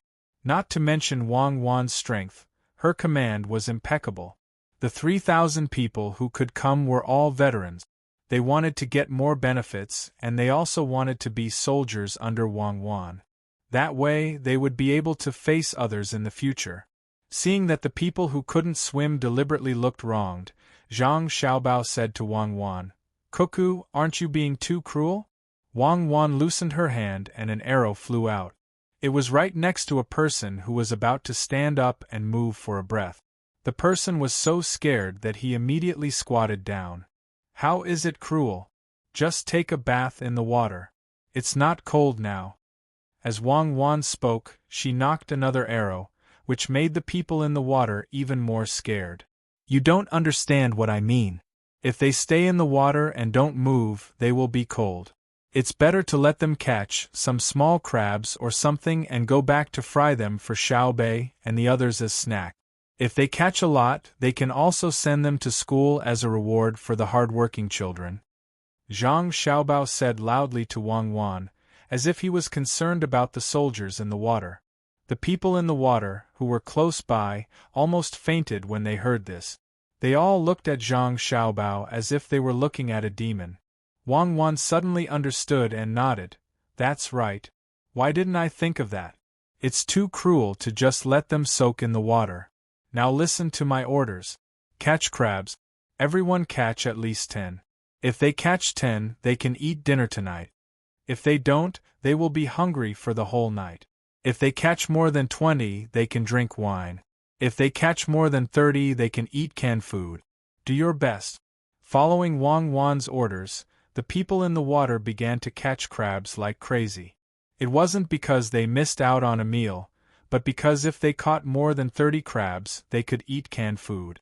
They had only eaten canned food once since they came here, and it tasted better than anything they had eaten before. Zhang Xiaobao and Wang Wan didn't think much of canned food. If they could eat normal food, who would want to eat canned food? The two of them watched the 3,000 people struggling to catch crabs, big and small. The only requirement was that they couldn't catch crabs on the beach, because it was very fast to catch crabs on the beach. Actually, I don't want them to learn how to swim and then fight in the water. I just want them to train their bodies by swimming in the water. After all, training on flat ground is different from training in the water. If there is a way to make them not afraid of water and train in the water, that would be even better. Looking at the people struggling back and forth in the water, Wang Wan said to Zhang Xiaobao. Zhang Xiaobao didn't say anything. He thought about Wang Wan's words and also looked at the people swimming back and forth in the water. After a while, Zhang Xiaobao's eyes suddenly lit up. He said to Wang Wan, I know a way to make them not afraid of water. What is it? Wang Wan asked in surprise. Listen to me. Zhang Xiaobao began to whisper in Wang Wan's ear. Early the next morning, salt pans were built in suitable places by the sea in Jili province. Although there was less sunlight here compared to Luzhou, it was still by the sea after all. Moreover, the temperature was not low. It was much hotter than Shenyang and Fushun, which were further inland. Many salt pans were built. Just when other people thought that Zhang Xiaobao and Wang Wan wanted to sell the salt produced by the salt pans, Zhang Xiaobao and Wang Wan organized a lot of people and began to carry out civil engineering work in this place. A big pit was dug with the efforts of hundreds of people. Then, cement was transported from other places and rubbed back and forth in the pit. A few days later, a super-large open-air swimming pool was built. Xiao Bei and the others had been thinking about swimming in it for a long time.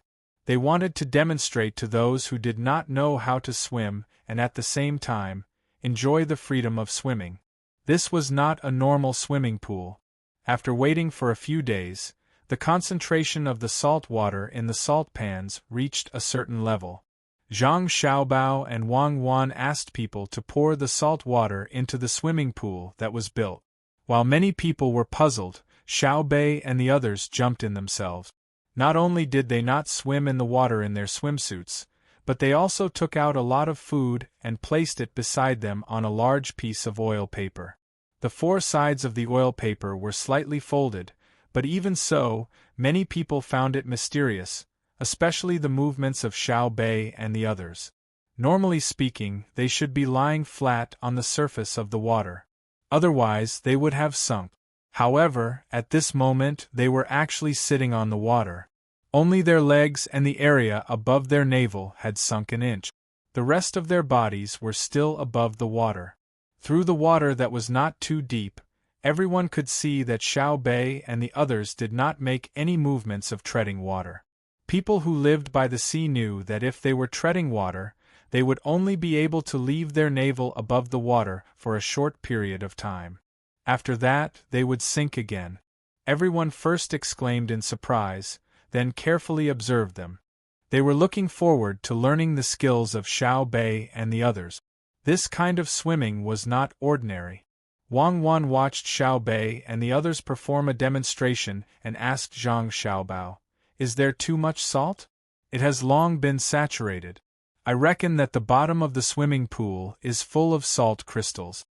Zhang Xiaobao was not thinking about the value of the salt. He was thinking about how to let people who did not know how to swim dare to swim in this swimming pool in the future.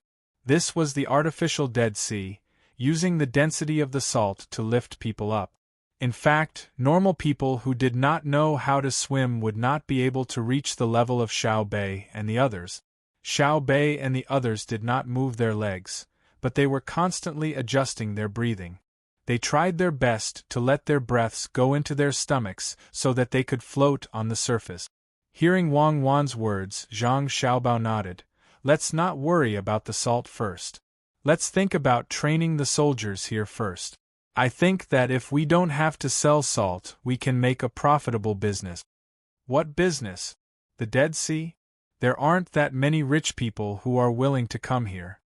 Wang Wan immediately thought of Zhang Xiaobao's idea, but she did not agree with it. "Who said that we have to do it here? Chongning County is a good place. We can use boats to transport the salt there. When the time comes, we can build a bigger swimming pool there. This can increase the county's tax revenue and attract more people to go there. It's not far from the capital, so we can get a tour group to specially design a route." Zhang Xiaobao's thoughts were not on the local area, but on Chongning County. "Then what do you think is more important, the price of the salt or letting others eat it?" Wang Wan asked again. Chapter 777. With the arrival of summer, the 30,000 soldiers in Jili province were sent out. Wang Wan, the secretary, finally had 10,000 soldiers to command. The 10,000 men were divided into 10 battalions by Wang Wan, and the reinforcement battalions took turns. There were always 2 battalions that were training, while the other 8 battalions were training. What was inconceivable was that the 8 battalions that were training did not use weapons. Instead, they used saws, picks, axes and other tools. While the soldiers were still in a daze, Wang Wan explained that they would first train to build the fortifications. When they could build the fortifications well and quickly, they would move on to the next step. Fortifications were very important. After further promotion, the 10,000 soldiers knew about Wang Wan's ability. Li Longji did not transfer soldiers from Jiannan Circuit, nor did he transfer soldiers from the capital or Luoyang. It was impossible for him to transfer soldiers from Luzhou. Instead, he transferred soldiers from Qianzhong Circuit. Wang Wan was overjoyed. If it was only Qianzhong Circuit, it would not be so bad. However, Li Longji transferred soldiers from the east of Qianzhong Circuit, where Zhang Xiaobao and Wang Wan were from. As the saying went, one would not be able to form an army without a place. It was obvious that their combat strength was mediocre. Wang Wan treated the 10,000 soldiers as her treasures. If they were trained well, it would be very comfortable to use them. With large bowls of wine and large pieces of meat, Wang Wan began to train the 8,000 soldiers who were taking turns to train the fortifications. First, she did not let them receive any military training. Instead, she separated the battalions and began to build fortifications in Jili province. However, this construction was neither a trench nor a city. Instead, they ran to a mountain where there were many trees. Then, they would cut down the trees and build barracks. Then, they would level the ground and move on to the next mountain after they had finished with one mountain. After training for half a month, the people from Qianzhong Road finally realized that something was wrong. This was because when they rotated every half a month, they saw that there were no soldiers living in the barracks that they had built previously. Instead, there were many civilians living in them. The civilians had smiles on their faces. They seemed to be very happy to have a ready-made house. Moreover, the land was leveled. They could plant some things depending on the weather, even vegetables. The soldiers were dumbfounded. Was this the importance of fortifications? It was no wonder that the building had to be sturdy during the construction of the fortifications. They also had to dig a drainage ditch that could be used for a long time.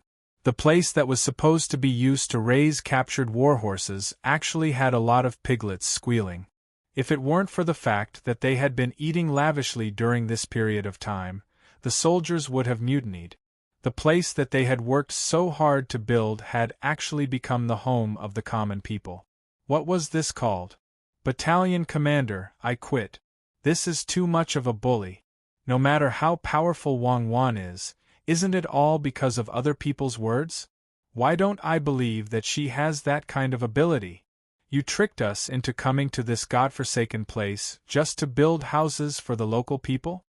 The 2nd Battalion was just in time for the rotational training. When the 1,000 soldiers saw that the place they had built was occupied, a soldier angrily complained to the commander of the 2nd Battalion. The 2nd Battalion commander's answer was very straightforward. He slapped the soldier's head, causing the soldier to stagger. He lectured, "You haven't seen the capabilities of the army with your own eyes. How could you not know how the Yangtze River Bridge was built? Don't you know whose name is engraved in the Tower of 1,000 Souls? We are now conscripts. If you don't work, you won't get a single cent. Look at the new clothes you are wearing and the food you usually eat and drink. These are also money. If you really want to quit, you can go back after 3 thoughts. At that time, you will have a sum of money and someone will find a job for you." The soldier touched the clothes on his body. They were made of pure cotton, which could not be found anywhere else. Only a portion of the rich could wear such clothes. He lowered his head and said unhappily, "She should have told us first. She said that it was built for the common people. She lied to me. What fortification? It has nothing to do with fortification at all." But another slap. "Tell you everything? Do we need to tell you what the generals are thinking during war? Training is about to start. Behave yourself. Otherwise, no one can protect you. Get lost." After the battalion commander reprimanded the soldier and sent him away, he suddenly remembered that after serving in a new place, he felt that everything around him was very unfamiliar. Furthermore, it was not as comfortable as it was in his hometown. Because of the climate, many of his brothers fell ill. Fortunately, the Zhang and Wang families' doctors were very capable and sent out the best medical teams. Otherwise, there would have been people sacrificing themselves even before the war. No matter how he looked at Registrar Wang Wan, she looked like a child. Even if she was older than ordinary children, she could not get rid of the childishness on her face. He did not know how long she could stay here. He was not sure about following such a person. Just as he was thinking about this, the sound of gongs and drums suddenly came from outside. It sounded quite loud. The battalion commander thought that someone was fighting. Although he was dissatisfied with the registrar, he and others could not be soft when there was a battle. He stepped out of the temporary tent and looked outside. At first glance, the battalion commander was stunned. The soldiers of the 2nd Battalion were also stunned. They saw many local people in front of them. Each of them had a happy smile on their faces and held baskets in their hands. They were gradually approaching. "Messenger, what's the situation?" The battalion commander, who had just come out, could not tell. He could only ask the messenger, who ran over from the side. "Battalion commander, these are the people who just moved here not long ago. They said that they want to reward us and thank us for building them houses and leveling the land. Look at the banner in front of them. I just asked a literate person and they said that it says soldiers and soldiers are one family." The messenger was very competent. In a short time, he found out many things and came to the battalion commander to report. The battalion commander was stunned. He did not understand what it meant. What did one family mean? He and his brothers did not have a home here. If they had a home, it would be in the military camp. What did it have to do with the local people? Just as the soldiers were puzzled, the sound in front of them stopped, and an old man walked out from the crowd. He walked in front of the battalion commander with a smile on his face. The soldiers beside him were still in shock, but they did not stop him. They did not think that an old man could hurt the battalion commander. The old man bowed and said, "I'm the chief of the 2nd Battalion Village, which has just moved here not long ago. I heard that your battalion is coming today, so I prepared some food to entertain you." Governor Zhang and Adjutant Wang said that the 2nd Battalion Village has a place to stay because of the houses built by the 2nd Battalion Village. Compared to a house, compared to having a home, the 2nd Battalion Village has too little to offer. I hope Battalion Commander Fan won't be offended. When the pigs in my village grow up, I will definitely kill a few dozen of them and send them to the 2nd Battalion. The battalion commander of the 2nd Battalion understood what was going on. The houses he and his brothers built were indeed given to the local people, but Wang Wan did not take the credit. Zhang Xiaobao was also not greedy. He told the people what was going on. Although it was easy for the army to build a house, it was another matter for the people. It saved them a lot of trouble, so they came to express their gratitude. Their slightly bad mood suddenly changed. Looking at the enthusiasm of the people who welcomed them and hearing the chief's words, the battalion commander quickly waved his hand and said seriously, "The 2nd Battalion did not know that this house was for other people to live here. We came here to build the fortification. Since Governor Zhang and Registrar Wang let you live here, you can live here. Battalion Commander Fan is too humble. That's fine, let's not talk about this anymore." Even Adjutant Wang said that even if we brought it up, the soldiers would deny it.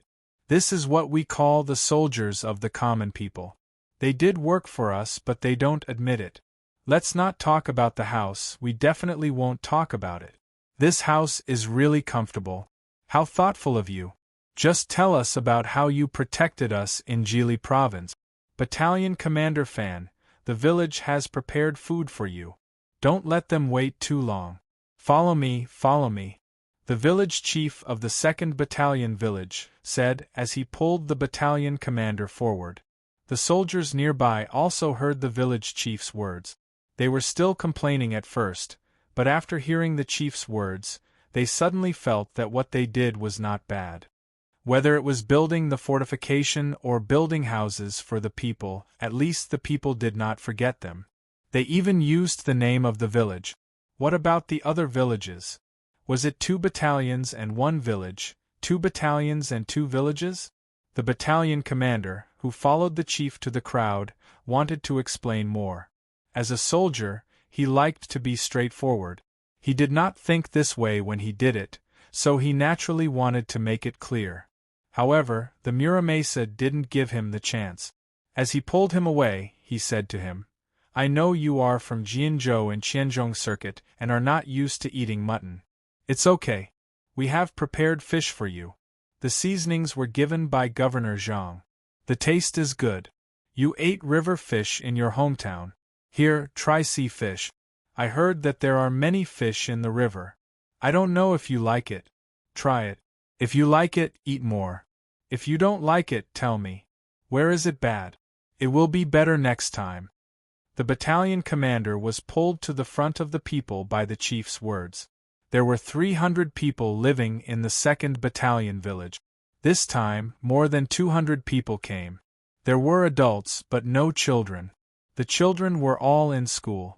The people were all carrying baskets. When the battalion commander arrived, they opened the baskets wrapped in linen. Steam came out. Inside the baskets were fish in wooden bowls. The battalion commander unconsciously took a deep breath. He was really fascinated by the smell of the fish. Fragrant, really fragrant. It was more fragrant than the fish he ate at home. It must be the seasonings. Quick, bring the fried fish to the battalion commander. Let him taste it. The village chief called out again, and 2 young men immediately came out from the crowd. The two of them carried a large basket and approached the camp chief.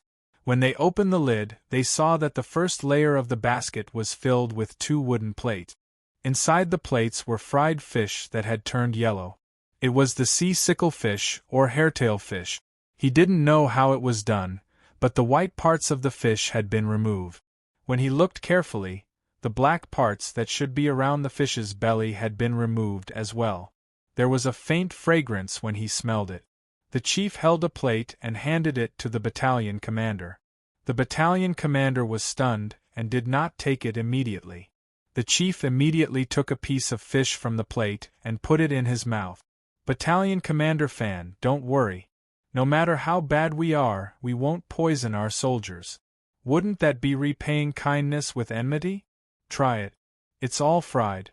I told the person who made the fish that this time it was for the people of the 2nd Battalion.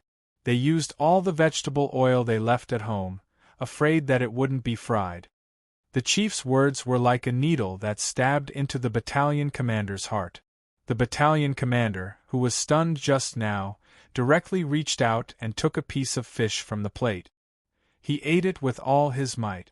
He didn't even spit out the fish bones. He chewed and swallowed it. Although the people from Qianzhongdao and Jili province were unfamiliar with each other, this kindness closed the distance between the two places. Battalion Commander Fan, can it be eaten? I don't know what the taste of the people from your side is like, the chief asked carefully. The other people were also waiting for the battalion commander's answer. The battalion commander actually didn't know what the fish in his mouth tasted like. Looking at the people in front of him and thinking about the matter of Shuzhou across the river, he finally understood many things. No wonder the people of Shuzhou worshipped Wang Wan and Zhang Xiaobao. No wonder after crossing the bridge, no one was allowed to say anything bad about Zhang Xiaobao and Wang family. No wonder the soldiers of Shuzhou were so close to the people outside. This was all the ability of Zhang Xiaobao and Wang Wan, or the ability of Zhang Xiaobao and Wang family. Anyway, it was the same. The children they raised were like adults. After eating the fish today, the soldiers wouldn't be disgusted if they did things for the people here in the future. Although they knew it was Zhang Xiaobao and Wang Wan's method, they couldn't refuse this very comfortable feeling. After all, the people didn't have so many thoughts. While the battalion commander was thinking about things, the people led by the chief were still waiting for the evaluation. After a while, the battalion commander finally knew what he should do. He picked up a piece of hairtail fish and put it in his mouth. While chewing hard, he kept nodding and saying, "Delicious, really delicious. You used a lot of seasoning and oil, right? I heard that Zhang Xiaobao and Wang family's seasoning is the best." Not much, not much. We didn't enjoy much before. As soldiers, it's enough to eat well. We still count on you to protect us. The chief waved his hand and replied, "Come here, all of you. Eat the fish made by Arying village." How could a person who could become a battalion commander be a fool? He understood immediately. The commoners here took out their daily necessities just to prepare for this meal, and shouted at their subordinates who were still watching from the sidelines. This was the good thing about being a soldier. They listened to their leader and ate when their leader asked them to.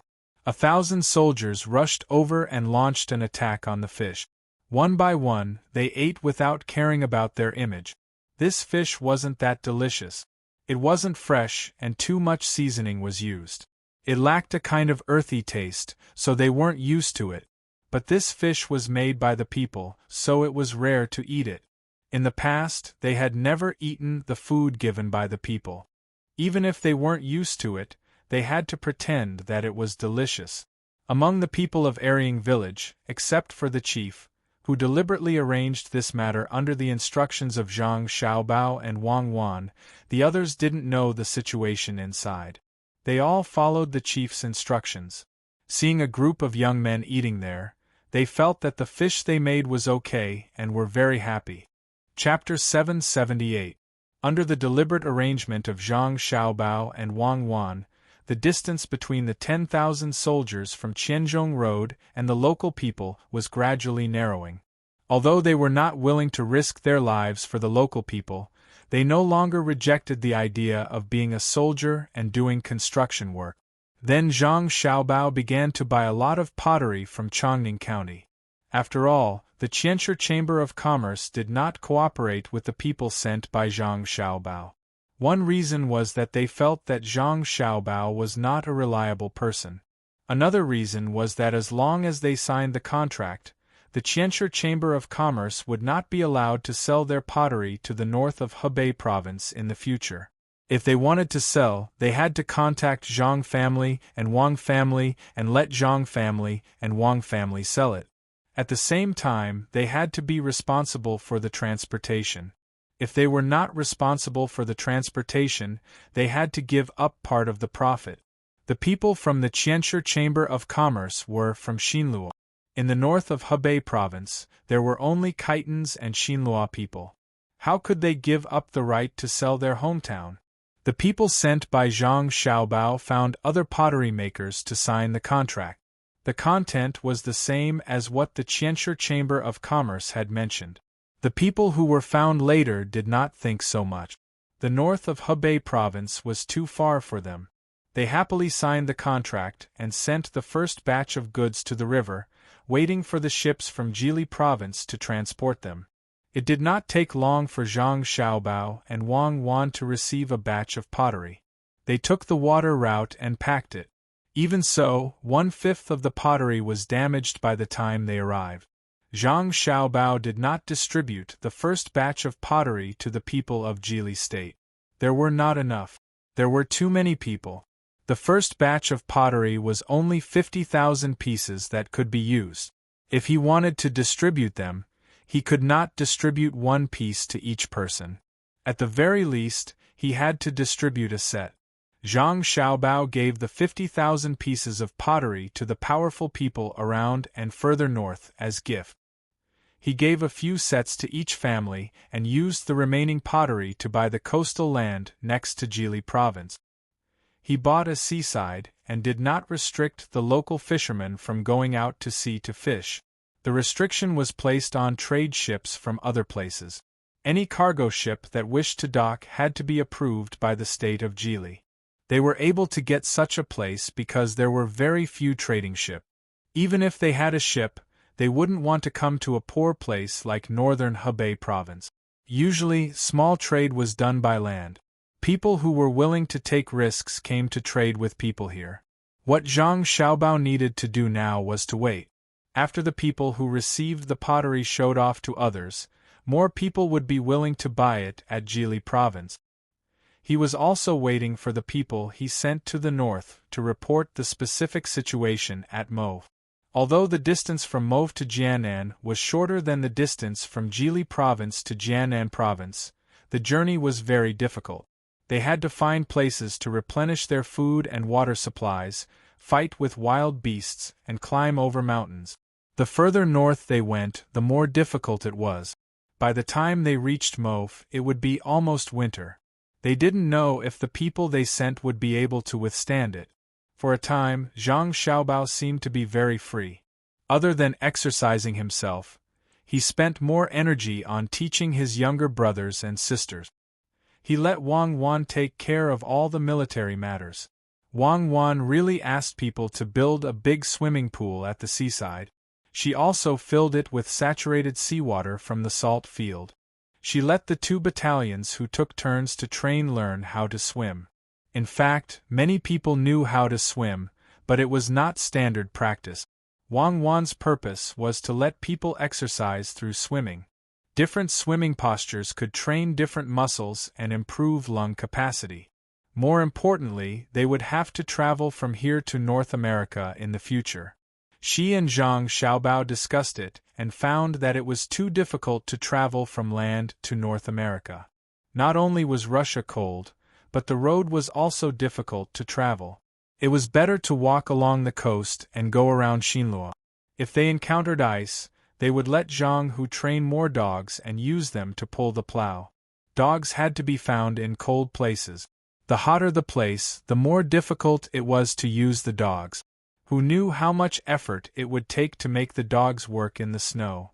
Thus, the swimming training program was decided. Not only would they have to swim now, they would have to swim in the future, even in winter. This way, they could increase the resistance of the 10,000 people coming from the south to prepare for the next year. As the supplier of pottery, Chongning was also working hard. The next batch of goods required by the Jili province was too much.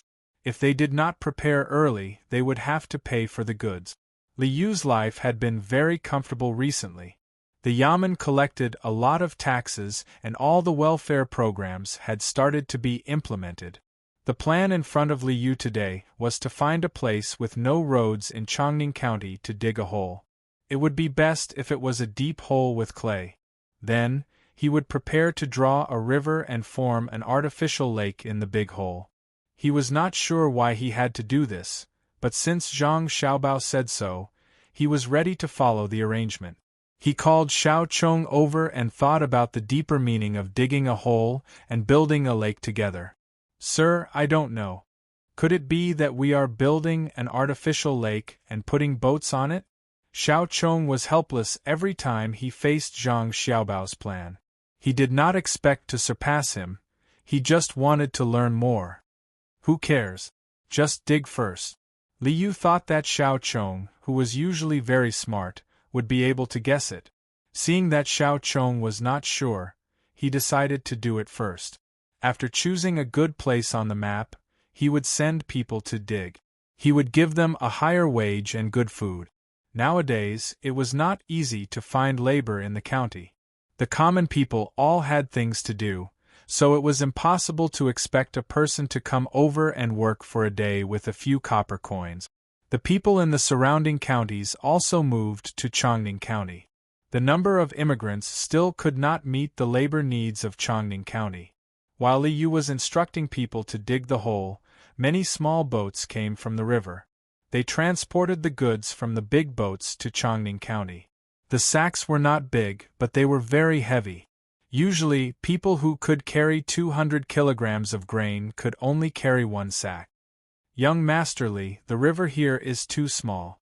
You have to find a way to expand it. Otherwise, it will be a waste of time. Su Si, who came with the boat, greeted Li Yu as soon as he saw him. Li Yu heard that something was sent from Jili province, so he ran to the river to greet him. Hearing Su Si's words, he nodded seriously and asked, "What is it?" "Salt, the worst kind of salt." Su Si signaled a porter to put down the sack. He took out a knife and cut open the sack. Pieces of black and yellow salt were sprinkled out. Li Yu saw it and frowned. This salt was too bad. It was obvious that it was not handled properly. He bent down and picked up a grain, put it in his mouth and chewed hard. He spat it out. There was still sand in it. It was bitter and astringent. He spat a few more mouthfuls of saliva. "Is this sent by Zhang Xiaobao for the people in the county?" "No, it is to be poured into the lake. You will know when the time comes. One is young Master Li buying the salt at a cheap price, and the other is my young master using the salt to buy shares." Su Si explained. Chapter 779. Li Yu got the first real man-made Dead Sea, which was much better and bigger than the one in Jili State that was specially built for soldiers to swim in. At the beginning of autumn, the Dead Sea, which had cost a lot of salt and manpower, appeared in Chongning. It was a very mysterious thing. Those who had not seen the real Dead Sea and had not learned about specific gravity and buoyancy would not be able to understand the reason why the lake in Chongning, which would not sink, appeared. Even if everyone knew that the newly built artificial lake was filled with salt water, they would never know that it was the power of salt that allowed people to float on the water.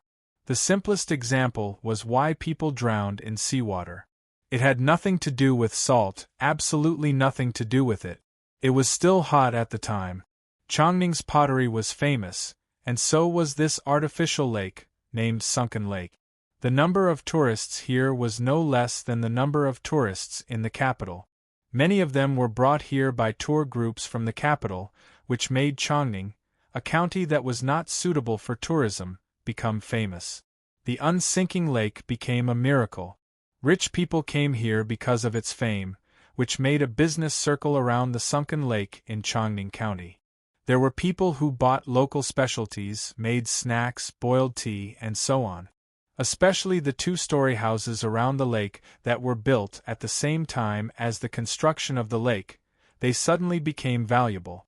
At this moment, Liu looked regretfully at the people going in and out of the houses around the lake. He seemed to be muttering to himself, "Good news, it's also good news. The county's tax revenue has increased again." Hearing Liu's voice, Little Worm didn't say anything. He knew that Liu was regretting.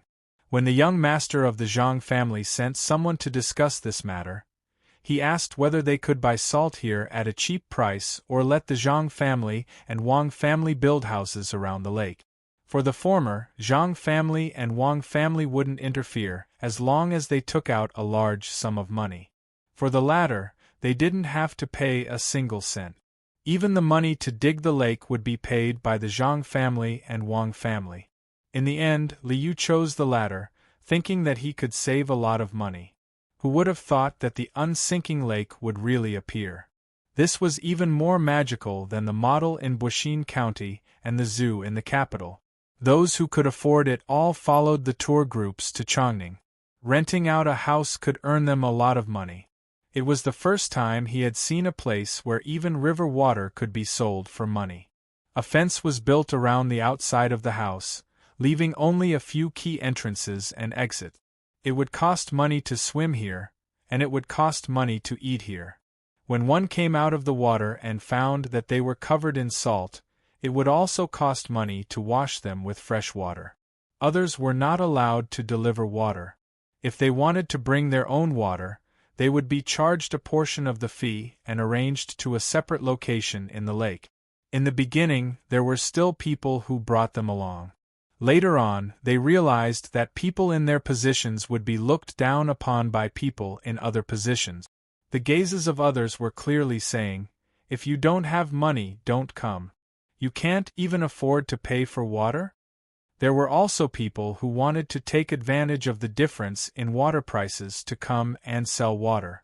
In the end, they found that after paying a portion of the entrance fee and deducting the tax, they were basically doing it for nothing. "My lord, shall we go down and take a bath?" Xiao Chong exclaimed in admiration of the young master of the Zhang family and suggested to the gloomy Liu. Liu shook his head. "No, I have to wash with water when I come up. It's nothing special. It's just not heavy. It's more convenient to practice swimming." How is the negotiation between the people of the Thousandage Chamber of Commerce and the people of the Xiaobao? Not yet. The people of the Thousandage Chamber of Commerce want to rent a two-story building beside the lake. They want to display their beautiful pottery and sell it. However, they are not willing to pay the rent. They say that it depends on the number of goods sold, and that they will get a 50-50 share. This price is too low. The young master of the Zhang family sent people here to say that the rent cannot be reduced. Moreover, they can only sign a contract every year. They can't sign a contract for 10 or 8 years. In the future, the rent will fluctuate according to the market price. The original contract was only signed for priority under the same conditions. Moreover, the price of the pottery of the Thousandage Chamber of Commerce is fixed. After selling the goods, they have to give the young master of the Zhang family 30% of the profit after tax. The price is too high. I think the Thousandage Chamber of Commerce is regretting it. Xiao Chong explained the situation that Liu wanted to know. Liu agreed. Yes, the Thousandage Chamber of Commerce is still not convinced. They have lost a part of the pottery market in the northern part of Hebei province. They have lost their monopoly on our market. The pressure of competition is also great. They still want to compete with Xiaobao. Let's see how they will compensate me if they can't reach the sales result that we agreed on in 2 years. Your Excellency is right. The Thousandage Chamber of Commerce has overestimated themselves. The young master of the Zhang family is busy with other things in Jili province. They can't deal with him easily. When the young master of the Zhang family finishes his business in Jili province and has time to deal with them, It will be a disaster for the Thousandage Chamber of Commerce. Xiao Chong, who had always regarded Zhang Xiaobao as a legend, said with certainty. News of the miraculous nature of the sunken lake spread at an extremely fast speed. People who were a little further away were moved to come over and take a look after sighing at the wonders of this place. Only a small number of people didn't admit that the floating lake in Chongning was a place that God sent to them. Li Longji was one of them. Hearing all kinds of rumors, he took out the map of Chongning and looked at it several times. He said to Gao Lisher, "How about going there again?" "Your Majesty, you can't. We've already been there once this year. Going there again will be a waste of manpower and money." Gao Lisher had never seen a lake that didn't sink. He was curious, but he didn't agree with the emperor's decision. What if we still let Xiao Bao and Cuckoo pay for it? Li Longji thought about the last time he went out. He heard people report that Zhang Xiaobao and Wang Wan were using his name to solicit money. Very quickly, he felt that he should ask them to fork out the money again. When Gao Lisher heard that his son and daughter-in-law had to pay for it, he thought that there were no new ways to make money. He was afraid that his son would lose money, so he said, "Your Majesty, it's just a lake that doesn't sink. I'll write a letter to ask Xiao Bao and see what he can do." He should have written a long time ago. He should have written a letter to me first. Why didn't he build one in the capital city instead of going to Chongning? It's obvious that he didn't take me seriously and made me anxious. His crime is punishable by death. Also, he went to Jili State with a plan. He lied to me again. Li Longji had also figured it out.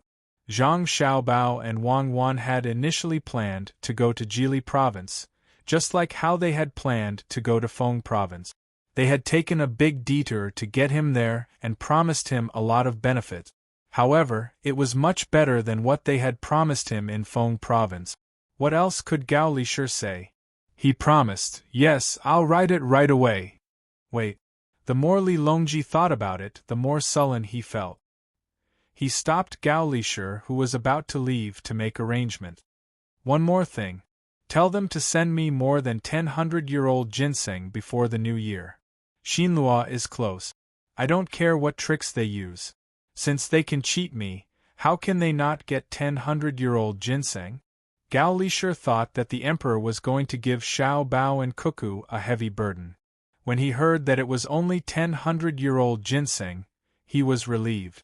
A few days ago, Xiao Bao wrote a letter saying that he would send him 200-year-old ginseng before the new year. He thought that ginseng was easy to get. Gao Lisher nodded and left. Li Longji opened the map of Chongning again and pointed at the lake. "Next time, change the place. I won't be fooled." Chapter 780. Gao Lisher's letter was sent to Jili Province. Zhang Xiaobao saw a lot of words in the letter and only mentioned "Your Majesty wants 100-year-old ginseng" at the end. Then, he threw the letter aside. Wang Wan and Wei Wei smiled. Li Longji is so poor that he has gone crazy. Every time he opens his mouth, he wants 10 ginseng. He's so pitiful. What's so pitiful about that? Zhang Xiaobao was worried about the population and did not consider anything else. It's a pity that he can't control this place that should belong to the 3 provinces in the northeast. It's just that the 2 of us are obedient and help him stabilize this place. Otherwise, look at the Anong Protectorate, Rao Lu Commandery, Songma Commandery, and Bohai Commandery. Which one of them listens to him? Today, he'll give a princess, and tomorrow, he'll be an official. If we didn't go to Tubo, we would still have to play at the border every year. We have to develop, but we have to worry about others attacking us. Especially Ku Tiu of Khitan. He's a person with some political and military skills. Li Longji has to acknowledge the person he appointed and marry him to the princess. He also has to have an official position. Others have to be respectful to him. When he speaks, others have to agree. When he's unhappy, others are not allowed to sing or dance in front of him. Otherwise, it's looking down on him. If Li Longji can control him, why didn't he write a letter to ask for more ginseng? Wang Wan folded the letter and explained the situation to Zhang Xiaobao. Zhang Xiaobao knew this person. He was not too far away from his place. If it was connected to the highway, he would arrive in a day. Even now, it would take less than a month to march the army. Zhang Xiaobao was worried about the population. He had said that he would recruit 100,000 soldiers, but now it seemed that he would not be able to. There were not that many people. Now, most of the 130,000 people in Jili province were from Xinluo. It was estimated that they had reached the limit and no one could come over. He touched a rabbit of the 12 zodiac animals and said, "Should we send someone to Xinluo to take a look and ask if they have any extra people? If they do, we can use pottery to exchange for them." Nowadays, pottery is not selling well in the north. They usually use fur to exchange for it. It's useless for me to have so many furs. Even if there is, I won't give it to you. 130,000 is 130,000. It's not a small amount. If you organize it properly, it'll be enough to start a rebellion. See if there's anything else you need to cut down trees and dig holes. If there's nothing else, I'll go train 10,000 soldiers. Wang Wan was waiting for the 10,000 people to adapt to the cold weather so that they could explore the way. Recently, she had been thinking about tomatoes, potatoes, chili, corn, sweet potatoes, and so on. She didn't like eating anything else. Zhang Xiaobao waved his hand. Go. There's no need for that for the time being. It's enough. If there's no other way, just get the civilians to do it. The army can't be built forever. We're not construction soldiers. When we reach North America, don't forget to bring me some cigarettes. I'll roll them and smoke them. Smoking is harmful to your health. Do you smoke? Wang Wan agreed, even though the two of them didn't even know what North America looked like. Cigarettes? Zhang Xiaobao paused for a moment. He understood what Wang Wan meant. I don't know how to smoke tobacco. I can't make it. I didn't smoke tobacco in the past. I only smoke tobacco, not shredded tobacco. Shredded tobacco is too expensive. A box costs a few hundred. Yes, you smoke the ones that are dried and rolled up. A few $100s each. Don't be idle. Do some planning. This year we have to pay taxes. Li Longji, that bully, is really not a good person. Wang Wan said this and walked out of the door to find her army training. Seeing Wang Wan leave, Zhang Xiaobao put down the rabbit of the 12 zodiac signs and picked up the cat of the previous zodiac sign. He played with it in his hand and muttered, "It's good to pay taxes. Paying taxes can increase one's reputation. Poor Li Longji. Fine, I'll get some more deer antlers. Otherwise, he'll throw a tantrum if I don't give them to my godfather. Also, my parents say that the mink fur in the northeast is good. Make some clothes to avoid the cold in winter. In a few days, a flock of geese will be flying south. Forget about the Ural grass. My family doesn't use that to make shoes." The days passed calmly and passionately. When late autumn was approaching, the second batch of grain had already started in other places. However, the first batch of grain in Jili had not yet arrived. Because it was planted late, most of the grains were still soybeans. They had to wait for the frost to fall. Wang Wan led the 10,000 soldiers to train and swim every day. They took cold baths 3 times a day so that the people from the south could gradually adapt to the cold weather. Zhang Xiaobao ordered the people in the province to build Kong bed.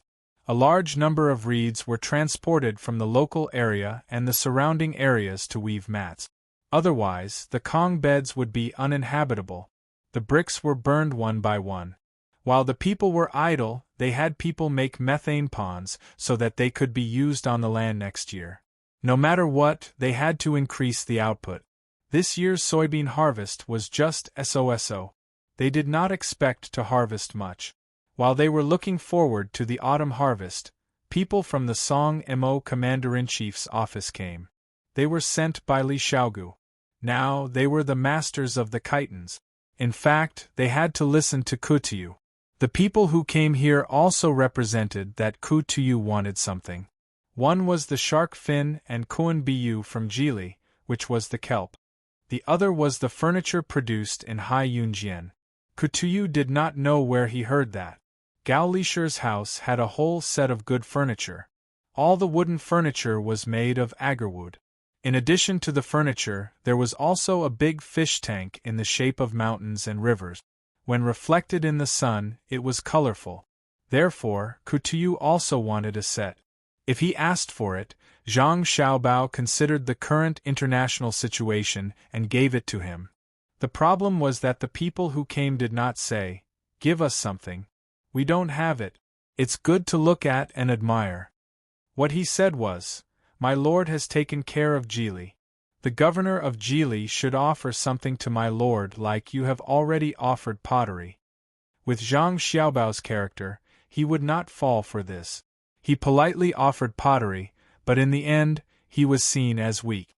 Just as he was about to politely refuse, Wang Wan, who got the news, hurried back and said to the people from the Song Mo Commander-in-Chief's office, "Jili doesn't need your care. If you want something, fine. If you don't give it to me, you can only give me a broken bowl and half a bowl of spoiled rice. If you are a man, fight me." The people who came were angry and left unhappily. As a result, just after leaving Jili, Wang Wan, who was still angry, thought for a while and led the troops to chase after them. With only 100 people, they killed more than 100 people from the Song Mo Commander-in-Chief's office, leaving only one leader. Only then did she calm down and come back. Zhang Xiaobao, who did not stop Wang Wan, waited for Wang Wan to come back happily and said to her, "You are like a child. As the saying goes, when two countries are at war, they don't kill the envoys. Why did you bully them?" "I am a child. How can they be considered a country? I didn't admit that they dared to threaten us. We are not scared. Write a letter to Kutuyu immediately and ask him if he wants me to kill him. If he wants to die, just say it and I will help him." Wang Wan said indifferently and said, "This time I didn't bully them. It was a one-on-one fight. The Xiang army is the Xiang army. They are only stronger than the Khitans. We won a complete victory." "Forget it. You rushed up with 100 people. There are so many people behind you. How can they fight? Who knew that you wanted to kill people? They thought you wanted to kidnap people. They were not prepared at all." Zhang Xiaobao could understand the feelings of the 100 Khitans who were killed. Not to mention the Khitans, even the Turks would not expect Wang Wan to kill them. "I don't care. This is called catching them off guard. They didn't know before, but now they know. If they offend me, they won't have a good ending. Didn't you see? When the leader left, he stared at me. His eyes were full of disdain. Wang Wan was still full of righteousness." Zhang Xiaobao agreed as he ground the ink. "Okay, kill them. We have to kill them sooner or later. If we don't kill them, it will be Liao in the end. I will write a letter and ask him to give us an acceptable explanation. If not, he won't have a good ending." "Yes, he won't have a good ending." Wang Wan spread out the paper and took the ink from Zhang Xiaobao and ground it. It didn't take long for 2 letters to be written. One was sent to the capital and the other to the Song Mo Commander-in-Chief's office. The letter to the capital was sent with a pigeon, but it was sent by the Ministry of Rights. Gao Lisher was in charge of the pigeon. Usually, as long as it wasn't from important people like Zhang Xiaobao, he could let his subordinates handle it. When it was not important, even if someone was willing to spend more money to send a letter, he would take care of it. When he heard that Xiaobao had sent a letter, he hurried over. In the end, he saw that it was sent to the Ministry of Rights. Thus, Gao Lisher could not open the letter directly. Instead, he found the minister of the Ministry of Rights, Suer. Suer's days were not very good. Although the position of minister was something that many people could not obtain in their lifetime, compared to his previous position, it was far worse. When Gao Lisher found him, he was busy behind his desk with the pilgrimage of Mount Tai. The original date was in November, but it was changed. It was changed to October. Now, there were less than 2 months left before they had to leave. The Turks had negotiated with the surrounding small countries. They would not come to cause trouble, and would even send people to observe the ceremony. When Gao Lishur threw the letter in front of him, he opened it and read it. He felt that his entire back was wet. Lord Gao, this is a critical moment. What do Zhang Xiaobao and Wang Wan want to do? His Majesty is about to go for the pilgrimage. Why did they have to make trouble at this time? What if the Khitans do not come to observe the ceremony and prepare to send troops? Su'er felt that the pilgrimage was already very stable and there would not be any problems. He did not expect that at the most critical moment something would happen in Jili province. As for why they did not go to the censorate but to the Ministry of Rights, the contents of the letter were all grievances, saying that they should be united and should not have come to force them. Others might not understand, but Su'er did. After all, he had once been on the same side as the Ziwei Yellow sect. How could he not know this method? It was more powerful than sending it to the censorate. Sending it to the censorate would be an impeachment, and the result would be to the emperor. Sending it to the Ministry of Rights would be to gain the upper hand in terms of reason. Why did they gain the upper hand in terms of reason? It was to prepare for the deployment of troops. Zhang Xiaobao and Wang Wan really wanted to make a move. Gao Lishur did not see what was written in the letter. He took the letter and read it. He gasped and swallowed twice. He did not care about Su'er and said to him, "I'm going to find His Majesty." He left in a hurry. Su'er did not see him out. After a while he sighed, "You're too abrupt. What can I say about you?" Chapter 781. Gao Lishur almost ran to Xingqing Palace. He understood the situation, but he suddenly wanted to ask for something from his son and daughter-in-law. The people he sent didn't speak properly and threatened them. In the end, his daughter-in-law killed so many of them. Now, the main thing to do was to appease the Khitans. The ceremony was about to start, so he couldn't be rash. However, at this moment, he suddenly wanted to ask for something. What should he do? Who would the emperor favor? If he favored Kutuyu, what should he do? He couldn't just watch his son and daughter-in-law suffer. In the past, he treated it as a game. Now, he was dealing with outsiders. He couldn't let his son suffer. "Lishur, do you have something urgent?" Li Longji already knew what was going on with the sunken lake in Chongning. Zhang Xiaobao promised him a large amount of inferior salt to build an artificial lake for his manors around the capital. The lake was open to the public for 10 days every month. The money earned would go to Zhang Xiaobao. Part of it would be pure profit, and the other part would be used to maintain the manors.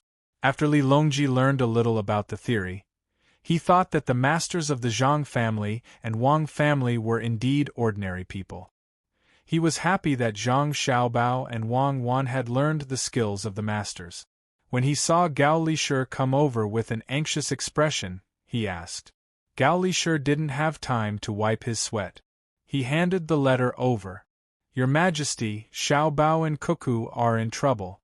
The two children actually, Your Majesty, you'll know when you read it." Li Longji was still waiting for Gao Lishur to say it. He didn't expect that he would read it himself. He opened the letter and read it from the beginning. After reading it, he was stunned. Suddenly, his face became gloomy. Gao Lishur was shocked.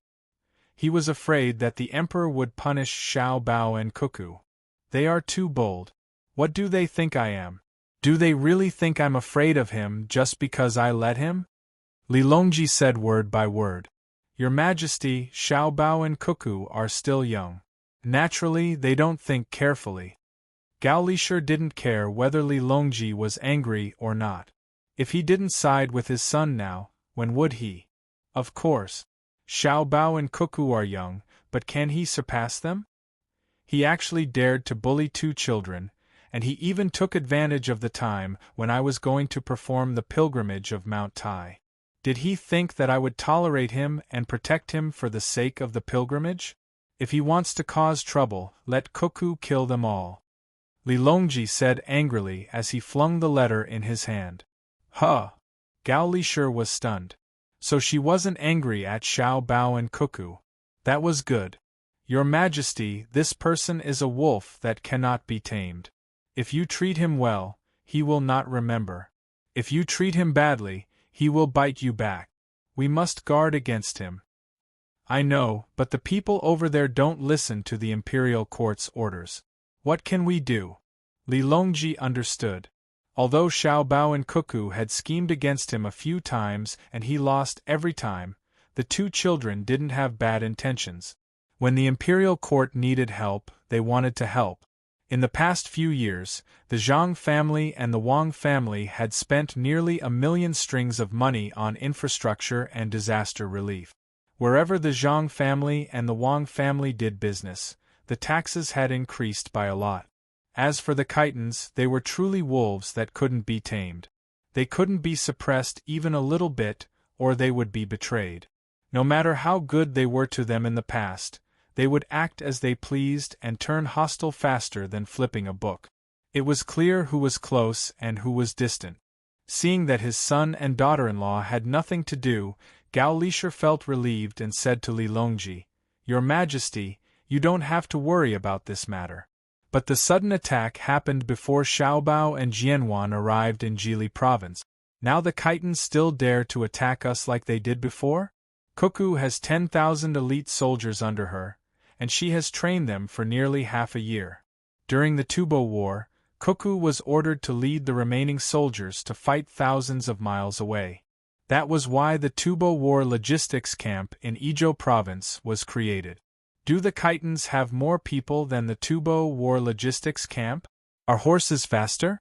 Are knives sharper? A smile appeared on Li Longji's face. Apparently, he was happy with Gao Lishur's words. This was not nonsense, and it was the truth. That's right. With Cuckoo leading 10,000 elite soldiers, the Khitans won't dare to make trouble, and they won't be able to attack us. The letter didn't mention other things in Jili province. How are things over there? Your Majesty, Xiao Bao sent a letter a few days ago saying that the 100-year-old ginseng that Your Majesty asked for have been prepared. There are also 2 sets of deer antlers for Your Majesty to brew wine in winter. There are also countless other marine products.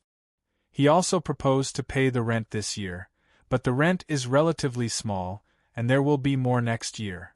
Naturally, Gao Lishur had to pick the good ones. In fact, there were no bad ones. Xiaobao and Huan had never complained about the lack of money or manpower. They also did not mention how difficult the local construction was, or how sad the people were. Allowing them to be exempted from taxes did not feel like they were children. They were like the stabilizing force of the sea as described in the novel. They were reassuring no matter where they were. Adhering to the style of the masters of the Zhang family, they never complained, could overcome all difficulties, and became stronger when facing strong opponents. Li Longji and Wei Wei nodded. They blinked their slightly red eyes and said, I know that even if many officials don't say it, they think that I'm partial to Xiao Bao and Cuckoo. But if you ask me, who else should I be partial to if not them? Who has the ability like them? Who can do better than them? They are all adults, but they still want to compete with children. They can't compare to the 2 children. I won't say that I want them to do better than Xiao Bao and Cuckoo. In Jili province, as long as they can do half of the 2 children, I'll be partial to them. But who can do it? Your Majesty, you can't spoil Xiao Bao and Cuckoo. When the 2 of them are tired of staying there, let them come back. This is to prevent them from being difficult to control in the future. Gao Lishur began to object to Li Longji's words again, but after listening carefully, one could find the contradiction. It was true that it was to prevent them from being difficult to control, but what did he mean when he said that they were tired of staying there? Once they were tired of staying there, it would probably be difficult to control them. Li Longji didn't care about the meaning behind Gao Lishur's words. He didn't believe that Gao Lishur didn't care at all when he finally had a son. Some of the officials had said that he had countless furniture and good things in his house. Where did they come from? Ordinary people had no way to bribe him. It was all given by Xiao Bao and Cuckoo. It was said that for the new year, the fireworks shipped were different from the ones sold. They were bigger and had better packaging, so the inside shouldn't be bad either. There was also the salt sent from Jili province. A portion of it was sent to Luoyang, a portion was sent to him, and a portion was sent to Gao Lisher's house. The color of the salt wasn't snow white, but rather a bit of green. It was said that it had been processed through more than a dozen processes. One of them was even cooked with kornbu to prevent big neck disease. He had eaten it, not to mention putting it in the dishes. He could even take one out and put it in his mouth. It wasn't that salty, but it had a taste. If it wasn't for Gao Lisher, based on Xiao Bao and Cuckoo's personalities, he probably wouldn't have been able to eat it. Write a letter to Xiao Bao and Cuckoo. Tell them to take a look at the entire northern part of Hebei province. If they encounter anything, they can do it first and report it later. Li Longji, who was jealous of Gao Lisher, decided to use Zhang Xiaobao and Wang Wan to suppress that area. Yes, Your Majesty. Do we need to send more troops to Cuckoo? Gao Lisher understood that the Emperor wanted to rely on Xiao Bao and Cuckoo to take care of that area, but he was worried that the two of them didn't have enough troops. Li Longji thought for a moment and said, "Write a letter to them and ask if they want troops and where to get them. As long as they can control the northern part of Hebei province, even if Cuckoo wants the thousands of light cavalry in Shannon province that fought with her in Tubo, I will give them to her. I'll do it right away. Your Majesty, will you bring Xiao Bao and Cuckoo with you when you go on the pilgrimage?" Gao Lisher nodded. Suddenly, he thought of something very important. Feng Chan, what a big deal. If he couldn't bring Xiao Bao and Cuckoo along, the two of them would regret it. That will depend on their abilities. If they can stabilize that area, let them come. If they can't, let them stay in Jili province. Li Longji thought for a moment and said, in fact, he really wanted to bring Zhang Xiaobao and Wang Wan. For him, the two children were too deceptive. No matter how good a guard was, there were bound to be mistakes. If he brought the two children with him, they could be his trump card at the critical moment. Not only were the two of them able to fight against the most powerful bodyguard, but more importantly, they could do what the bodyguard could do, and what they could do that the bodyguard couldn't.